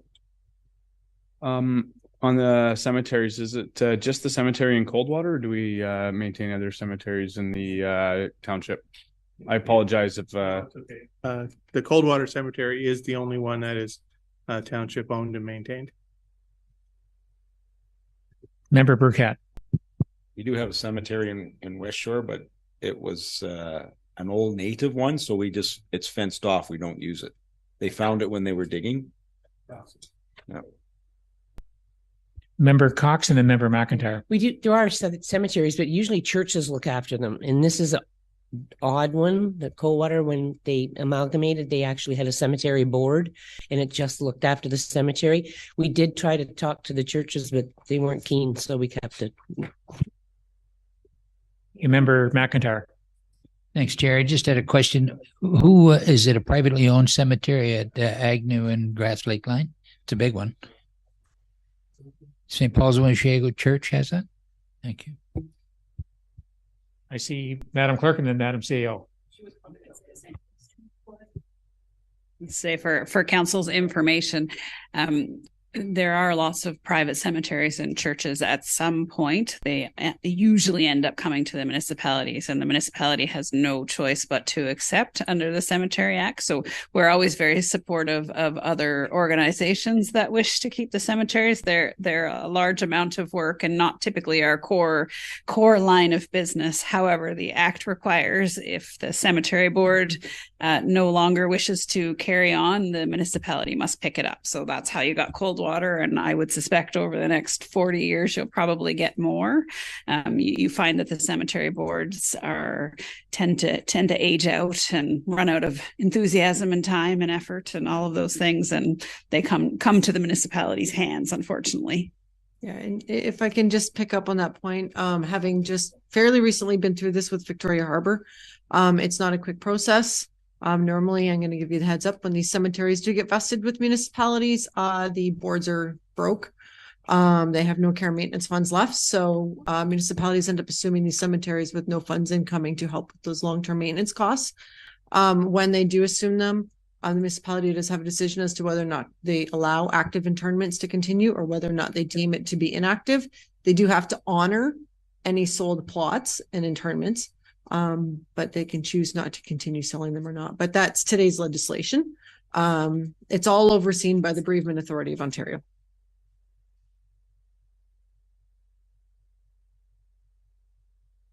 Okay, where to now, Mr. Plunkett?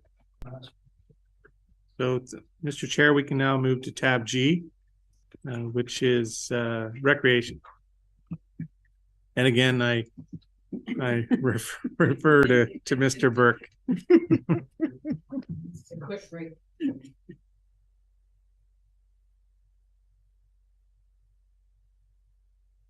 Okay, we got the starting with Rushago Park. I guess City of Aurelia programs. Is that we're not doing that? Okay. Member Cox. Well, once again, we might as well go right to the new employee. So I'd like to, give them an explanation on our coordinator. Certainly. Thank you through the chair. So yeah, in the rec group, we're looking at a part-time position return. Just before COVID, we had hired a rec programmer part-time. She came in and the plan there was to help develop programs internally, both for the township, but also encourage externally for private sector to use our facilities. The goal here, as both demonstrated by our previous rec master plan and continued on in our new rec master plan, is to just get people in the facilities, get them using it, and where private programming is not picking up, we provide some level of programming here at the township. So that's the purpose of the position, is to do that kind of encouragement, supporting, and development of programming. And supplemental, I think that's wonderful, because we've done that master recreation plan and people are looking for programming. And I think that's a small amount to put out to keep a lot of our residents happy and a thing to do. Lori has a question. Yeah.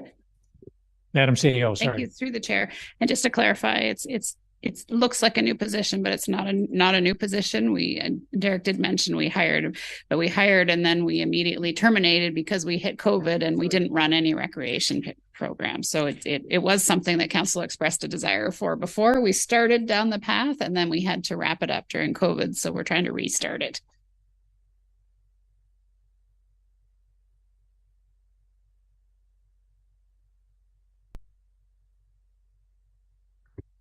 Did you want to continue with docs, Derek? Certainly, and I think as before, we go page by page. Certainly have the answers for any one line item and then if anything jumps to me, I'll pipe up. Okay, we'll flip the page.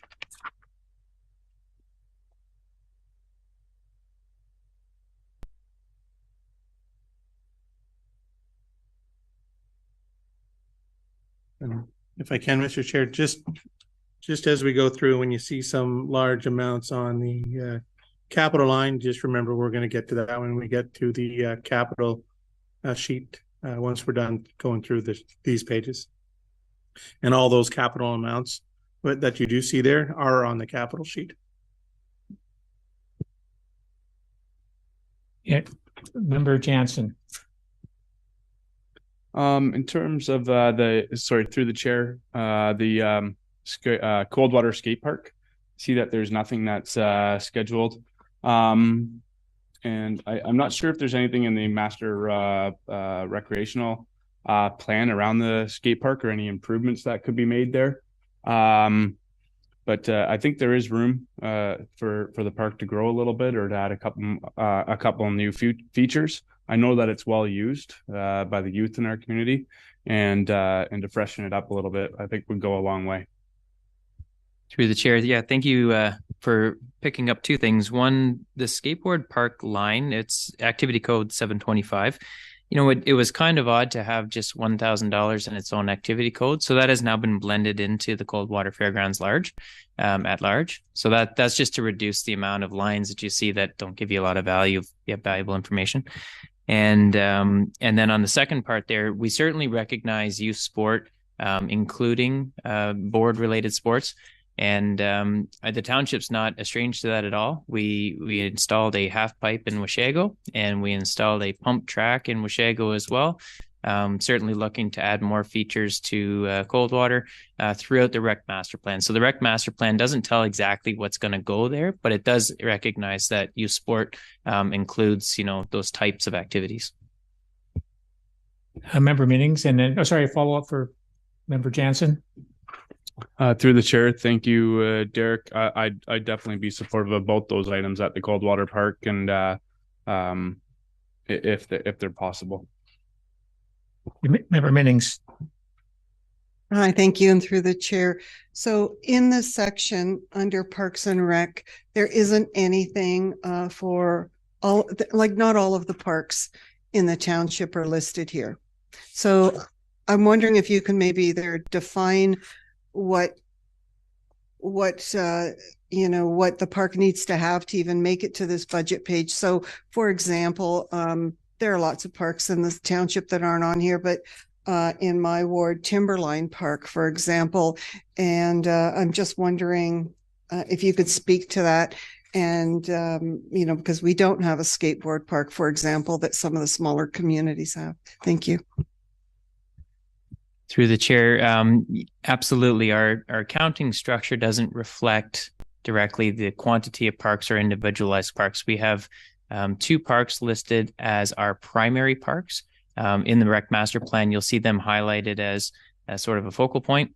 There's a 3rd one coming. West Shore Recreational Park will have its own line, and it does in this budget as well.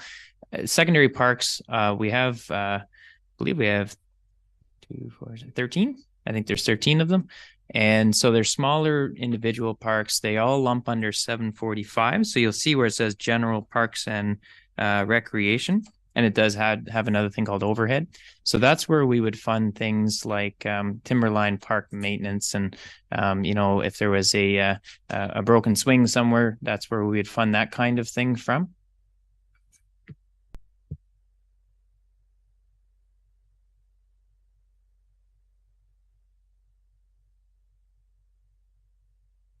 Cox?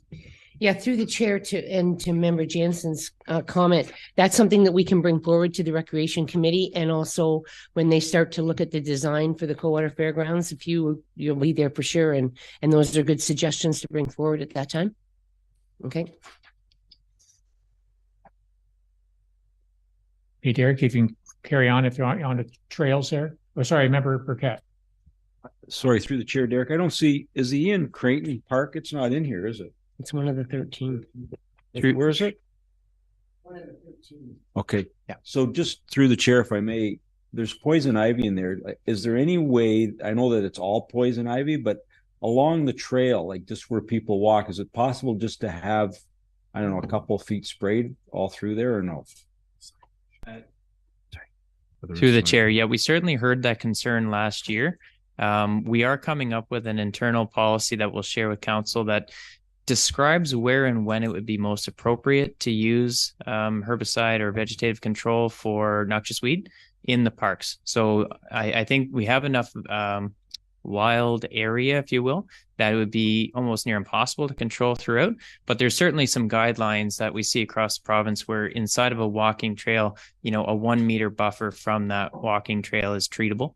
And then you're not overusing pesticides, but you are providing some level of protection to the users of the park. So supplementary, if I may, signage that we could place as well? Through the chair, we certainly haven't created new signage for that. There was some existing signage that lingered with us. So there's 1 or 2 signs that were either privately placed that are in the area of Ian Creighton Park. But I think the better approach might be just a generic sign. So we do have some plans to update all of our signs throughout our parks and doing some general disclaimers. It's hard to sign every area of poison ivy, you could imagine. The park would be less park and more sign. So I agree, but maybe the only reason I'm asking is because there was a couple of kids that got severe poison ivy in that park. So even if we had something on the main sign out front that said, beware, there is poison ivy, stay on the trail. We don't need to sign the whole thing, but at least make them aware. Member Minnings and then Member Brennan. Thank you through the chair to Derek. on line 745, general parks and rec revenues, there's a grants line in there, and I see there's over $500,000 budgeted in this year. Could you just speak to me about grants?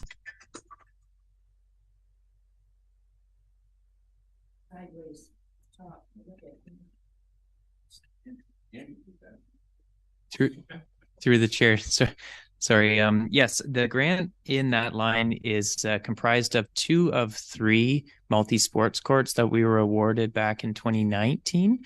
It was a long-range forecast for us to plan 2023 with this project. And the 3 of them, one's going in Coldwater, one's going in Washego, and the other one is going in Marchmont. Okay, Member Cox, and then Member Brennan. Yeah, through the chair to Derek. When we discussed village and hamlets, you said to bring it up in 7:45. Sorry, and when I heard you say 7:45, I had to look back on my notes to talk about the capital. To what Member Taylor had asked you about different things. Certainly, and I'll just kind of summarize both operating and capital villages and hamlets at large, which is now the council grant. Special projects for council.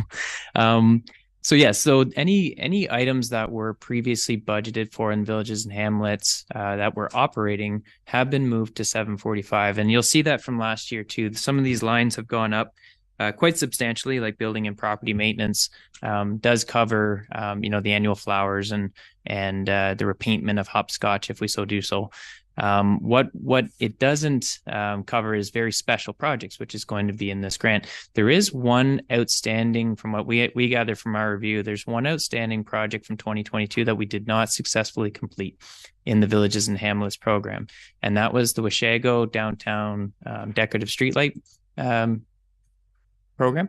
Our intent was to use Guild Electric with the contract that we have at the intersection to bring power downtown. We were unable to do so due to a number of conflict. And so staff are recommending that we carry forward the project. The project value, I believe, was 30,000 at one time. And to carry forward the project and staff report back in the new year with, again, this year, with some options for that. And we'll look a little bit broader scope too. We might not need direct power connections. Maybe there is some, new technology, but staff will research that and see how we can address that project as a carry forward project. And supplemental, yeah, like the solar panels and things. But I think Member Taylor wanted to know about the bike stands and things. Through the chair, yeah, I'm looking at my project list here, and I believe all of the acquisitions that were planned were purchased. So perhaps they just weren't hit the streets, and so we'll certainly make sure that they do in the coming year, because those kinds of things, the bicycle stands and I believe there was some even a couple new planters for the street. Any of that sort of stuff now falls under 745. Thank you, Member Brennan. Thank you. Through the chair to Derek. I just want to follow up on Member Burkett's comment on the poison ivy, because it is obviously a big issue in that spot. When you talk about developing a policy for use within a meter, is that similar to the strategy that's used on the trails in Aurelia? I'm a frequent user of those trails. It seems to work. They have signs in really bad locations where you can clearly see without bending over too far. There's poison ivy there, but so they have generic signs as I think you're describing, but they must be doing some spraying from what I can see. And is it that 1 meter thing you're talking about? So through the chair, exactly right. We kind of have, we're not the only municipality that has the Trans-Canada Trail through it. So there's a trail working group that meets on a regular basis with our team.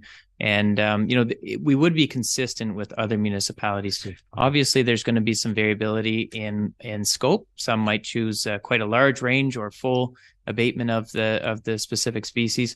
But at least there is some alignment as you go through the Great Canada, or they call it the Trans-Canada Trail. Thank you.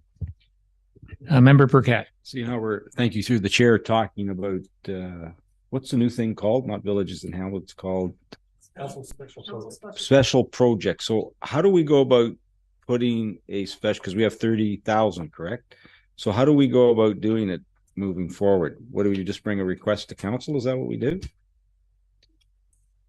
So the policy that council approved only 2 days ago is intended, I do believe, for outside groups to submit applications to use that $30,000, depending on the size of project they're going to do. They'll put an application in, it'll come to council, council will review it and award it as such, or say you might have put in for 10, you're going to get 5 or what have you. So that'll be entirely up to council's choice when those applications come in. Can we do it as well? Can we put something in or no? And Member Cox, that's, yeah. Yeah, I think we also discussed the fact that for this 2023, that we make sure we don't give it all away before the end in case somebody wants it. So in my mind, if there's 5 wards, that could be 6,000 per ward for this time or something, just to make sure that somebody doesn't come in and say, oh, I need $20,000. And then some other group in August goes, oh, there's not enough money left or something. Like, we've got to make it fair for 2023 because the other ones will have to apply in September, right? For the grants. Correct. They'll be subject to the regular grant application deadline. So, so just to respond back to Member Burkett's question, the intent was not for council to be able to use the grant. This is intended for community groups and outside organizations to be able to apply for community beautification projects. So if council had a project in mind that they would like to see come forward, then that would be a regular budget request that would come forward during budget. Member Cox. But we could help groups if they come to us to tell them the process and what they need to do, right? Absolutely. Council's, like with any grant application, is perfectly able to help organizations submit their grant applications. It just can't be council's name on the application. And Member Minnings. Thank you through the chair, Andrea, for that on applications, or Allison, for that on grant applications overall, because there's money attached to it, obviously. If there aren't organizations in a ward, how are grant applications submitted? And I'm just wondering, there may be 1 or 2 wards that don't have the number of formal organizations in place. And as a result, maybe that's why we're not seeing the money put to flowers and benches and beautification projects, et cetera, in other areas. So if that's a stipulation of grant applications, I think we have a problem. Thanks. Go ahead, Allison.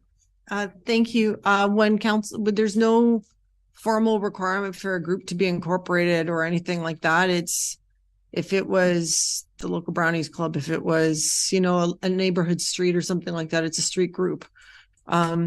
It's just that we need a name attached to an application. So it could be the Lions, it could be the Legion, or it could be, you know, some random group we have no knowledge of at this point. It's entirely who wants to submit that grant application. Council didn't set any sort of parameters as to who those could be, which is why the grants all will come to council and council can choose to go from there. We have not yet set about actually, because the grant was only approved on Wednesday. We have not done the application form yet and got it posted. It will be available online once we're ready to go, like our other ones are. Member Cox. Yeah, through the chair to Allison. But like people, like the big one is West Shore and probably Marchmount area. They have no Lions Club. They don't have any of those things. They don't have those. So if it was either a ratepayers group or someone, as long as it was for the community, they could run through that channel. Like if, let's say in West Shore, if they would like benches and a thing with flowers to put by the school, could the, let's say, West Shore Ratepayers Association put in to say that that's what they would like? It's not going on private property. It's going like into for the community beautification, because this is the problem we have in a couple of the wards, and even Ward 1 doesn't either. And sorry, just supplemental to my original one. Thank you for that, Member Cox.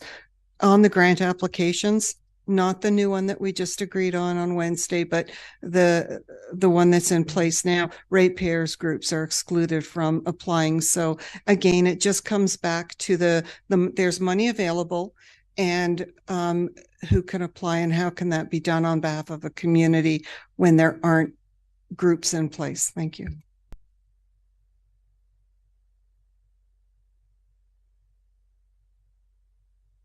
Okay, any other discussion, Allison? I mean, at the end of the day, it will be up to community individuals to develop an application. The council special projects grant piece within the grants policy is exempt from the normal restrictions that prohibit individual little groups from applying. It had like our normal grants project, the normal, I'm going to say budget grants. There's a framework in there. There's exclusions, like hockey teams can't apply for jerseys, that type of stuff. When we did the policy only on Wednesday, there was an exemption to that section. So it's deliberately informal. It's deliberately informal. So, and the application is going to be individual name, group, organization, / for the fill line to be done. And it'll be up to council to gauge whether or not they have enough information to choose whether or not they award that grant. Okay, so if we can discuss trails expenses and then go through each community center and then hopefully get into some capital projects. Sorry, go ahead, Andrew. I'll ask for a consensus here. Yeah, we will. 5 minutes.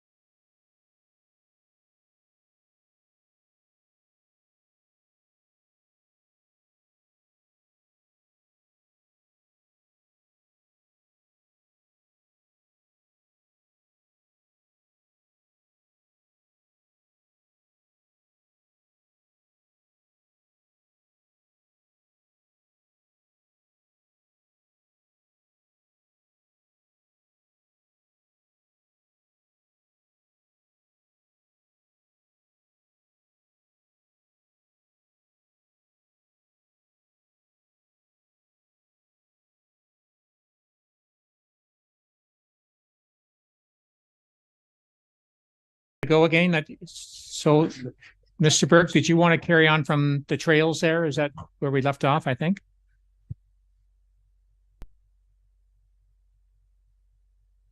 We're into the community centers there. Yeah, I think we can start Okay, with the community center. We'll start with Lake St. George and peruse through there.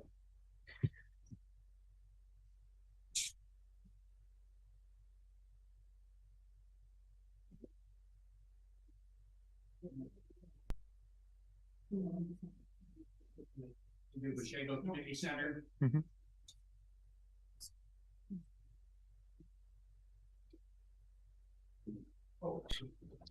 Any highlights there, Andrew or Derek, with Lake St. George, Washago Community Center, Matchadash, West Shore, Water Fairgrounds?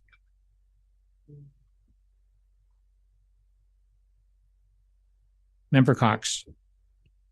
Through the chair to Derek. Derek, in West Shore facility, the playground's in, right? And the parking lot's ready for the spring. Everything's ready like for the spring.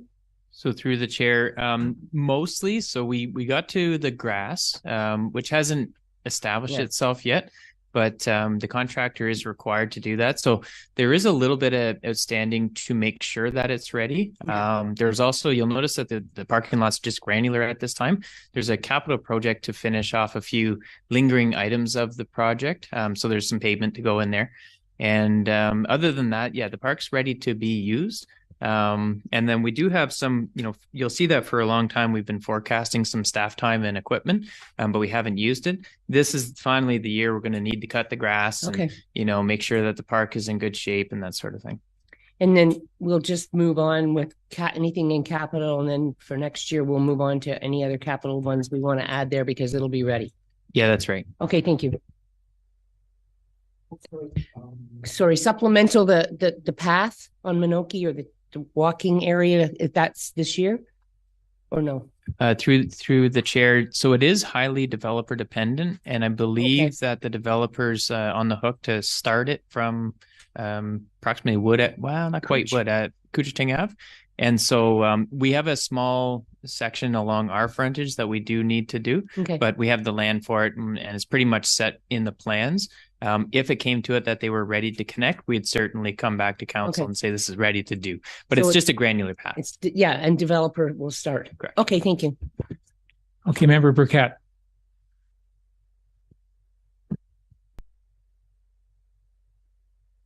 Down to the fairgrounds there, and that's where I think Member Jansen was asking about skateboard and stuff. Is that?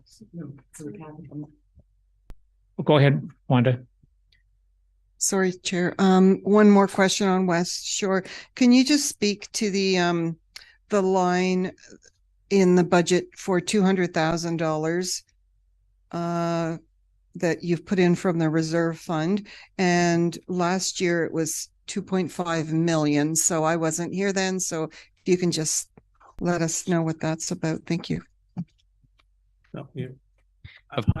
Through the chair, of course. So the first project, the 2.5 million was a capital project that we set aside for what we called site works and to get the park to a playable state.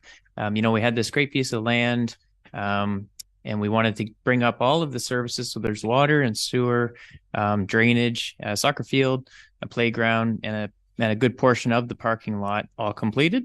And quite a lot of fill. We've been working on that for a long, long time. That was the first stage. Now we only need about 200,000 to kind of finish off those components. And so that's what we call a carry forward from last year. But in 2023, there's not any real specifically new projects in West Shore. We're going to let the grass grow up and we're going to make it a playable sports field, which it currently is now. It's got some soccer posts and let it be used for a year. And while we establish turf and so on. Thank you. So then supplemental. So now that I learned there's water and sewer and that's great. I didn't know that was part of all of that work that was done. Are there plans to do, for example, some quicker capital projects such as a washroom facility, et cetera, now that you've got the infrastructure in place for that? Through the chair, there's not a specific plan to put a, I would say, a temporary building. We do have plans for a full gymnasium, recreation center, and that would be the staff's kind of next recommendations, the timing of which is sort of always up for a little bit of a conversation. The area is developing. However, there's currently not hundreds of people living there. And we certainly don't want to be in a position where we create an asset of this order of magnitude and have it remain relatively dormant.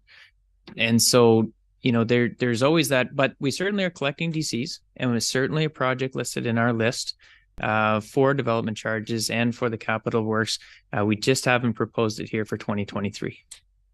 Thank you. And my final supplemental question, because the park is going to be awesome and really it's really anticipated by the residents, there's a lot of potential to use the space as it is, or once the grass develops, starting this spring, which is awesome. So would I need to request here as a budget item something like a porta potty? Because if we're thinking of a sports field, we could have soccer teams that would use the space, or you know, things of that nature. And because it is a little bit of a hike for some of the residents coming, that might be something that would be a lower cost than actually constructing a washroom building such as in Washego Park.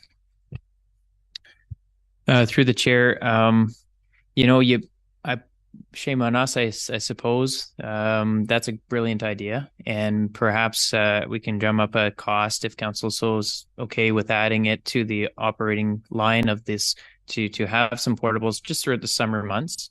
Yeah, certainly there will be activity there, and there won't be a facility there, so that makes a lot of sense. Member Mings, we do have we do elsewhere in the township, so that makes sense. Member Burkett. No, I'm good, thanks. I saw your sign up. Member Jansen.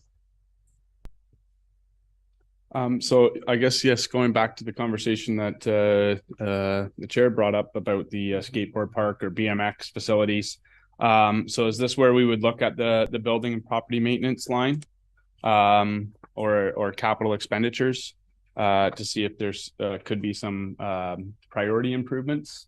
Maybe adding a few features to the skateboard park to freshen it up. So through the chair, I think we're still in operating, right? That would be more of a capital conversation, but it's up to you. I think you turn the page and see capital expenditure. Is that where it is? Sorry, yeah, I see.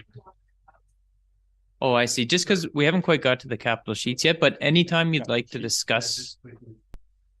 Yeah. Okay. It's here, but we're going to get more detail. Yeah. In capital. Yeah, I see.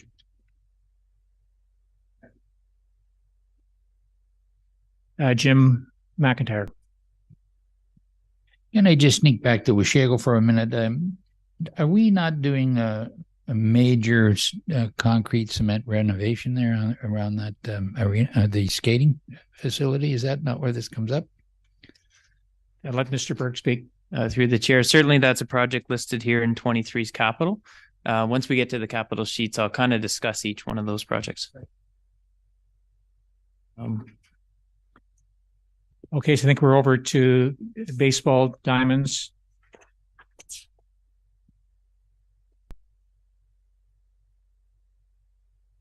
I was just going to ask Andrew, so it's $1,000. So if I can, Mr. Chair, if we can just get a concurrence from council that they would like us to add funds to the operating budget to cover the cost of the porta potties. Well, we can likely absorb it in the existing budget. Yeah. Okay. So we don't need. What was that for? Maybe just be.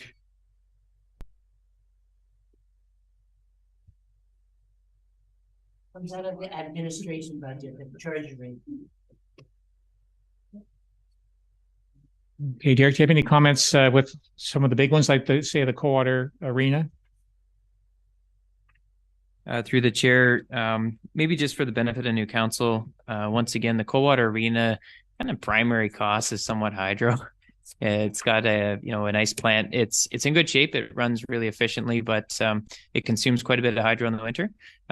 It is one of our best revenue generators as well. So it somewhat balances out, never always perfectly, but that's just kind of what you'll see in those lines. Member Cox. Yeah, through the chair to Derek. So we had a good winter though, right? With Aurelia being closed down. It's not a very nice thing to say, but with Aurelia being closed down, because I heard that they were very happy and thought our ice was better than any ice they'd been on. So it was good to hear. And I'd like the staff over there to know I have said something to them, but they definitely were impressed with, I mean, not maybe a lot of the stuff, but the ice itself and being able to get in. So we did well considering we had 2 horrible years.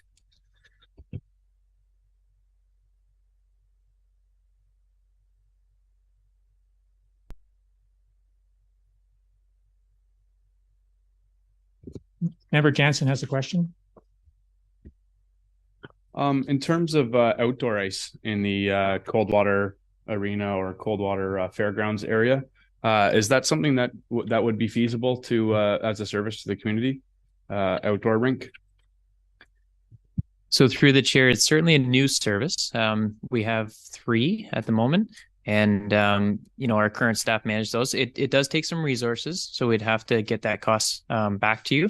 But these are items that I think we could talk about when maybe we need to have a bit of a conversation at Culture and Recreation Committee to look at ideas for the Coldwater Park. And then cost them and make sure that the operating can be supported by either existing staff or, how do we support those new services? Okay, Member Cox. Yeah, through the chair to Member Jansen, being on the Recreation Committee, last year Washago rink did well, but it was because our arena was closed down because of COVID. So we haven't got a lot of manpower, and I know we're looking for volunteers for a lot of the outdoor rinks we have established. But if that's a concern, as Derek said, we can bring it forward. But that right now is a problem because of the lack of number of staff to do flood and do it all once we get it going. And then you have to check your ice every day because that's a liability. Someone has to go to make sure it's safe, and there's a lot of things to do with it. But it's not something that isn't. But right now, we just don't have the staff, I don't think, for it. Member Minnings. So through the chair, I guess either for Andrew or Derek, when I'm looking at the recreation lines in the budget, I realize that they're a service for the community, and I think they're awesome that we have so many. I see that if not all, the majority, a huge amount of them run on a deficit. Is that normal? Is there a ratio that you need to look at or that you monitor or that council should sort of have in our minds before we start to think this isn't cost effective anymore? We might need to look at a supplementary use for one of the programs or services. I realize that they may not need to operate at a profit at all, but at what point are the expenses too high? I don't mind starting the conversation and certainly let the mayor chime in. Ultimately, they are not ever going to be cost recoverable.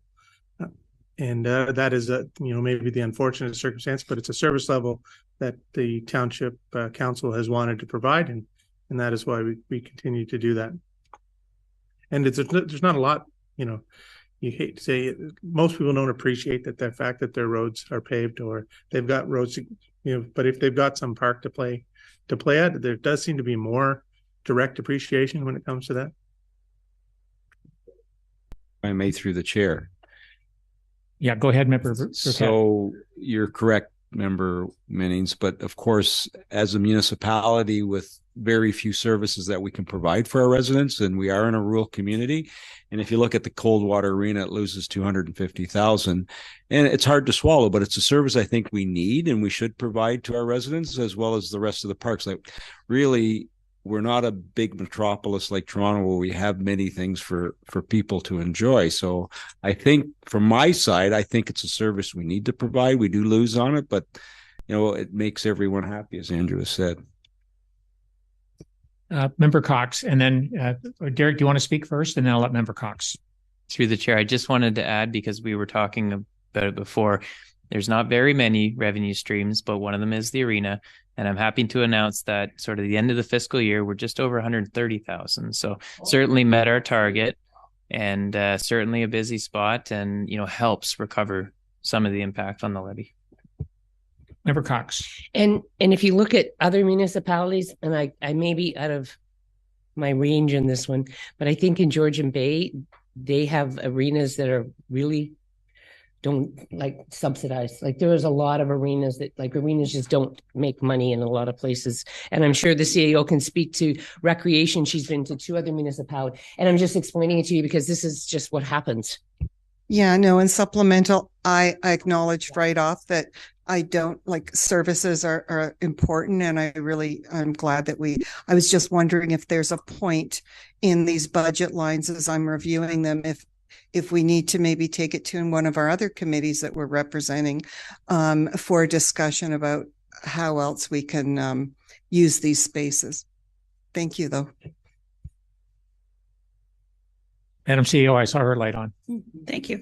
It's a really common council discussion at budget time anywhere I've been. Arenas, libraries, sports fields, they're all subsidized for sure.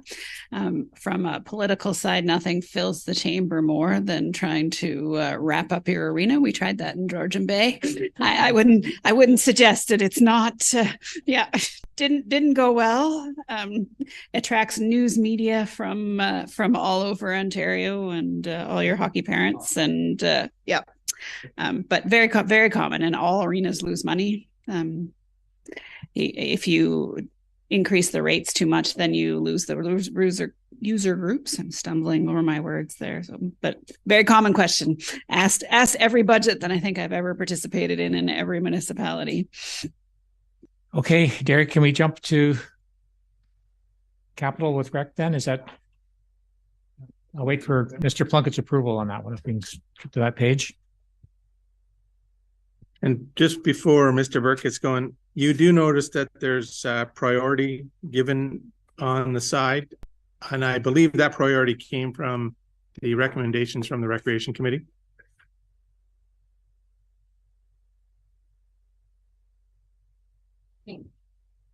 Okay, so I'll start going through these, and a lot of them are sort of self-evident to what they are. So I might sort of just say the name and maybe roughly why we're looking for that. The priorities are there. So if you have any questions about why one priority is over the other, I'll try to answer that. We do have a couple of members of CRAC on here, Culture and Recreation Committee, and so I might lean on them a little bit. But okay, so at the arena, first project here is just a hot water tank replacement.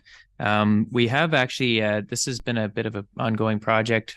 We have a design because of the nature of how much hot water we require. And so this is first phase of a bank of units, but we are going with a tankless unit and a little bit more efficient. So it meets that, the energy reduction and gas use.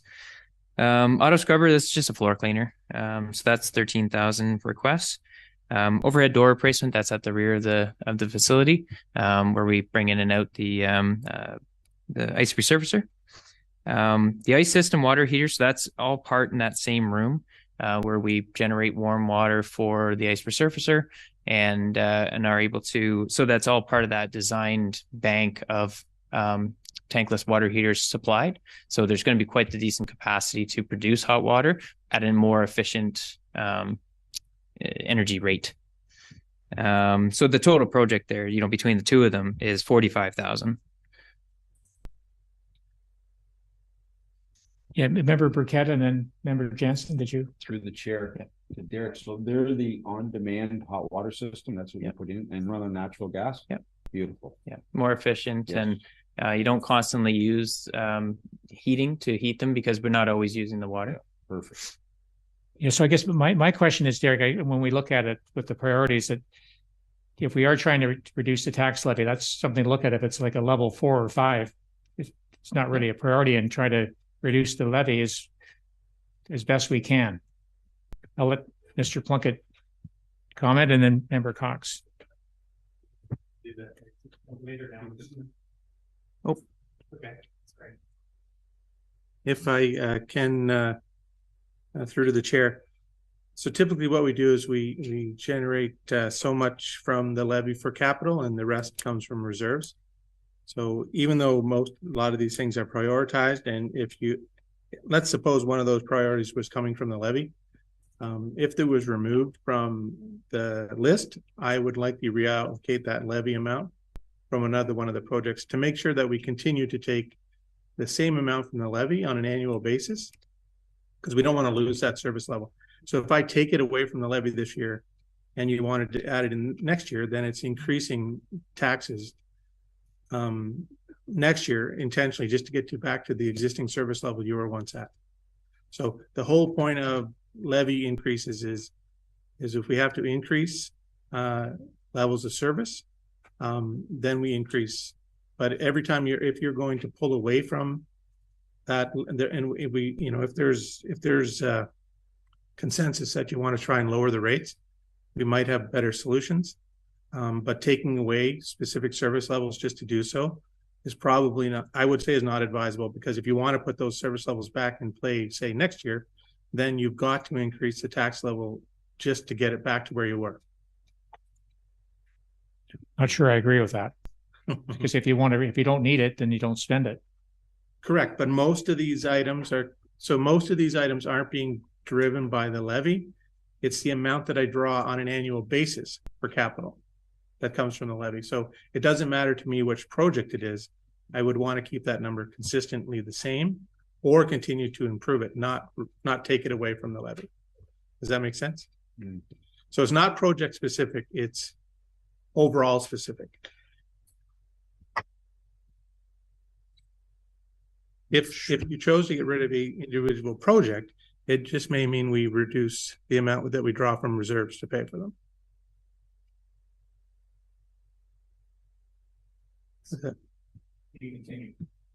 Member Cox. So what I'm gathering is we have $120,000 total in capital that's coming from the levy in recreation. If we just said, take that 120 and now we've got 120 less on this year's budget, next year it would be considered new and it would add on to next year's levy. Or you'd be drawing more and more from reserves every year. And not replacing. And the ultimate goal is to be able to pay for all of our operations from the levy, not from reserves. Because, our reserves will eventually, unless we continue to build them, they will run out and it will have to go on the levy. You'll have no choice. Okay, thank you. You can carry on there, Derek.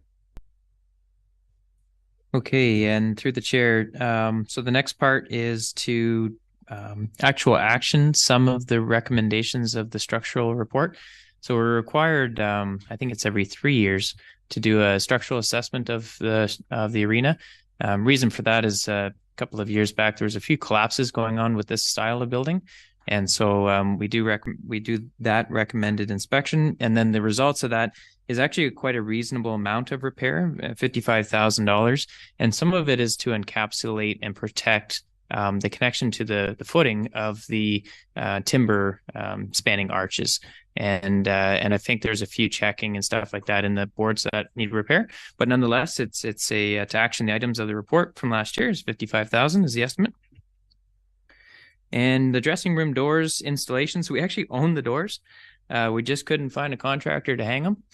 And we tried many times. And so we're going to go back out and look for a contractor to hang the doors.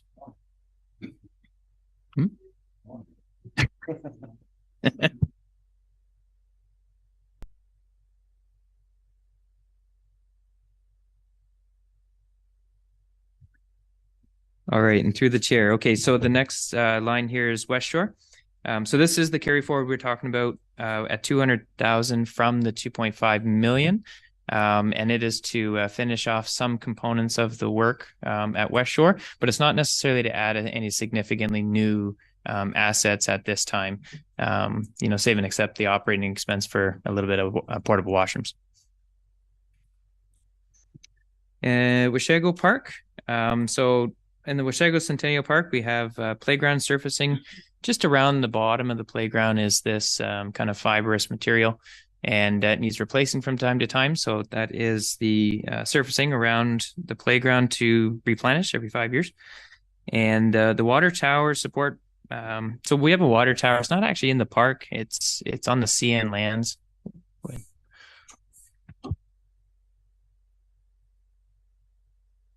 Member Burkett. Through the chair to Derek, you're just going to look at painting the base, correct? The stand that it's actually supporting the. So I think, and I don't know what I can say here. There was a problem the last time we tried to do that. I don't know if you remember. And should we be cautious, or are we? Anyways, I'll let you speak. Yep. So through the chair, I mean, we could be fairly cautious, but confident that the materials that need to be sandblasted off, may need some special handling, and certainly could be the case. But nonetheless, any work that we do in the work environment, including with our contractors, requires review and assessment of any risks. So we'll certainly undertake that first and make sure that those risks are calculated. If there is any budget exceedances, it'll come back to this council table for review.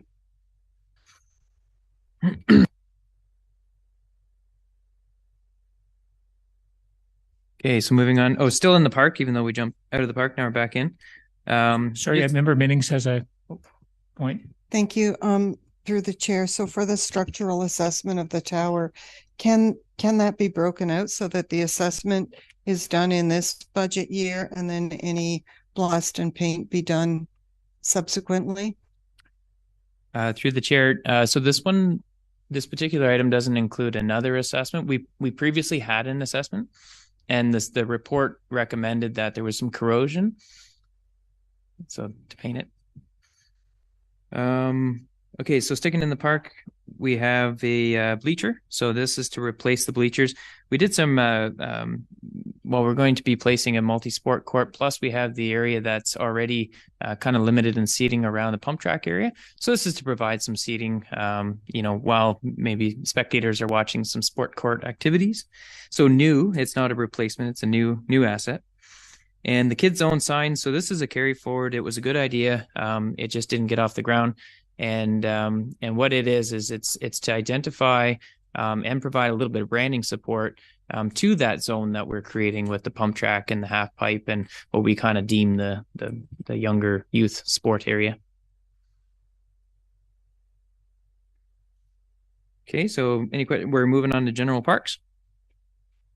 And so first up is a trailer acquisition. This is actually simply just to move around we have a small tractor and we have a larger tractor. This is to move the smaller tractor around to each one of our 13 parks. Right now we kind of borrow and big bore and steel trailers as we need, and that's not often available. So this is to alleviate that pressure.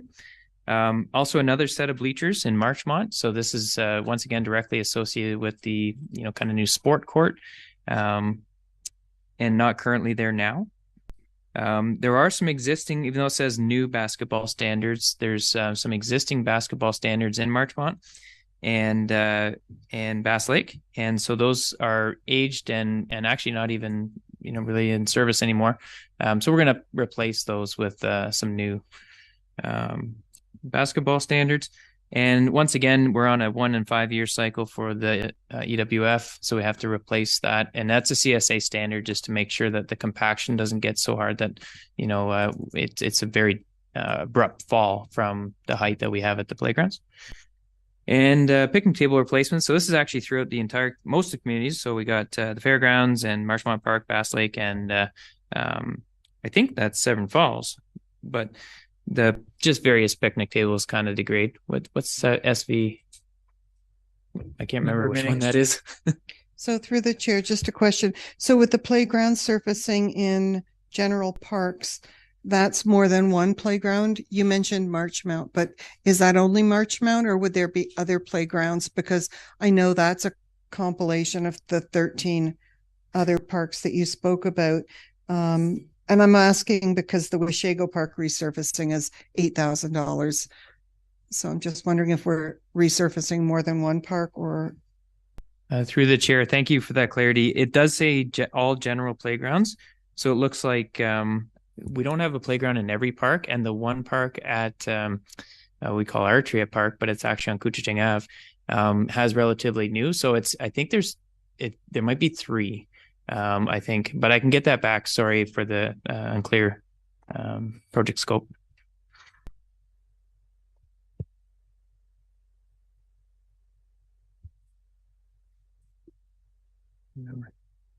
I think keep going, Derek. Okay.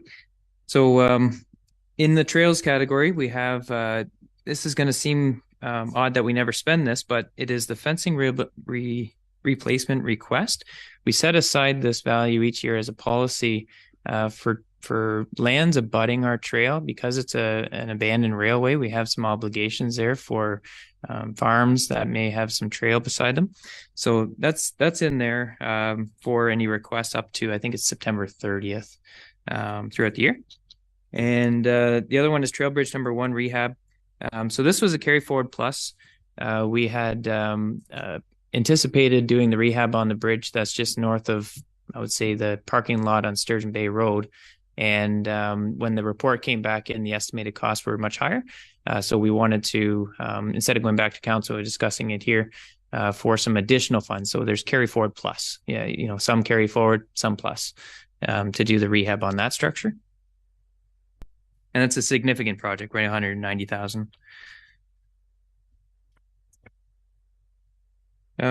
Coldwater Fairgrounds, are we ready to go to that service area?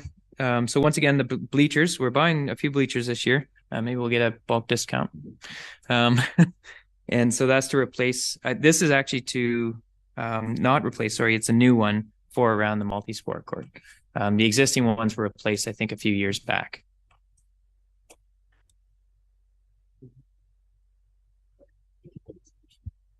Member Jansen.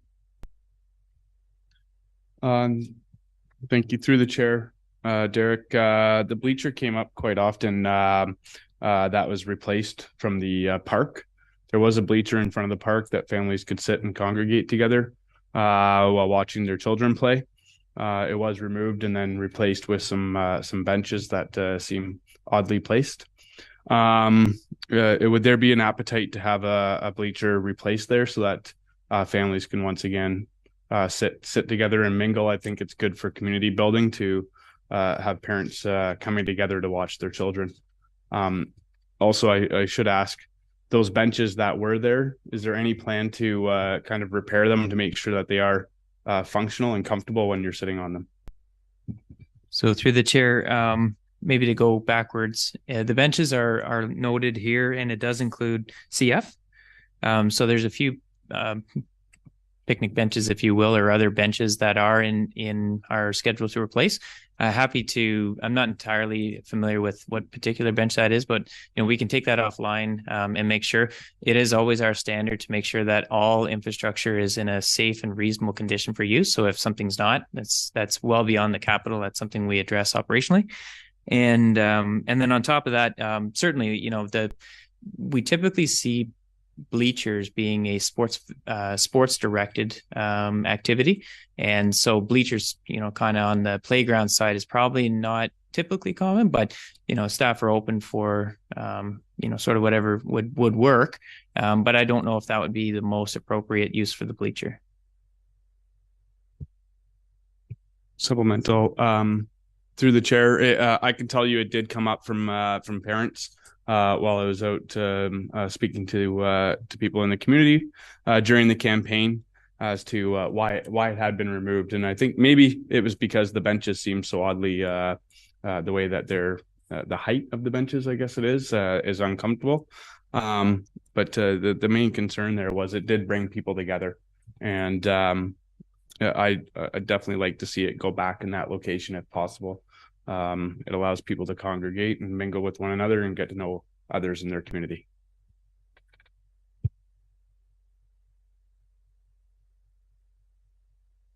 Member Cox. Yeah, through the chair to Derek. I think what you're talking about Member Jansen too could be part of that parks design when we're going to have public meetings and people can come in and talk about maybe things that we may have thought were good, but they just aren't working. So you can move things around. And the bleachers, we were told that if you buy 3 or 4, we get a better deal.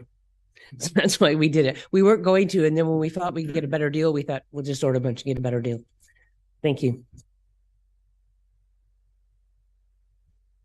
Okay, and just to clarify, was that okay response? Like we were satisfied with the answers on that one? Okay. Sorry. Yeah, through the chair, yes, Okay. I understand, and I will speak to you offline Okay. about those 2 benches that Perfect. were replaced there. Perfect. Just didn't want to miss anything. Okay, so moving into docks. So quite a bit in the dock area this year, and that's a stem from the designs that were carried out last year with Plan Mac Engineering. So the Severn Falls construction is a rehab of a shore wall. So at the very bottom of, I guess it's Earlhade is a shore wall or a retaining wall, if you will, that kind of keeps the embankment of the roadway from falling into the river. And it has been compromised over the years. It's starting to rotate into the river. So this is a stabilization of that and replacement of the head wall. Also provides a bit of a walking area and pedestrian handrail and a better connection to the dock that we have out there, a Purloo floating dock. And so that's probably the biggest project for the dock area. Includes a number of parts and I believe it includes a replacement of the light. There's one decorative light that's down there as well, and it embeds that into the project. McLean Lake. Now, McLean Lake is another dock where we have basically a bunch of large granite blocks that creates the first section of the dock. There's kind of pressure treated boards hanging off the edge of it. It's very unsafe. Well, it's not very unsafe. It's just not ideal for the public setting. And so we had a design undertaken there to improve all that. So there'll be a new permanent section and, of course, a new facing for the floating section that takes you up to the river a little bit further. Member Burkett. Thank you through the chair to Derek. Do we have to pull permits to be able to work in the water? So is there going to be enough time to do them this year? Through the chair, absolutely. Our engineer, because of the design, we have engineered plans and we've had some early conversations with Trent Severn. So really the permit, those are the components that take quite a long time. As soon as we get budget approval here, we'd apply for the permit and expect this to go through by the end of the year. Supplementary, if I may, through the chair. So Severn Metalworks, that's right beside it. Now, how do we separate his piece from our piece, or is that something the engineers do? Or is he going to fix his at the same time and pay for what he needs to have done? Through the chair, we have a very clear demarcation at the property line. And so it is our intent just to replace Severn's assets with a demarcation at the property line. We can review the design in a little more detail, maybe offline, but I know, we aren't looking to repair the private property's retaining wall. He has a fuel tank there, so the contractor be well aware in case because we don't even know how old the tank is that he has there. Okay, thank you. Yeah, Derek, I have a question on back in McLean Lake, just for the committee. That is a very busy area. A lot of boats go in there. So are you doing the ramp and the dock, or is the ramp pretty much in good shape? I'm just curious. You had mentioned about making a new solid dock to the floating dock. What are we getting for 200,000? Through the chair, it's been a little while since I reviewed those drawings. I'm fairly confident it is just the section that is the stabilized dock and the dock connection is the 200,000, and that solves the sort of immediate need, which is probably a not so public interface with the current floating dock.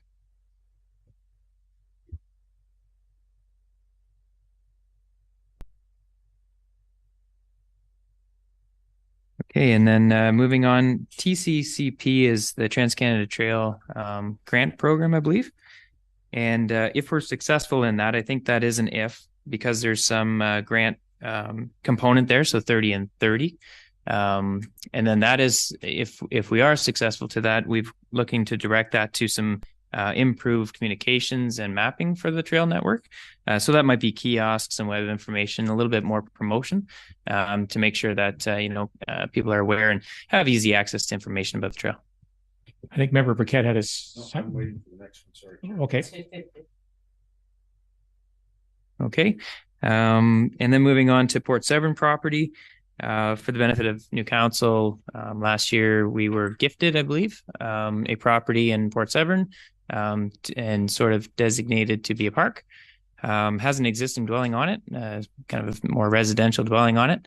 And we've done some work to clean up the property as well as survey it and just stabilize the property. But now the next question is, what do we want to do with the property? So as part of the rec master plan, it recommended to us that we undertake a feasibility study. What could happen with the existing property? What's its ideal uses? What's the structure's capability? For future use and stuff like that. So that's the first stage there, is to identify its potential. I think Member Cox and then Member Burkett. Through the chair to Derek at the Recreation Committee meeting, that feasibility study also, we highly recommended, everyone agreed that a survey and a meeting should go on with all the Port Severn residents, and Gloucester Pool Cottage Association has said they would be involved to sort of get some ideas on what they could foresee. So we wanted it to be a community one, not one of us to go in and say, we'll make this, and this. And that way we felt that it would be more proactive and everybody would be more happy with what happened in the end. And they all seem to be quite keen on it. And I just think that would be the way to go with that. Thanks. Member Burkett. Through the chair to Derek. So the consultant, we're spending 75,000 for them to tell us what we should do with the property. Is that what's happening? So through the chair, that was an estimate directly from the rec master plan. Is it 75? I think the scope should be narrow enough, but it also needs to have a decent quantity of time spent with public engagement. And as we know from the OP and the TMP and a number of other very public engaging type programs, that consumes a lot of time, which is therefore a lot of money. And so, I think it may be overstated a touch, but certainly that's what we found in the rec master plan was the recommendation for this type project. So this supplementary, if I may, through the chair, so they're going to conduct the public meetings with the groups that are out there. Is that what's going to happen? Report back to council with their findings? Through the chair, most projects like this do involve a lot of staff as well, but certainly they would help us with all the materials. And, if there was some design concepts to share, stuff like that, they would do the technical end on that. I think, Derek, I have a quick question. Are there any issues with the survey with ownership? But I thought there was some issues on one side. Through the chair, we had it professionally surveyed, and it's a good property. Yeah, through the chair to Member Burkett, I totally agree. And so when this comes up, I want to find out who they're going to talk to and what we're going to do, because I don't believe it's a $75,000 hit. It's large. So I'm sure that Recreation Committee will relook at that with Ms. Harwood, and we'll all see where we were going or what was that applied. Like we'll look at it, make sure. Madam Clerk. Just so council is aware, we're also dealing with not just the property, but we have also acquired the water lot lease now that includes the dock. So when you're looking at the project, it extends out to the water too. When we acquired the water lot lease from Parks Canada, we had to let them know whether or not, just in general at this point, there were plans to change the dock. And at this point we said no. So they just transferred the water lot lease as is. And supplemental, we may find that the whole survey part isn't much, but we may also find that there's things we need to do to the building to ensure safety, or that garage or whatever once we get there. Certainly all that's in scope, and that will help. Like, this process is going to really help define what that property is capable of. So Derek, back to the docks there. So are we allowing people to park their boats there now, dock their boats, or what's the policy with that? No, at this time, the entire site is sort of shut down. We're not inviting people. It's not on our website. it would look no different than trespassing at this time. Member Jansen. Before we end up flipping the page here, maybe I missed my opportunity when we were talking about the benches and just going back to the fairgrounds. If there was an appetite to add skate park features in the short term, is this when I needed to talk about it, or do we have to go through that consultation design for the whole park to have some additional skate park features added in the near future? Through the chair, so this is budget. Staff will take direction, and I think Culture and Recreation Committee, kind of have an idea of what they want to do with the park plan first, and really the next big thing in Coldwater for that fairgrounds is a sport court and a bleacher. So there's already quite a bit of project there now, but if we're looking for another feature, you may not have to define what it is. Maybe you could define a maximum value, and there is a bit of space left on that pad. So certainly, and if it's one or two components, they're not hugely expensive, 5, 10, 15. I think the last half pipe might have been closer to 30. Yeah.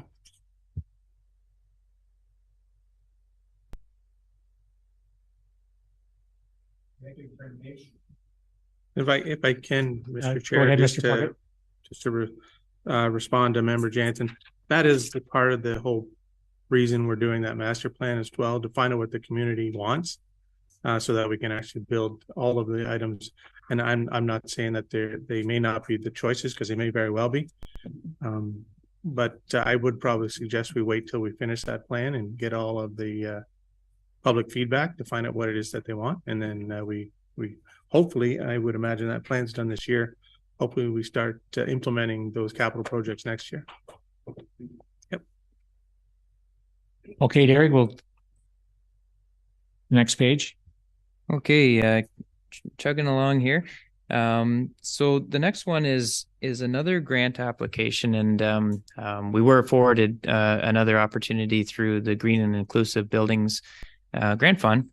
And what we're seeking for here is if we were approved to upgrade our drawings and our design for the recreation facility in West Shore, will cost some money.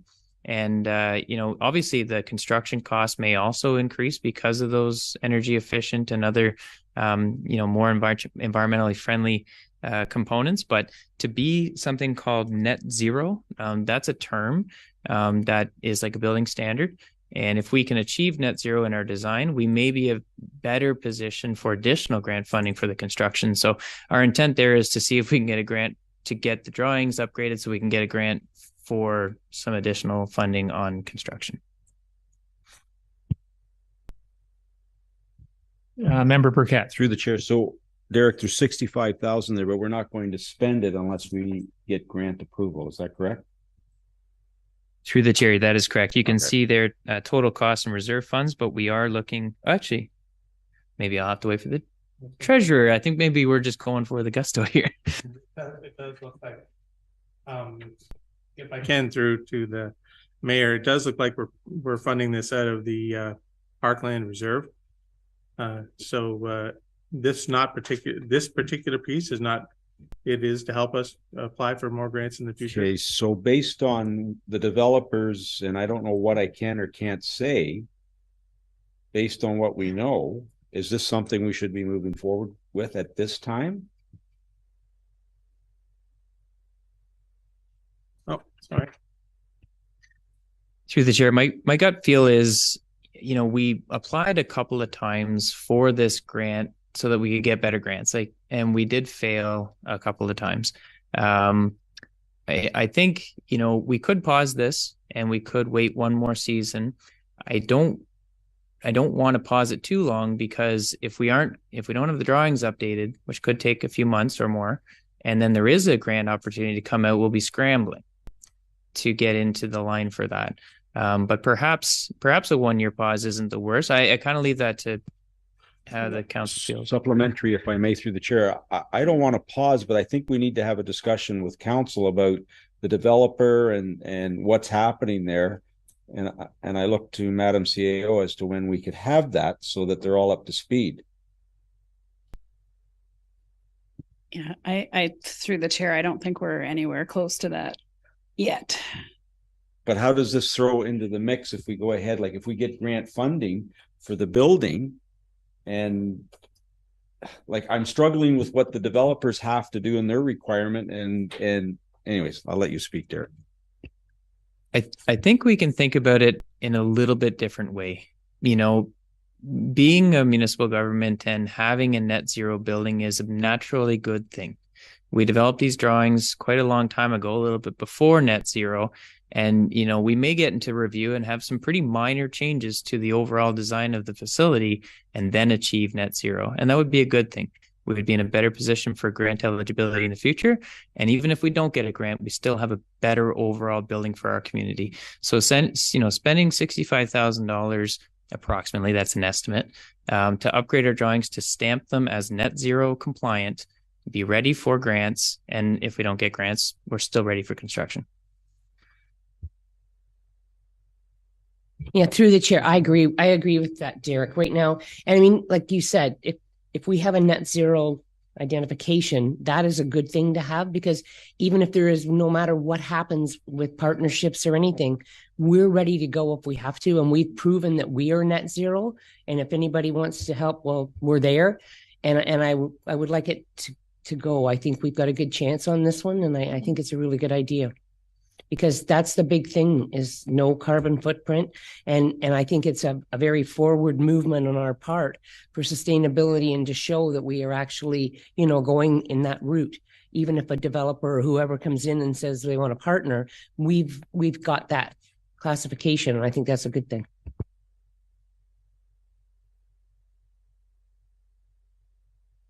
Member Mennings.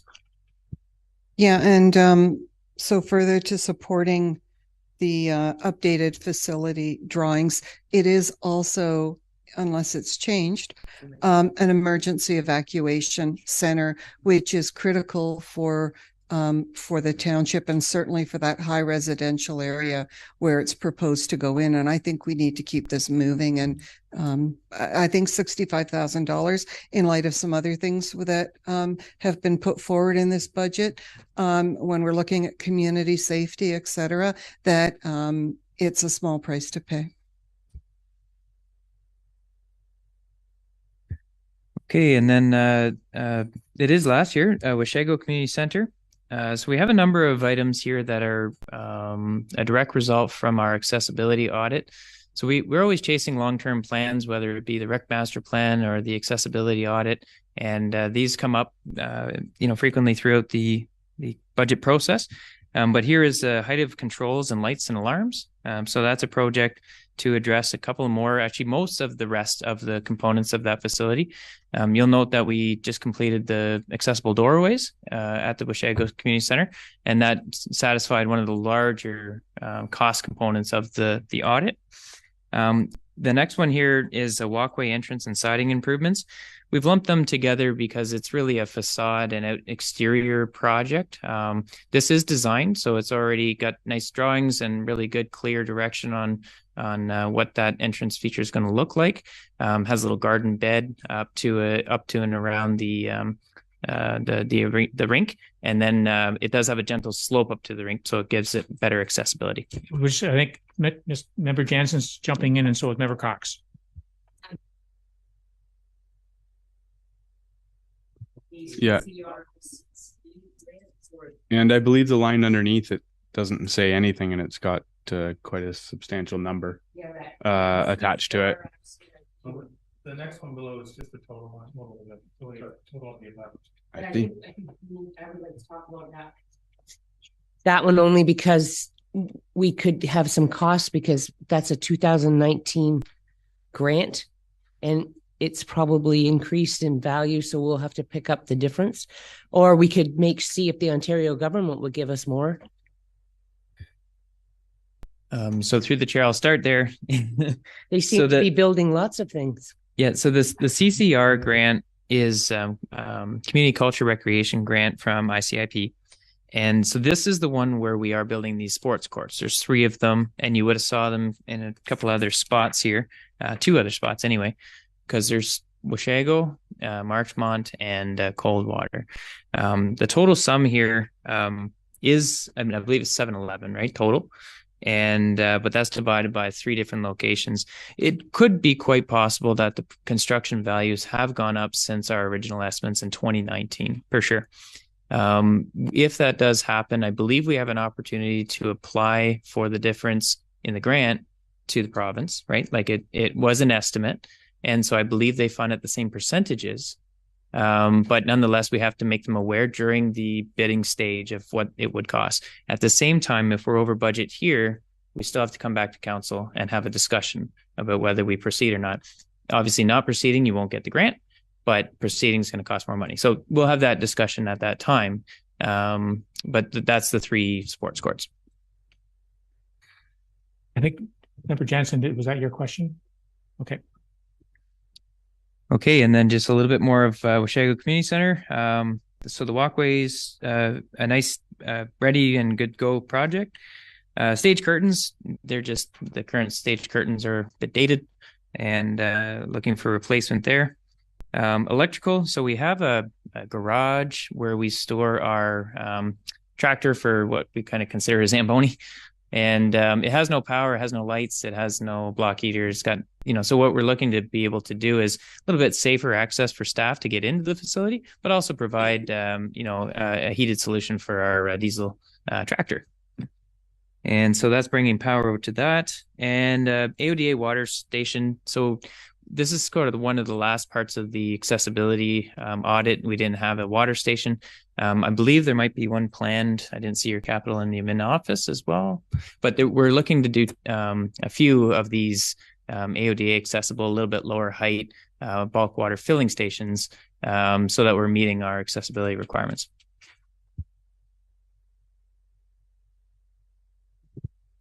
Member Burkett and then Member Minnings. Sorry, through the chair, did we finish all of G? Because I missed something right on the last page. If we can go back there where it says 2009 quarter-ton pickup truck Ranger.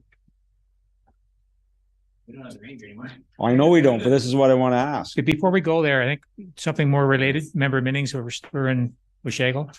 Thank you through the chair to Derek. So on that Community Culture Rec 2019 grant, it says total cost is 711,000, and I see there's a grant amount there. Has the grant been received? That's okay, it has been. And is there any opportunity to relook at the areas where the sports fields will be put in, or is that a separate project that's, the ship has sailed for that one? And again, logical to me question. We've got this great new sports field area on Minoki Beach Road that we didn't have back in 2019, although in 2019 we were going for a $5 million grant for the actual building. And I'm wondering if that wouldn't be something that could be included in that.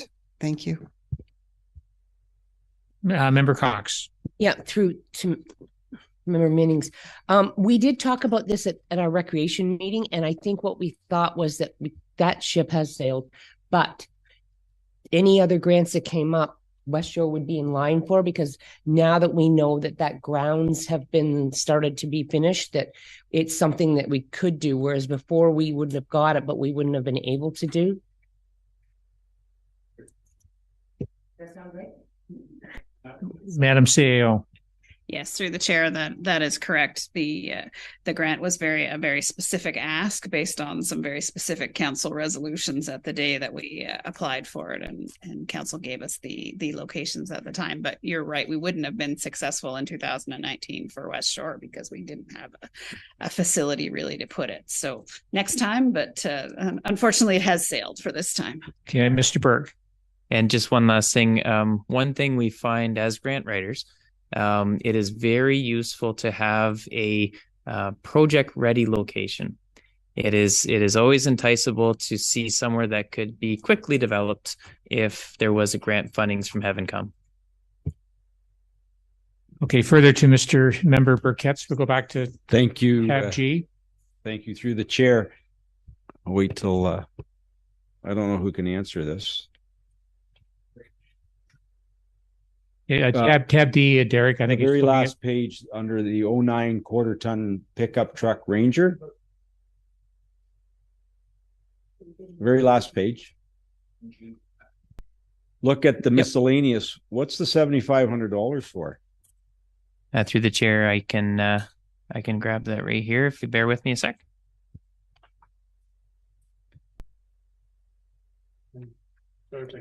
Must be an error. Has to be an error. Should be good. It may not be an error, but it's definitely an error in it being called the Ranger still, because we will have replaced it, and there will be it's a new for the new 24 or the new 2023 expenses. No. Those are expenses from last year. We'll find out what they are, but I'm just saying the budget line even though it's called the 2009 pickup truck, it'll be what we had replaced it with, which I, off the top of my head, I don't know which vehicle that was, but it's the new vehicle. It's the one that it's for the account.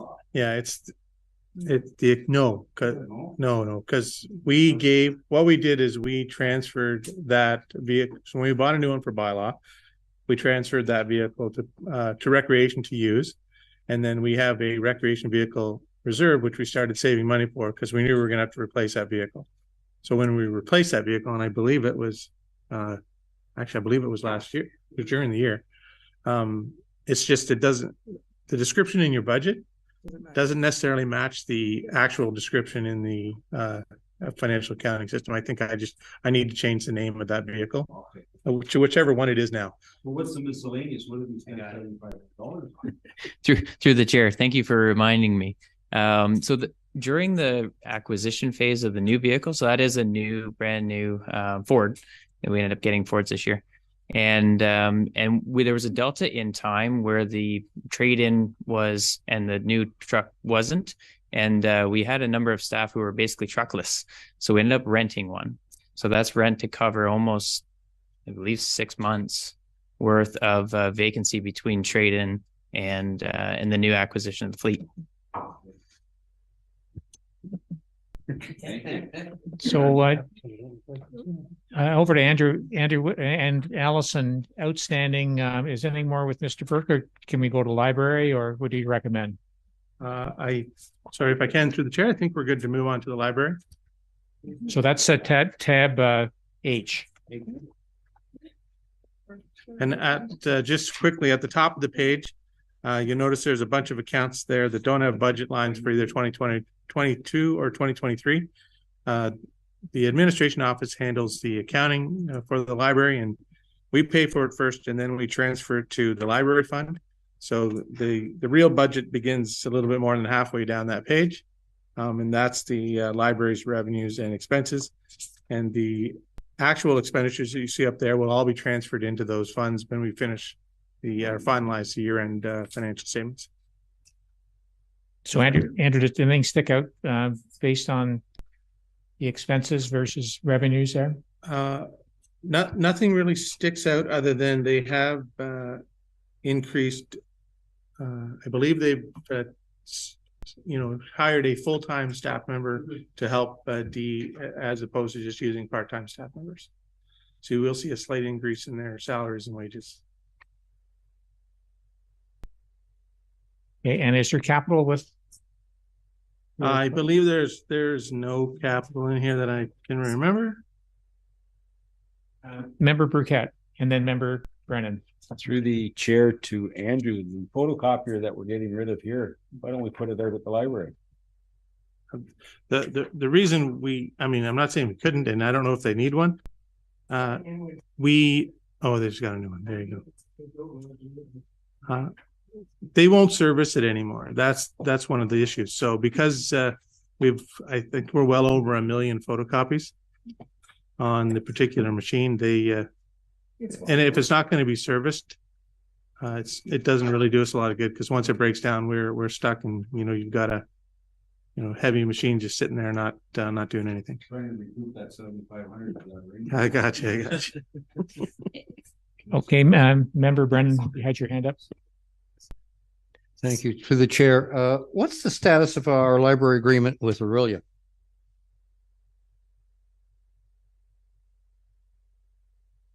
That's line, sorry, that's line 3566, I think, the library contract. And I'm thinking through the chair to Andrew that that's based on how many people get memberships and then we pay. It is, and the library boards, they negotiate that themselves. So yes. That's not a council decision. It's 60,000 and then last year it was 27 and this year it's 51.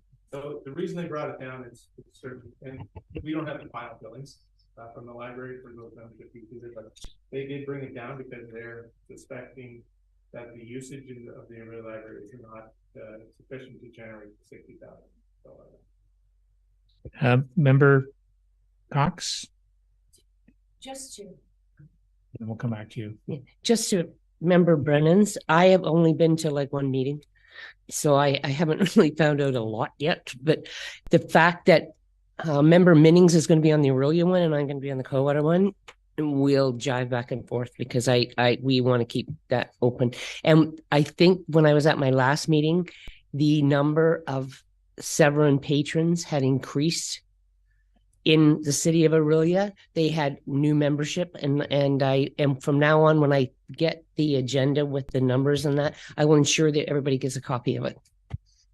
Okay, member Brennan, sorry. Yeah, just supplement. Yeah, because you say it's not a council meeting, but in 2016, I sat on that end of the table, and I very much faced the council over that decision. So, and that was a day I haven't forgotten in a long time.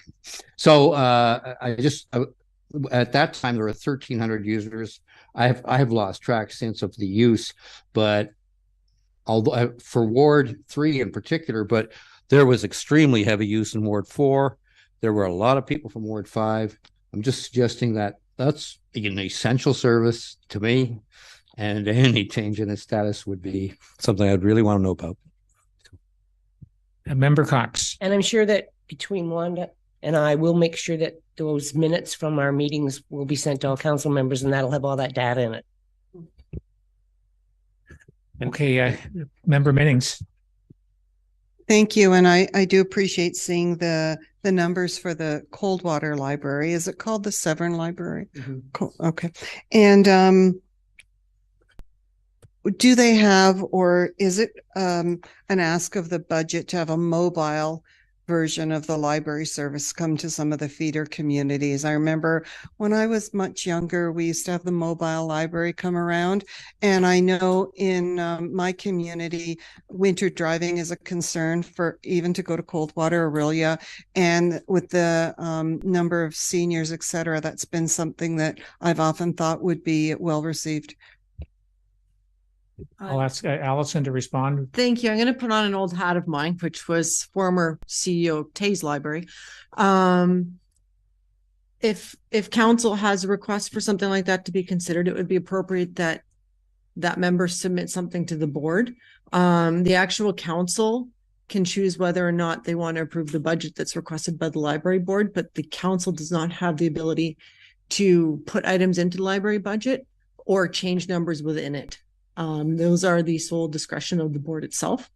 So there's a bit of a division there. We might be the biggest funder, but the library board is very much its own entity. So. Okay, Andrew or Allison, is there anything, what's outstanding from the budget? If I can, Mr. Chair, what's outstanding remaining now is, we could look at the reserves page again, but it is exactly the one I showed you during the highlight state. There's probably no reason to go over that page. And if that page isn't necessary, we are actually finished the major portion of the deliberations. So if you'd like, I can do a quick recap of the notes that I've made so that to Councillor Minning's perspective, she wanted to know what she needed to track and didn't. Yeah, before you go do you have a comment, Member Cox, and then yeah, just through the chair to I guess Allison or someone. We'll end here, and then that gives us time. And then on next Wednesday we can have something on the agenda to talk about this? Or are you going to sign us all off today? Or I'd like to see some of those notes and what's going on before if we could sort of, we had talked, if we didn't finish, we could look at it on Wednesday again, but I would wonder if we could get some of that information we've asked back, and then on Wednesday we could look at it. So a final? I would, if I can, through the chair to Member Cox, I would suggest that we won't have time to get all of that to you back by Wednesday. So it would come on a future meeting, but you will get, once we've got it all updated, we'll bring it back to council for you to look at and review to make sure all the things you expected us to change have been changed. It doesn't have to be this Wednesday. I mean, whenever you got it ready, I just thought we were going to talk, but I guess we don't need to because we finished. Because they're thinking they can bring stuff back from approval. Oh, I see what you mean. Right, but The answer is no, because some of these reports are like months down the road for different. Right, no, but I mean, we need to update the numbers or not. Yeah. Right, we still need to update the numbers to show them the new numbers. We don't do that in a normal budget hearing. Normally, we don't do like, here's the final numbers before they approve the budget. We just give them an updated budget binder when everything's said and done. Yeah. We don't do it, and we don't give them the numbers before the budget's approved. We do, we put it online, like we put it on an agenda, Yeah, we just don't update them. They don't see it before they approve it. They're trying to know whether or not they're passing the motion. Oh. So I agree with, I think I want to ask the committee. Like our next meeting is February the 1st. We can't approve everything. It's not enough time. So it'll be the first meeting in March would be the council meeting. So we should see the final version so we can review it all. And then it would go through the first council meeting in March. We need to do that? Does this doesn't slow down anything though that we know is a given. Yeah. Go ahead, Mr. Through the chair. So I need to ask, if you're going to bring back those numbers for council to approve what we've changed, is there any way for the road projects that Mr. Burke needs to have done, Wayneman Line, and we need to talk about something in camera, not sure when that's coming back, but the large project, the $2.5 million, as well as the paving, so that we can get it out early? Can council allow Derek to do what he needs to do to get those tenders out? Is that okay? Yeah. Member, yeah.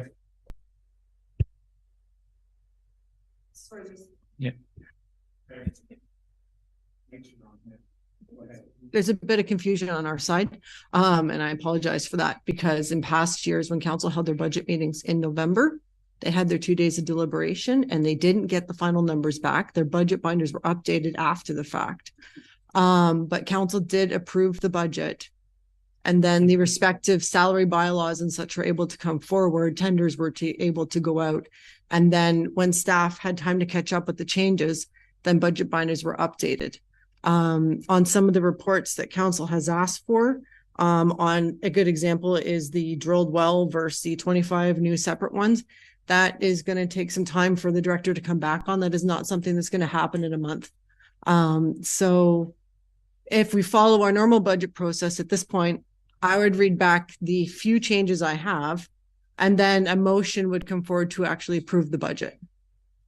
Once the budget is approved, then you will receive updated sheets for your binders. And then we can bring forward the required bylaws and Public Works can proceed with tenders. Okay, I'll let the member Jansen first and then member Cox. Okay, just so I'm clear through the chair, if we are approving this budget, we're looking at this increase of 4.55%. Correct. So that, I guess that is, and ultimately the changes that you suggested today are going to be funded through reserves. They weren't levy impacts necessarily, so they aren't going to change the 4.55%. If council wants to discuss that particular item now, it would be the time to do it. And if you're not comfortable with that rate, then staff would need to figure out the best approach to reduce that number and give you options. And we could do those options on Wednesday, actually. Yeah. Member Jensen. supplemental? Yeah, supplemental. I do recall you saying, Andrew, earlier in the proceedings that you may have some ideas that you could share if we were looking at reducing this levy. Member Cox. Yeah, through the chair, and I know that it's getting late in the day and we'd be pushing it. So if we could discuss on Wednesday, I mean, it's exactly what Member Jansen said. If we could just, like, I know there's not big changes, but we need to have sort of a wrap up discussion on where we're at and if you had any ideas. Yep. Member Brennan? Yeah, so, but we should approve the budget today. I mean, these are minor. We're already 2-3 months into the season here. We got to get going at some point. I just think the only item I think we're looking at now is whether you're willing to accept a 4.55% tax increase for the year, and that we can easily do on Wednesday. We're only talking 3 business days, and then we can approve the budget in principle at council. Member Burkett. Thank you, through the chair. So are we looking for a number? What number are we looking for? Below 4%? Because we need to give Andrew some direction. We don't want 2%. I don't think is realistic, but do you want it just under 4%? Is that what we're looking for? So what value are you looking to bring the blended rate back? So, and that's fair. I was figuring it out earlier because I figured you guys would want to know the answer to this question. So to bring the blended rate back by 1%, we would have to remove $275,000 from the budget. So if you're only looking for effectively half of a percentage point, which it's a little more than that, then you'd be looking at half of that. And we can certainly provide options on Wednesday. I would suggest that it would be only a couple of different items that we'd want to, maybe not. You would maybe choose not to do this year, knowing that you're going to have to make it up in the future. I wouldn't suggest removing too many service levels. This is definitely additions to service levels and relates to, I would argue relates to asset management planning and the amount that we're drawing from the levy for some operations. Okay, Member Cox. Yeah, through the chair to Andrew, I just like us to get under 4. Like, I don't care if it's 3.9. I just think that we've got to come down a bit, and I'm sure that there's something in there that, and I would just like to see your ideas on Wednesday. If it's only going to be 3 working days, passing it today, I don't think Mr. Burke's going to be putting out any RFPs between now and Wednesday. Well, and you never know though. We can get them organized. and to be fair to Mr. Burke, you could still give us the okay to move forward with procurement. Yes. Today without having approved the budget. And I would like to do that. Thank you. Okay, Member Minnings. And through the chair to Andrew. Sorry, Andrew, I just wanted to read back what you just said so I have it right. So you said to reduce the budget by 1%, which would then be 3.5, for example, we would need to remove 275,000. Okay, so what I'm thinking initially, and this is not meant to target one area, but it's just because it's my background area is communication, which I love. So when we saw a brand new amount in there, for example, for this year of almost 300,000, that to reduce that by 175, for example, for one budget year, would bring us down by 1 full percent. Is that sort of what we're looking at you bringing back? Madam CEO.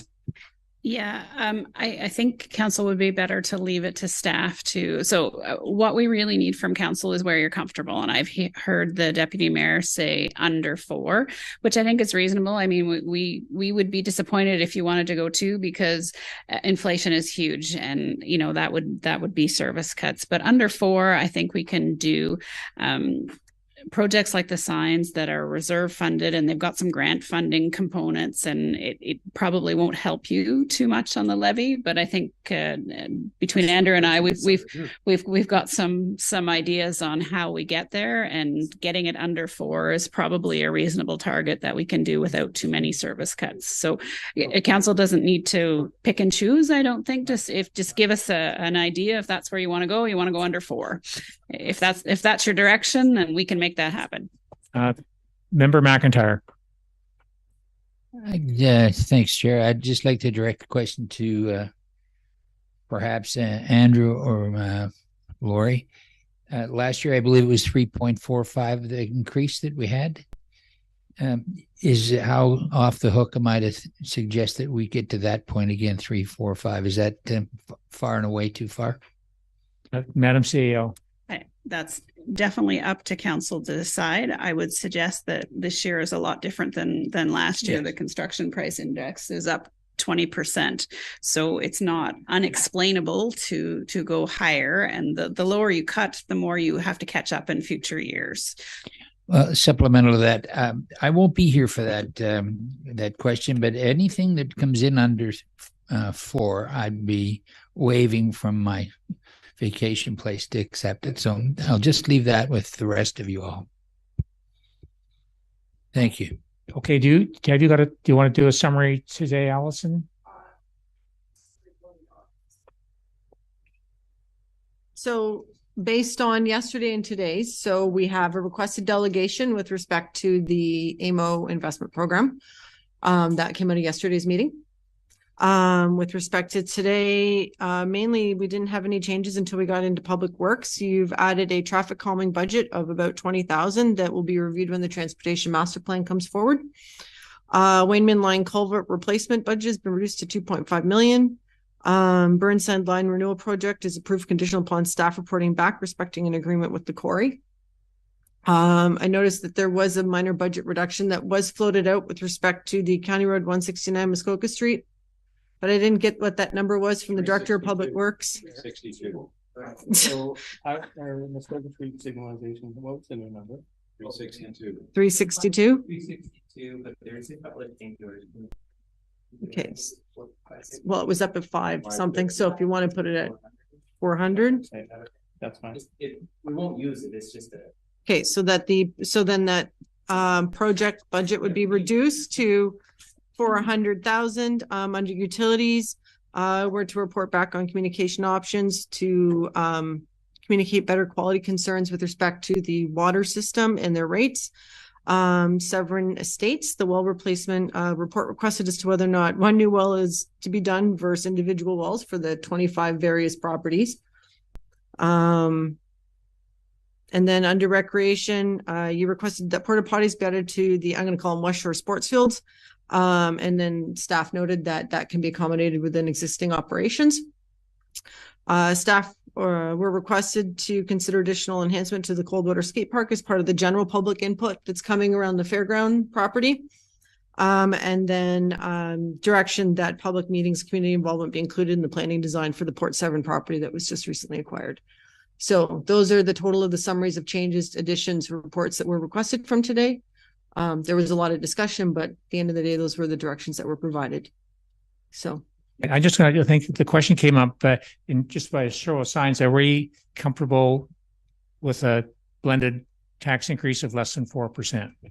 yes, that was direction. Do I have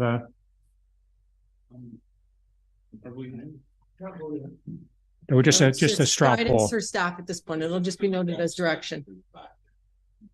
And we'll report back to the Wednesday council meeting with options that would provide. Okay, Member Minnings and then Member Cox. Sorry, and just again for my clarification, thank you for taking another look at it, Andrew. I'm just cognizant of the fact that we do have a rate that's quite a bit high, like with inflation, and it's just, you know, it would be nice to get back to where we were last year. And based on what you said of $175,000 reduction, and 275 reduction, Some of the budget lines, including the Muskoka Street that we just reviewed a few moments ago, 362, there was a comment saying, well, let's put it at 400 and there'll probably be some left over. Like that kind of estimates and leftover projections, will that be part of what you'll be bringing to us when you're really leaning your numbers to get them as low as you can? So I was just going to say, the answer to that question, I guess, is really a no, because it's the project still needs to be there, and it is effectively going to be funded from reserves. The options I'm going to bring forward to you aren't reducing service levels. They'll ultimately be increasing the amount we draw from a reserve, and so to reduce the amount that we're drawing from the levy this year. And that, I have an idea. It's either I use more capital reserves to cover some of the roads projects, and that's likely where I would lean. I could say the increase for the asset management plan is 300,000. I wouldn't suggest that's the one you touch. I would say that the draw from the capital reserves maybe is a touch lower than usual, and we could probably increase that piece and so to reduce the levy impact by that amount. Member Cox. Yeah, through the chair to Andrew, don't forget to take out the 100,000 for the Rainbird Bridge, and that can go back into a reserve. The 100,000 to dismantle the Rainbird Bridge. We're not taking that, and so that could go back into reserves. Right? Is that not what we? I did. I must have missed that one myself. Yeah, because we said that we weren't going to take that bridge out. We'd leave it for a walkway bridge because it's been sitting there for years. The Rainbird. And it was going to be funded out of gas tax reserve funds anyways. So that's 100,000. Correct, but it was already coming from reserves, so it's not. Yeah, but you said if you have to take more from reserves, now you got 100,000 extra to take from reserves. Yes, that's true. Just a different reserve. That's all. Yes, it's okay. Member Burkett. So through the chair to the new members, you're right. Like it is a lot, but I know that it's your first budget. But when you do the road trip and we go on the road trip and you see it, and I hope you can appreciate the magnitude, like a newbie looking at the amount of money that it takes to run such a small township. But then on the other hand, you look at the reserves, and we're one of the fortunate ones. I bet you there's only a handful of municipalities in Ontario that are sitting on $30 million. And it's only because, and that 30 million will get spent very quickly. When that report comes back, Derek's report, because that one culvert that we're replacing, that 3.5 million, we've got 33 culverts and bridges, and we replaced some of them, but they're all at their end of life. They're almost there. We're going to need to replace them. We've got roads that are in dire needs. We've been very conservative, and I look at the 4.5, and I'm happy to go below 4. But when I break it down, and for me, it's okay for any one of us. It's $10 a month. But as Dan said, member Jansen said, for a senior, that's a lot of money, right? But I think we just need to be conscious of what we need to do, and you'll really appreciate it when we do the road tour and you see what we're trying to maintain in this township. But all your questions were great, newbies. Like, it's wonderful what you did. Thank you very much to each and every one of you, and I want to thank staff. Andrew did an amazing job, and Derek, of course. These two have the bulk of everything. Thank you for what you've done. You've all done a great job. Thank you very much. Okay, but Member Cox, back to reality. Yeah. I was just going to say that I've been reading the newspapers, and if we can do 3.9, we're not doing badly. Everybody and every municipality is floundering in this. I mean, I've seen ones that are at 8 and 9, and they're really not sure what they're going to do. And they may not have the reserves. And the other one is, I think, Member Brennan at the Roma conference, I think I read on that AMO update, is that all municipalities are begging the provincial government to get some infrastructure money for the types of things that we're looking at, like bridges and culverts and roads that are so old and there's no consistent funding from them. There used to be consistent funding and we just can't afford that without nailing our taxpayers. And that's not fair. That we are one of the provinces in Canada that nail our taxpayers more than any other province. And they get funded much better than we do. That's just my last final spiel because we all try really hard. So just a path going forward, Allison. So we have a council meeting on Wednesday. So then will we close that one off and go into, is it a continuation of council or do you go corporate services and then back to council? What's the procedure there and time frame? What do you think? How long? So it's the agenda's out for council. If you notice, there's a budget placeholder in there. So the discussion will happen on budget during council. Okay. Which means that if council is comfortable at that point and they pass the motion to approve the budget, then it's done. Instead of waiting for minutes to come forward and such like that. So to that effect, waiting 3 days to give direction to staff proceed with tenders isn't going to make much of a difference either. So we'll just hold off on all budget motions until the 1st. Okay, great. So what have you got for a motion for today? Just that this meeting being is hereby now adjourned. We have a mover for that. Moved by Member McIntyre, second by Member Jansen. All in favor? Thank you for Thank you all very much. entertaining. Thank you.